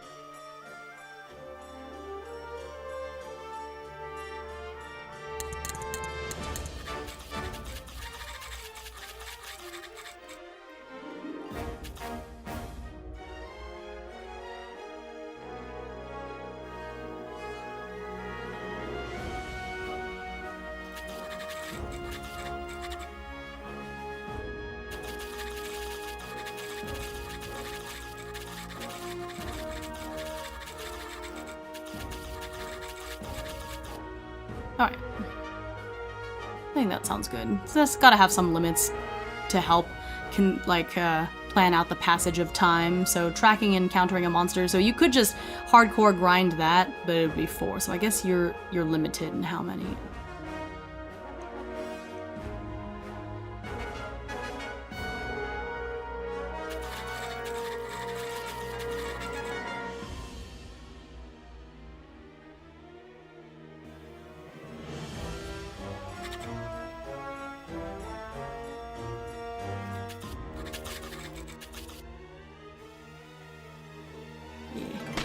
Oh goodness, hi Bones!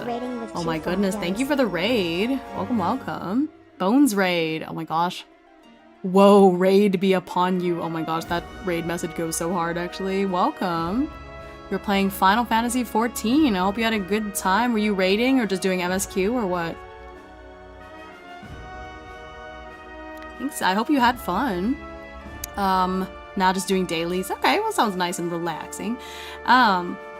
For those that don't know me, I'm Hime. I'm the solo TTRPG parrot. My account got nuked and I have to re-level my jobs. Oh no, I'm sorry. Yikes. Hang in there. They come from eyeballs. I see. Actually, I don't see.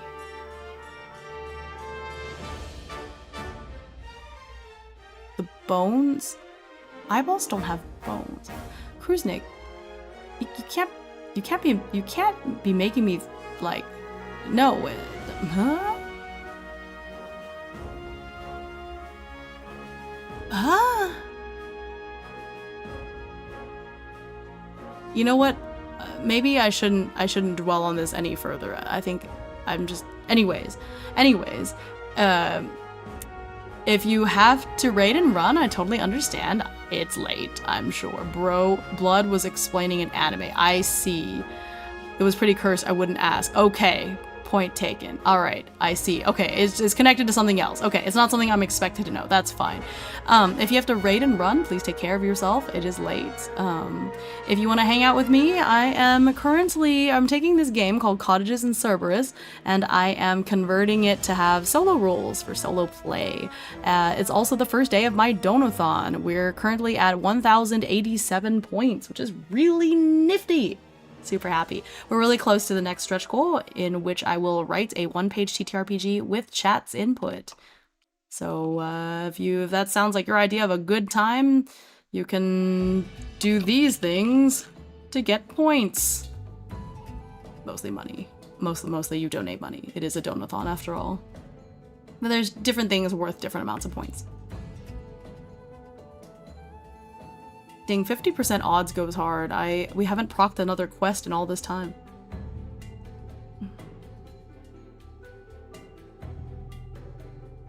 Okay.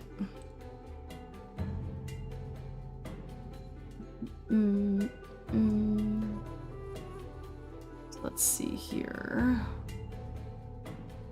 All right. So I think fishing, gardening, yes. I'm gonna run and grab food. Good luck with the rest of the stream. Thank you so much. Have good foods. Have good eats.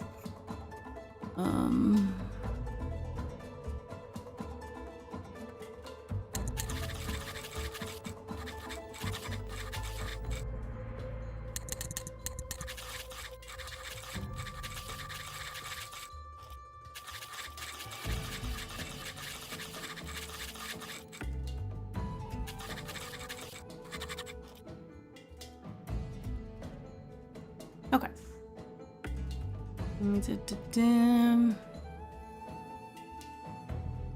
Yep.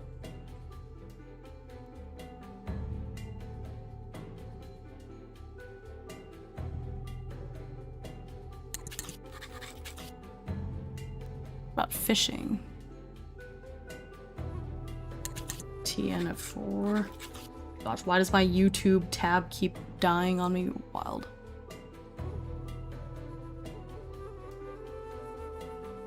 Quality, produce items. Okay. Does crafting also have a TN of 4? I'm not sure.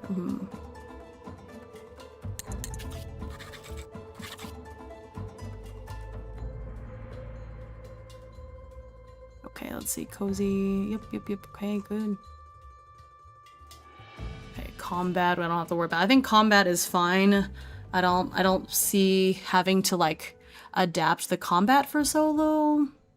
I think if anything, maybe your character just needs to be beefed up a little bit if you're playing alone with without a party, just because I'm assuming these monsters have not been balanced for solo play, obviously. Let's see.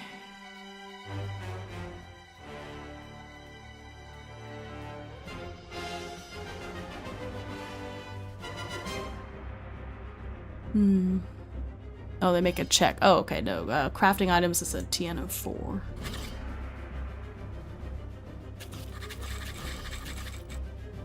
Betelgeuse. That's a Monhun fan right there. You recognize the monster just from the song. You're right. Actually, now that you mention it, I'm focusing on songs. I had blocked it out a little bit. I hate this boss. I hate the stupid bombs getting shot at you everywhere. The OST made me sit up in my chair. I just, you know what, as I listened and tuned into the song all of a sudden, because I had blocked it out a little bit while I was writing, like, yeah, suddenly I'm just remembering bombs, bomb. Yeah. It is an epic song, though. I do love it.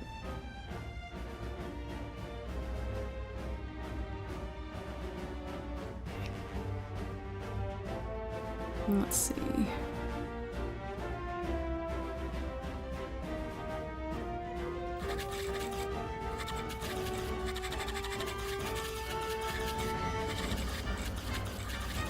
Okay. Well, let's see here. Crafting is important.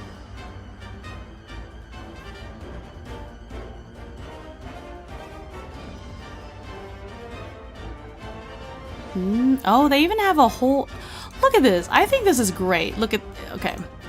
They have a whole section on, like, ideas for what type of cottage you want to have, in case you're just like, wow, thinking up a cottage is really difficult. That's fun. There's a lot. That's really fun. Other details. Oh, that's really sweet, having some guidance, and it's not just like, you live in a cottage. Dun dun dun dun. Okay, would you say this would be pretty entry level to get into with your help of making it solo? I really like the idea of it. Yeah, I think that playing this solo would not be very hard. It is they made the gameplay and the the battle very intuitive and easy to get into. You're just rolling. It's only D6 dice. So if you're not a TTRPG player normally, you know, even if you have a couple of board games, I'm sure you have some regular D6 dice laying around. So I think it's pretty easy to pick up. You can see this loop is basically just like, especially if you're familiar with Monster Hunter, it's just kind of like, okay, where do you want to go, or what monster are you trying to track down? Go, fight, get the stuff, get the loot, and then go home and craft things to fix up your cottage and make it extra cozy. Because as your cottage gets cozier, it levels up, and when your cottage levels up, you level up, and that's basically the game. They made the rules easy to pick up. And so with some slight adjustments for solo, like, I think this could be just fine. Yeah. Untrue level is right. There's very few stats, and the way that checks work is very simple. You basically just roll the number of d6s based on whatever your stat is, and the TN is like the target number. So for example, let's say you're fishing, the target number is 4. So you roll a number of dice based on whatever stat you're using to fish. And for every die that is 4 and above, that's a success. And then depending, you need a certain number of successes depending on the difficulty of the thing. So the lower the TN, the easier it is. Because it's much easier to roll numbers that are higher than 2 than it is to roll higher than 4. Because the only numbers higher than 4 are 5 and 6. So it's actually kind of difficult.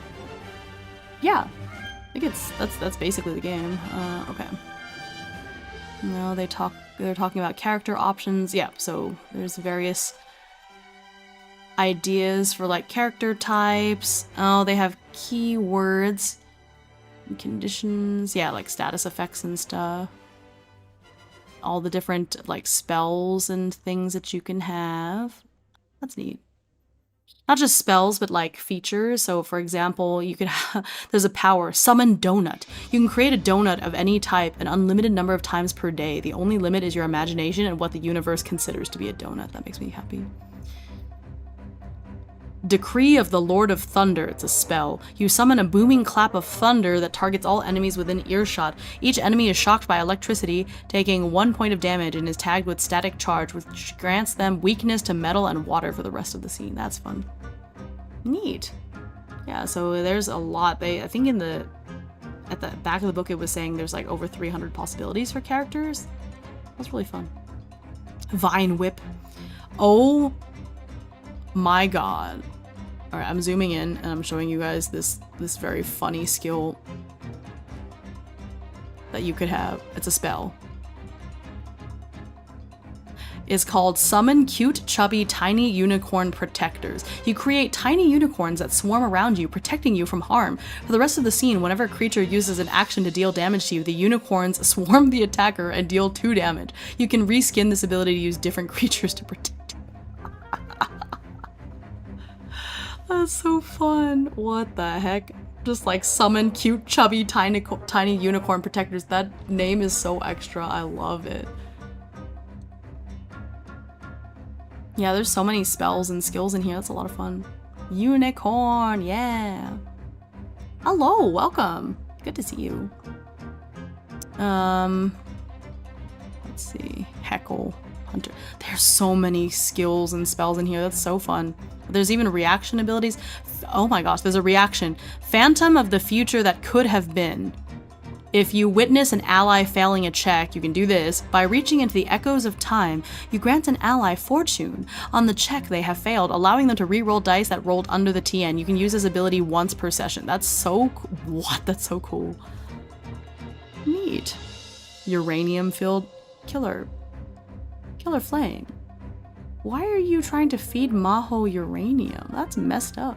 This won't deter me. You're made of stronger stuff than uranium. Okay, vibe. So I love this. So you choose your character's vibes, which is just, it's like a personality trait, but also it does have something mechanic. Why? So for example, if your character is creepy, your natural demeanor, actions, and aura can unsettle those around you even if unintentionally. Your uncanny nature sometimes sends a shiver down people's spines. Regain 2 spoons whenever your character does something that the group collectively acknowledges as creepy or unsettling. Again, if you're playing solo, you're going to have to adapt this a bit because the group isn't going to collectively acknowledge anything, but that's on you to be like, okay, I did something creepy. I get 2 spoons. Now, playing solo, you have to be careful not to game the system too much in your favor, but like, I mean, also, who cares if you do? You know, because it's not like the solo TTRPG police are gonna come after you. I promise, if you decide to min-max and you make your character do a bunch of creepy things so you can get spoons, like, I promise I will not come after you. Probably. Oh, yeah, that's fun. These vibes are fun. The universe will bow to my whim and provide a cheesecake donut. It cannot disagree. Maho, have you had mochi donuts before? I love mochi donuts. I like them better than regular donuts. I just wish they weren't so freaking expensive. I high-key love the creepy background. Thanks! This is one of the many libraries in my haunted manor that I live in. I love mochi donuts. The ghosts are friendly, mostly. But yeah, my whole lore is that I live in this haunted manor because I got cursed, and when I got cursed and became a parrot, and I mostly was able to turn myself back into a human, but when I came to, like, everyone in so many years had gone by, my father was dead, and now I just live in this manor attended to by all these ghosts. There's this library, this is the regular library, but there's a celestial library that, like, leads to other dimensions that I've explored some. But that's the lore. Yeah, so this library is one of the many libraries, because my whole thing is that I have to wait 100 years for the plot to start, because I've been like transmigrated into this romance fantasy amalgamation, and I have to wait 100 years, and which is why I'm streaming, because I'm streaming to pass the time. 100 years is a long time. Can't do anything. I'm stuck here for 100 years, so might as well stream. Hime got into the world too early. Well, I was cursed by God, so. I would allow Maho to plan the restaurant itinerary, no problem with the choice. Administrative error. Yeah, exactly. God was like, oops. Yeah. Tis my lore. So this is the library. Lots of very nice ghosts around, hanging out. Look, there's actually ghosts behind this too. There's a ghost there. Do you see it? Messing with the books. I know it's kind of covered up a lot of the time, but there's ghosts.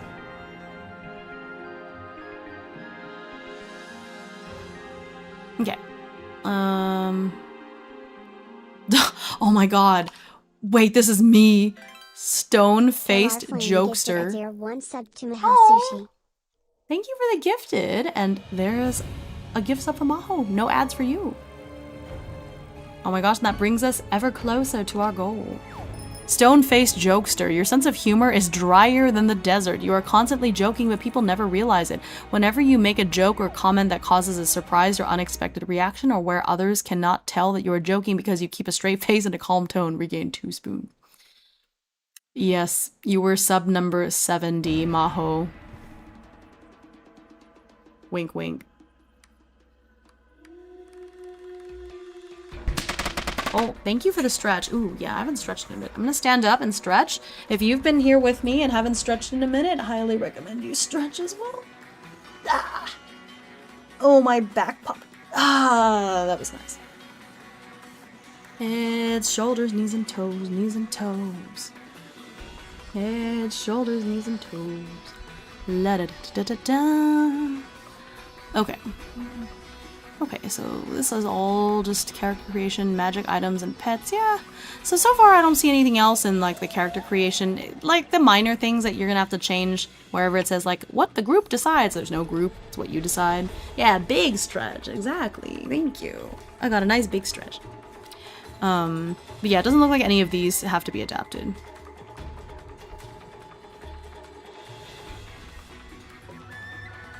Slime suit, rust bucket. Oh, yeah, the pets are so interesting. A lot of them are just baby versions of the monsters that we hunt, which makes sense.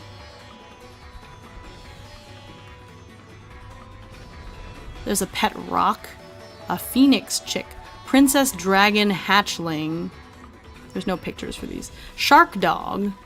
Some of these have pictures, a lot of them don't. Turtle. Cozy callings. Okay, so these are like job classes basically, but it's not really a job class. It's a little bit more like a. It is a job class, but they try not to make it too restrictive. It's just some association, so you can choose to use it or ignore it. In addition, classes can offer more than just a list of capabilities. They evoke stories and act as starting points for characters past and future, I see. So there's some questions, some ways you can incorporate it with your character, and then they do have some relevant abilities and like, oh, if you have this character, then here's a bonus, or here's this, here's that. That's neat. My cat says hi. Hi, cat! Pet rock with googly eyes. Yeah, you could have a pet rock.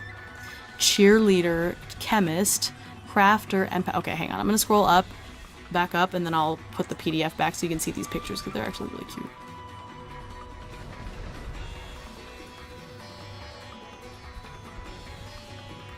Oh, I don't see teddy bears the same after that D&D campaign. His tongue is sticking out and it's really funny. Oh my gosh, it's so cute. I love it when cats do that.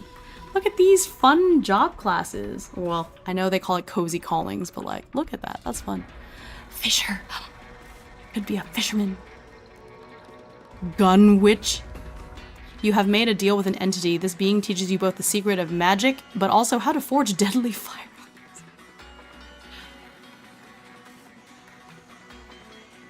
Fun. Hearthkeeper. Oh, that's fun. Hexborn. Magic is in you. You are magic, and magic is you. As a hexborn, you were not taught magic formally. Instead, one day, you just woke up and bam! Magic! There are 3 main ways you might have gained your magic: bloodline, curses, or experimentation. You had little control over your magic, especially when you were younger. Your magic ran wild. That's really cool.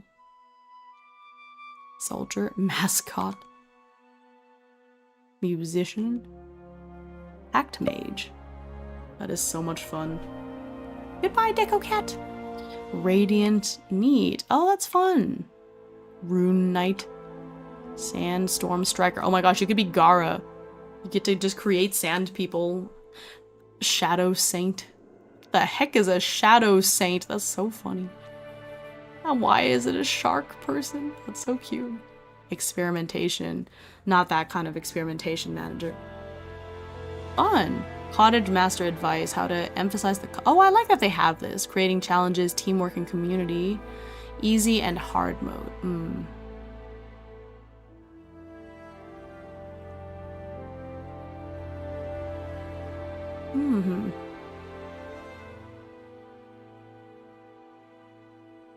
Neat, okay.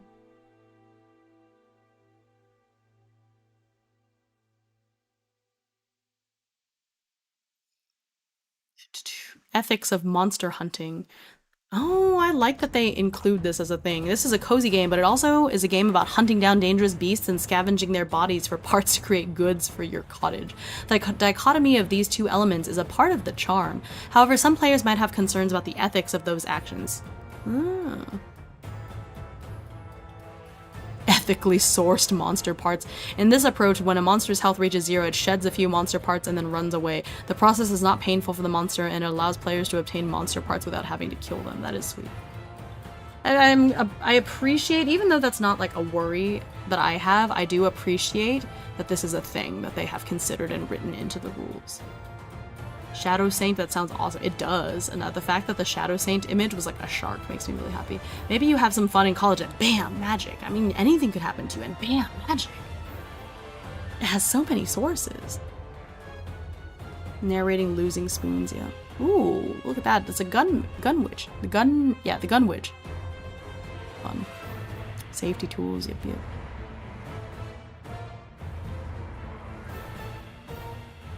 I like that they talk about disabilities in the game, like how your character being disabled. What is a cozy game or embracing the grind? Oh, I love these little philosophy sections. I don't want to read through all of it because that's not really what this is about, but like I love that they've included this in here to think. Yeah, do not be a prisoner to the rules. The rules are meant to be a guide. Yeah. Guide, you don't have to follow it 100%. And that's exactly what we're doing now, because is there anything in this book about playing solo? No, but I've identified the niche, and I'm going to fill it, you know?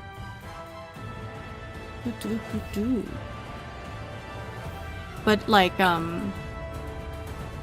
all of this, even the rules I'm writing right now, I don't want to say they're arbitrary, but you don't, like, if you decide to play this game solo, you don't have to do the rules exactly the way I've written them either. Like, you are totally perfectly fine to simply, like, ignore some of it that you want to ignore. Like, maybe you don't want to be limited to only taking 4 actions per day, because I just kind of randomly came up with that and felt like that made sense. You could just be like, no, I don't want to deal with that. The day will pass on to the next day when I decide, and that's fine. Again, I am not the solo TTRPG police. I am very passionate about them, but I also think that the point of playing games is to have fun. And so you should do what you want to have fun. You arbitrate for yourself. Yeah, exactly. So you don't have to be beholden to anyone else. Rules are just guidelines. Okay. Creating new abilities, yeah. So they even talk about like, well, what if you want to create other abilities, other monsters? You're not the TTRPG police? Damn, I already ordered group uniforms. What? Is it a cute group uniform? Asking for a friend. Let's see. Challenge countdowns. Oh, okay, yeah, it's like a... The dog has returned. Welcome. Okay, so it's like a clock. I think we're almost to the end. Cozy mode random events. Oh, fun!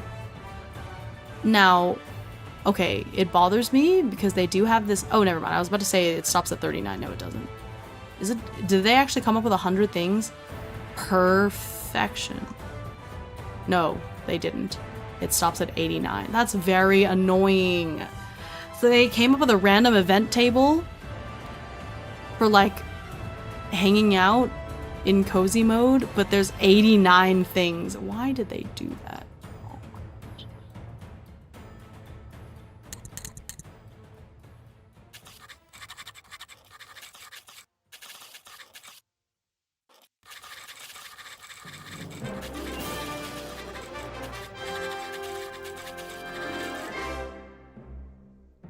Let's see. Oh, this is the song for like when you finish the hunt. That's fun. Time to make 11 more. Oh my goodness.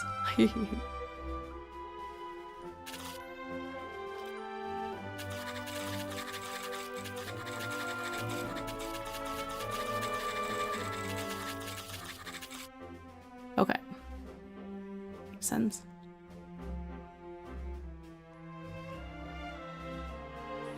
Random NPC tables.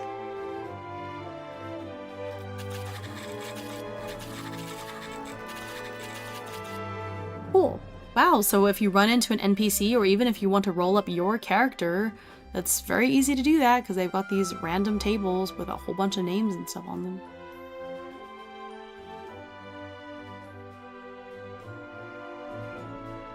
Let's see. First names, last names, traits. Nice.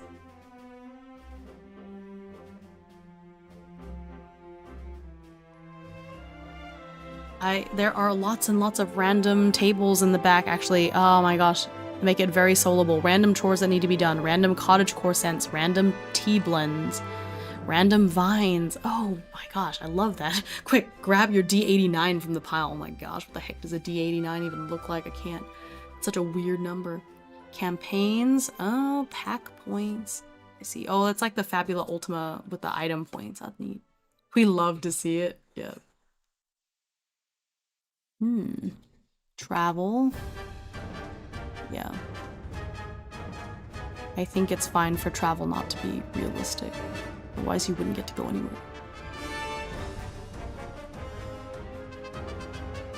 Let's see. Friendship, flowers, in-game romance. Interesting. Yeah, this part doesn't need to be adapted. They even have a whole section for like inviting NPCs on a date. What happens when you level up. World building. Yeah. And then after that is the bestiary, which we have already gone through. So yeah, that is basically the game. Okay.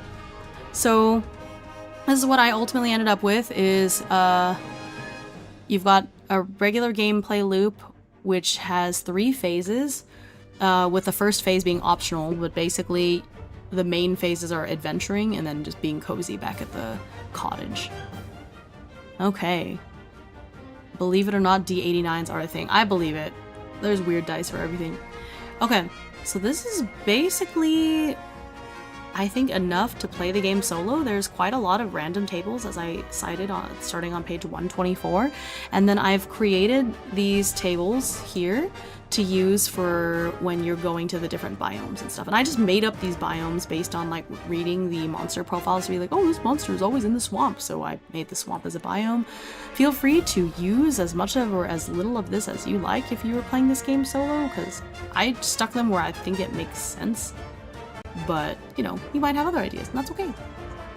Because some of these are just vibes. But yeah, okay. So I think that is basically going to be it. We're almost at 5 hours, so I might just chat for let's change the music back to Zelda and chill. But might just like chat for a little bit for it to hit the 5 hours. But I think as far as like writing the rules for this game, that's basically it. I want to try playing it maybe on another solo TTRPG stream. I'll pick this up because we spent this whole time, well, let's subtract an hour that I spent kind of freaking out, but we spent about 4 hours doing the rules.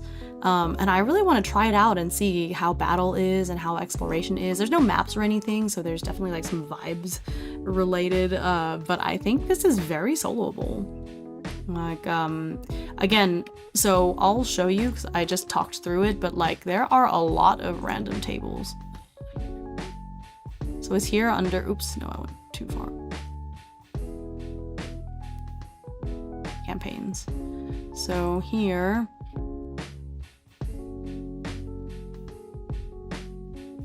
so there, after the random NPC tables, they also have like traits for those characters, mushrooms you found, fish, flowers, birds, oh, birds, butterfly, like lots of random tables for things. And if you're like, hey, I need to maintain, you could definitely use, oh, I'll add that into the little notes here. So like,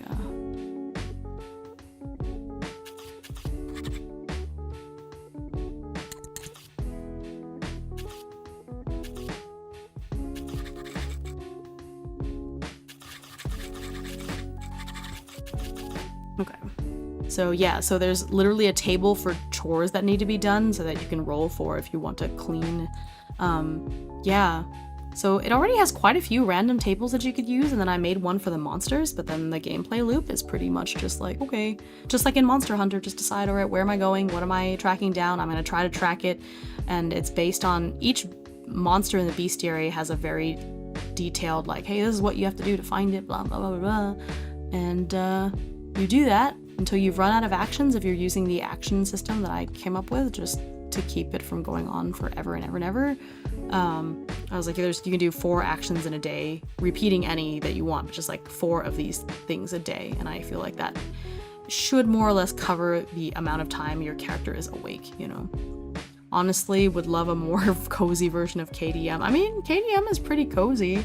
The settlement phases, you know?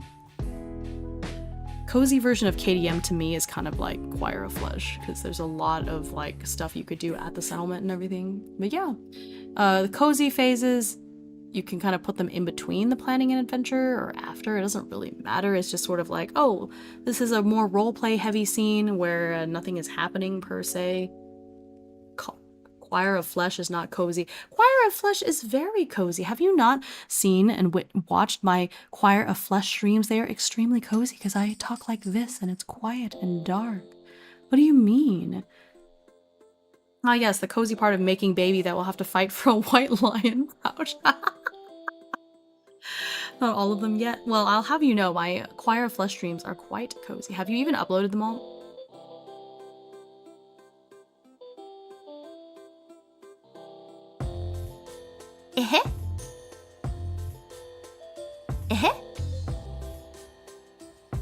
I plead the fifth.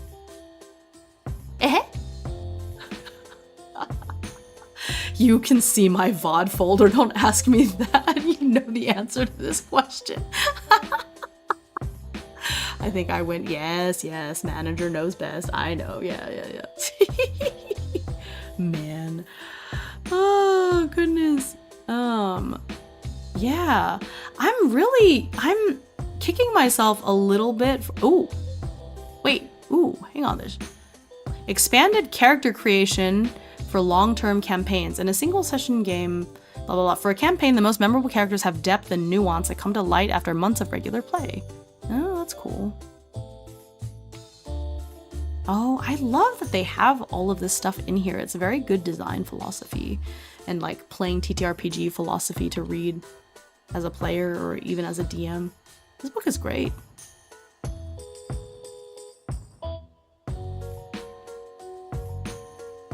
I have seen into the abyss. It was too deep to look back at me. I was doing pretty good with VODs for a bit there, and now it's back to the way it was.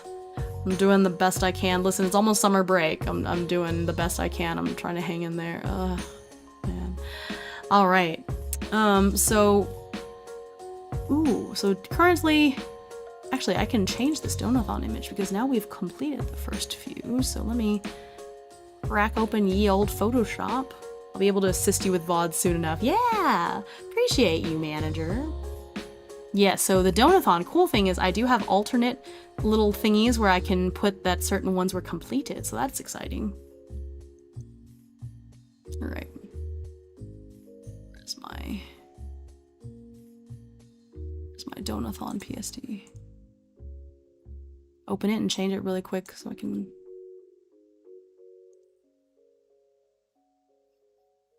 Oh, it's not right. I opened recent. I thought I opened it recently.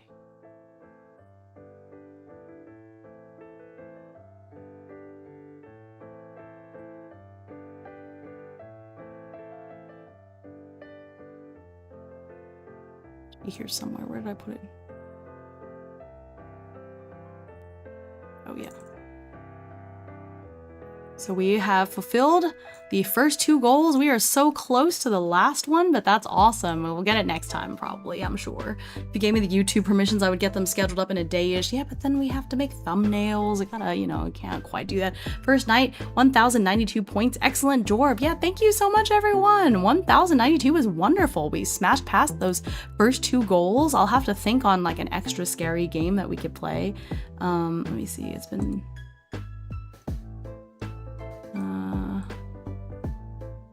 How do I...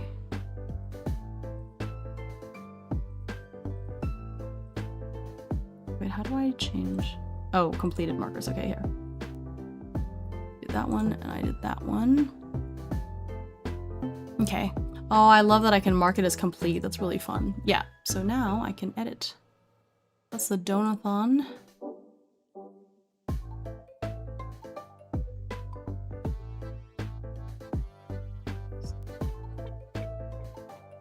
Okay, so now you can see that when I flip open the image, or hang on, let me put this away.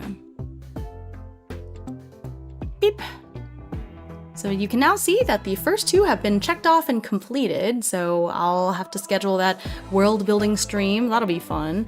And then an extra scary horror game. So the other ones are coming soon, hopefully. We're working on it. But I'm really happy.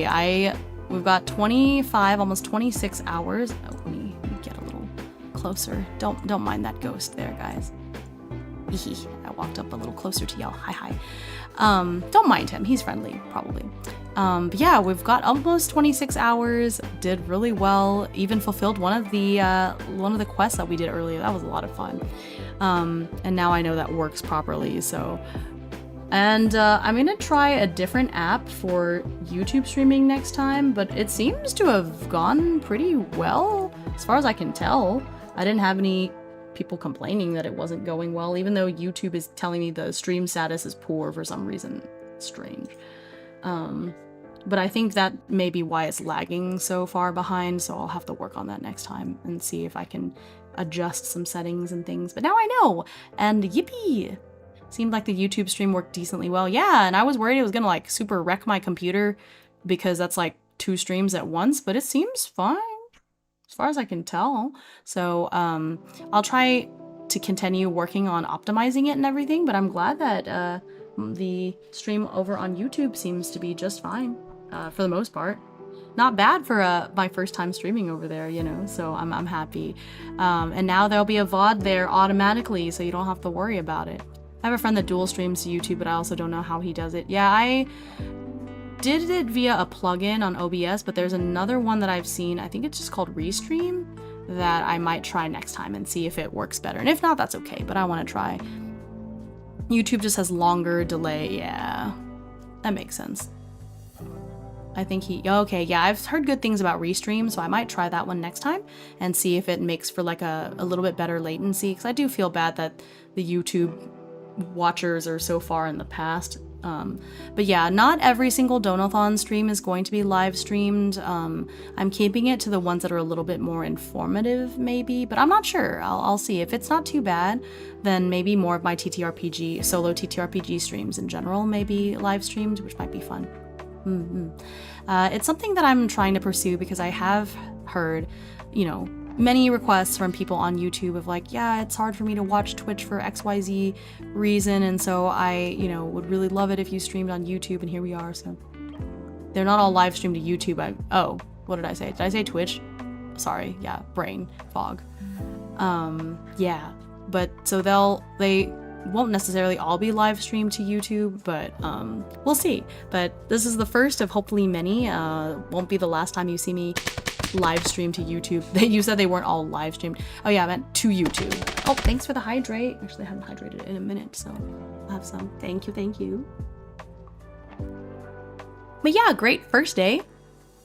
Smashed past the first 2 goals. I'm really happy about that. So I'm looking forward to seeing what we get up to tomorrow. So tomorrow, let me get my schedule.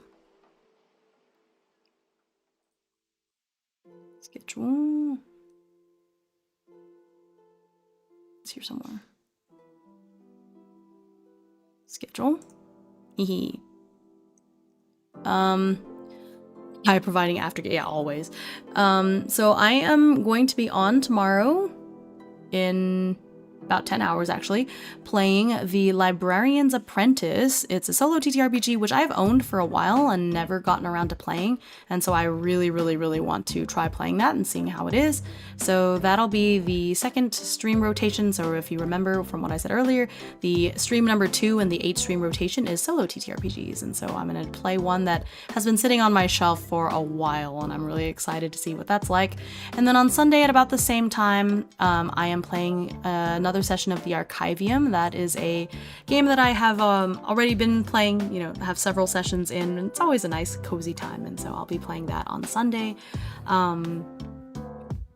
Yeah, I am really excited for this donathon and all of the TTRPG shenanigans I'm going to be up to, and so thank you for coming along on this ride, and whether you donated or didn't donate, thank you so much for being here and supporting. I just really appreciate y'all's presence, because it wasn't, I don't know, I just feel like it wasn't that long ago that I was streaming to just like 1 or 2 people, and so just the fact that the channel has grown so much in the last 2 years really means a lot to me, and I know that this is very niche in terms of like content, because TTRPGs are not necessarily for everyone, but really appreciate y'all being here and letting me enjoy your company as we went through that book. It was so much fun. I'm really excited to try. So I'm gonna have Cottages and Cerberus. I'll definitely slot that in on one of the solo TTRPG rotations so that we can actually play the game, which we didn't get to do today. So thank you again for being here. Let me see. Aha! See, past 5 hours. I did it.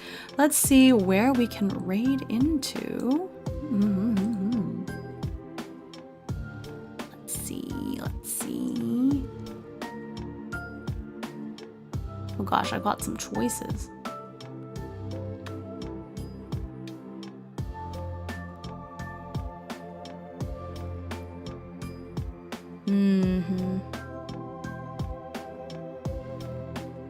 I've got some choices here.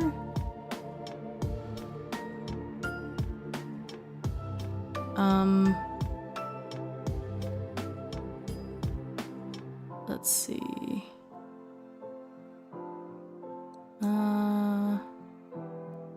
Let's see. I don't know what vibe we're feeling.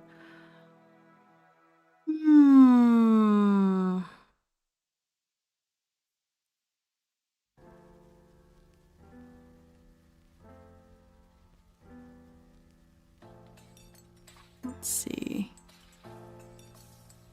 A lot of people are playing Subnautica, which I guess makes sense. Let's raid into this person that I know them only a little bit through the lore writing stream that I did recently, but I'd like to get to know them, and so let's go in there. They're playing Subnautica. That looks a lot of fun, so I think we're gonna raid into Wispin White. Yeah, we're gonna do that. So hopefully that's nice and, I don't know, relatively relaxing. I'm sure it's gonna be a little scary too, but I hope you guys enjoy. Thank you so much again. I know most of you are probably not here at the moment, but to Bones, Gavin, Lunry, Raguna, and Raptor for the raids. Appreciate y'all. And I'm gonna put up my, we're about to go under the sea. Under the sea. There is your raid message. Thank you so much for being here, everyone. I will see y'all again, hopefully tomorrow. And if not, then I'll see you next time. Thank you so much, and goodbye.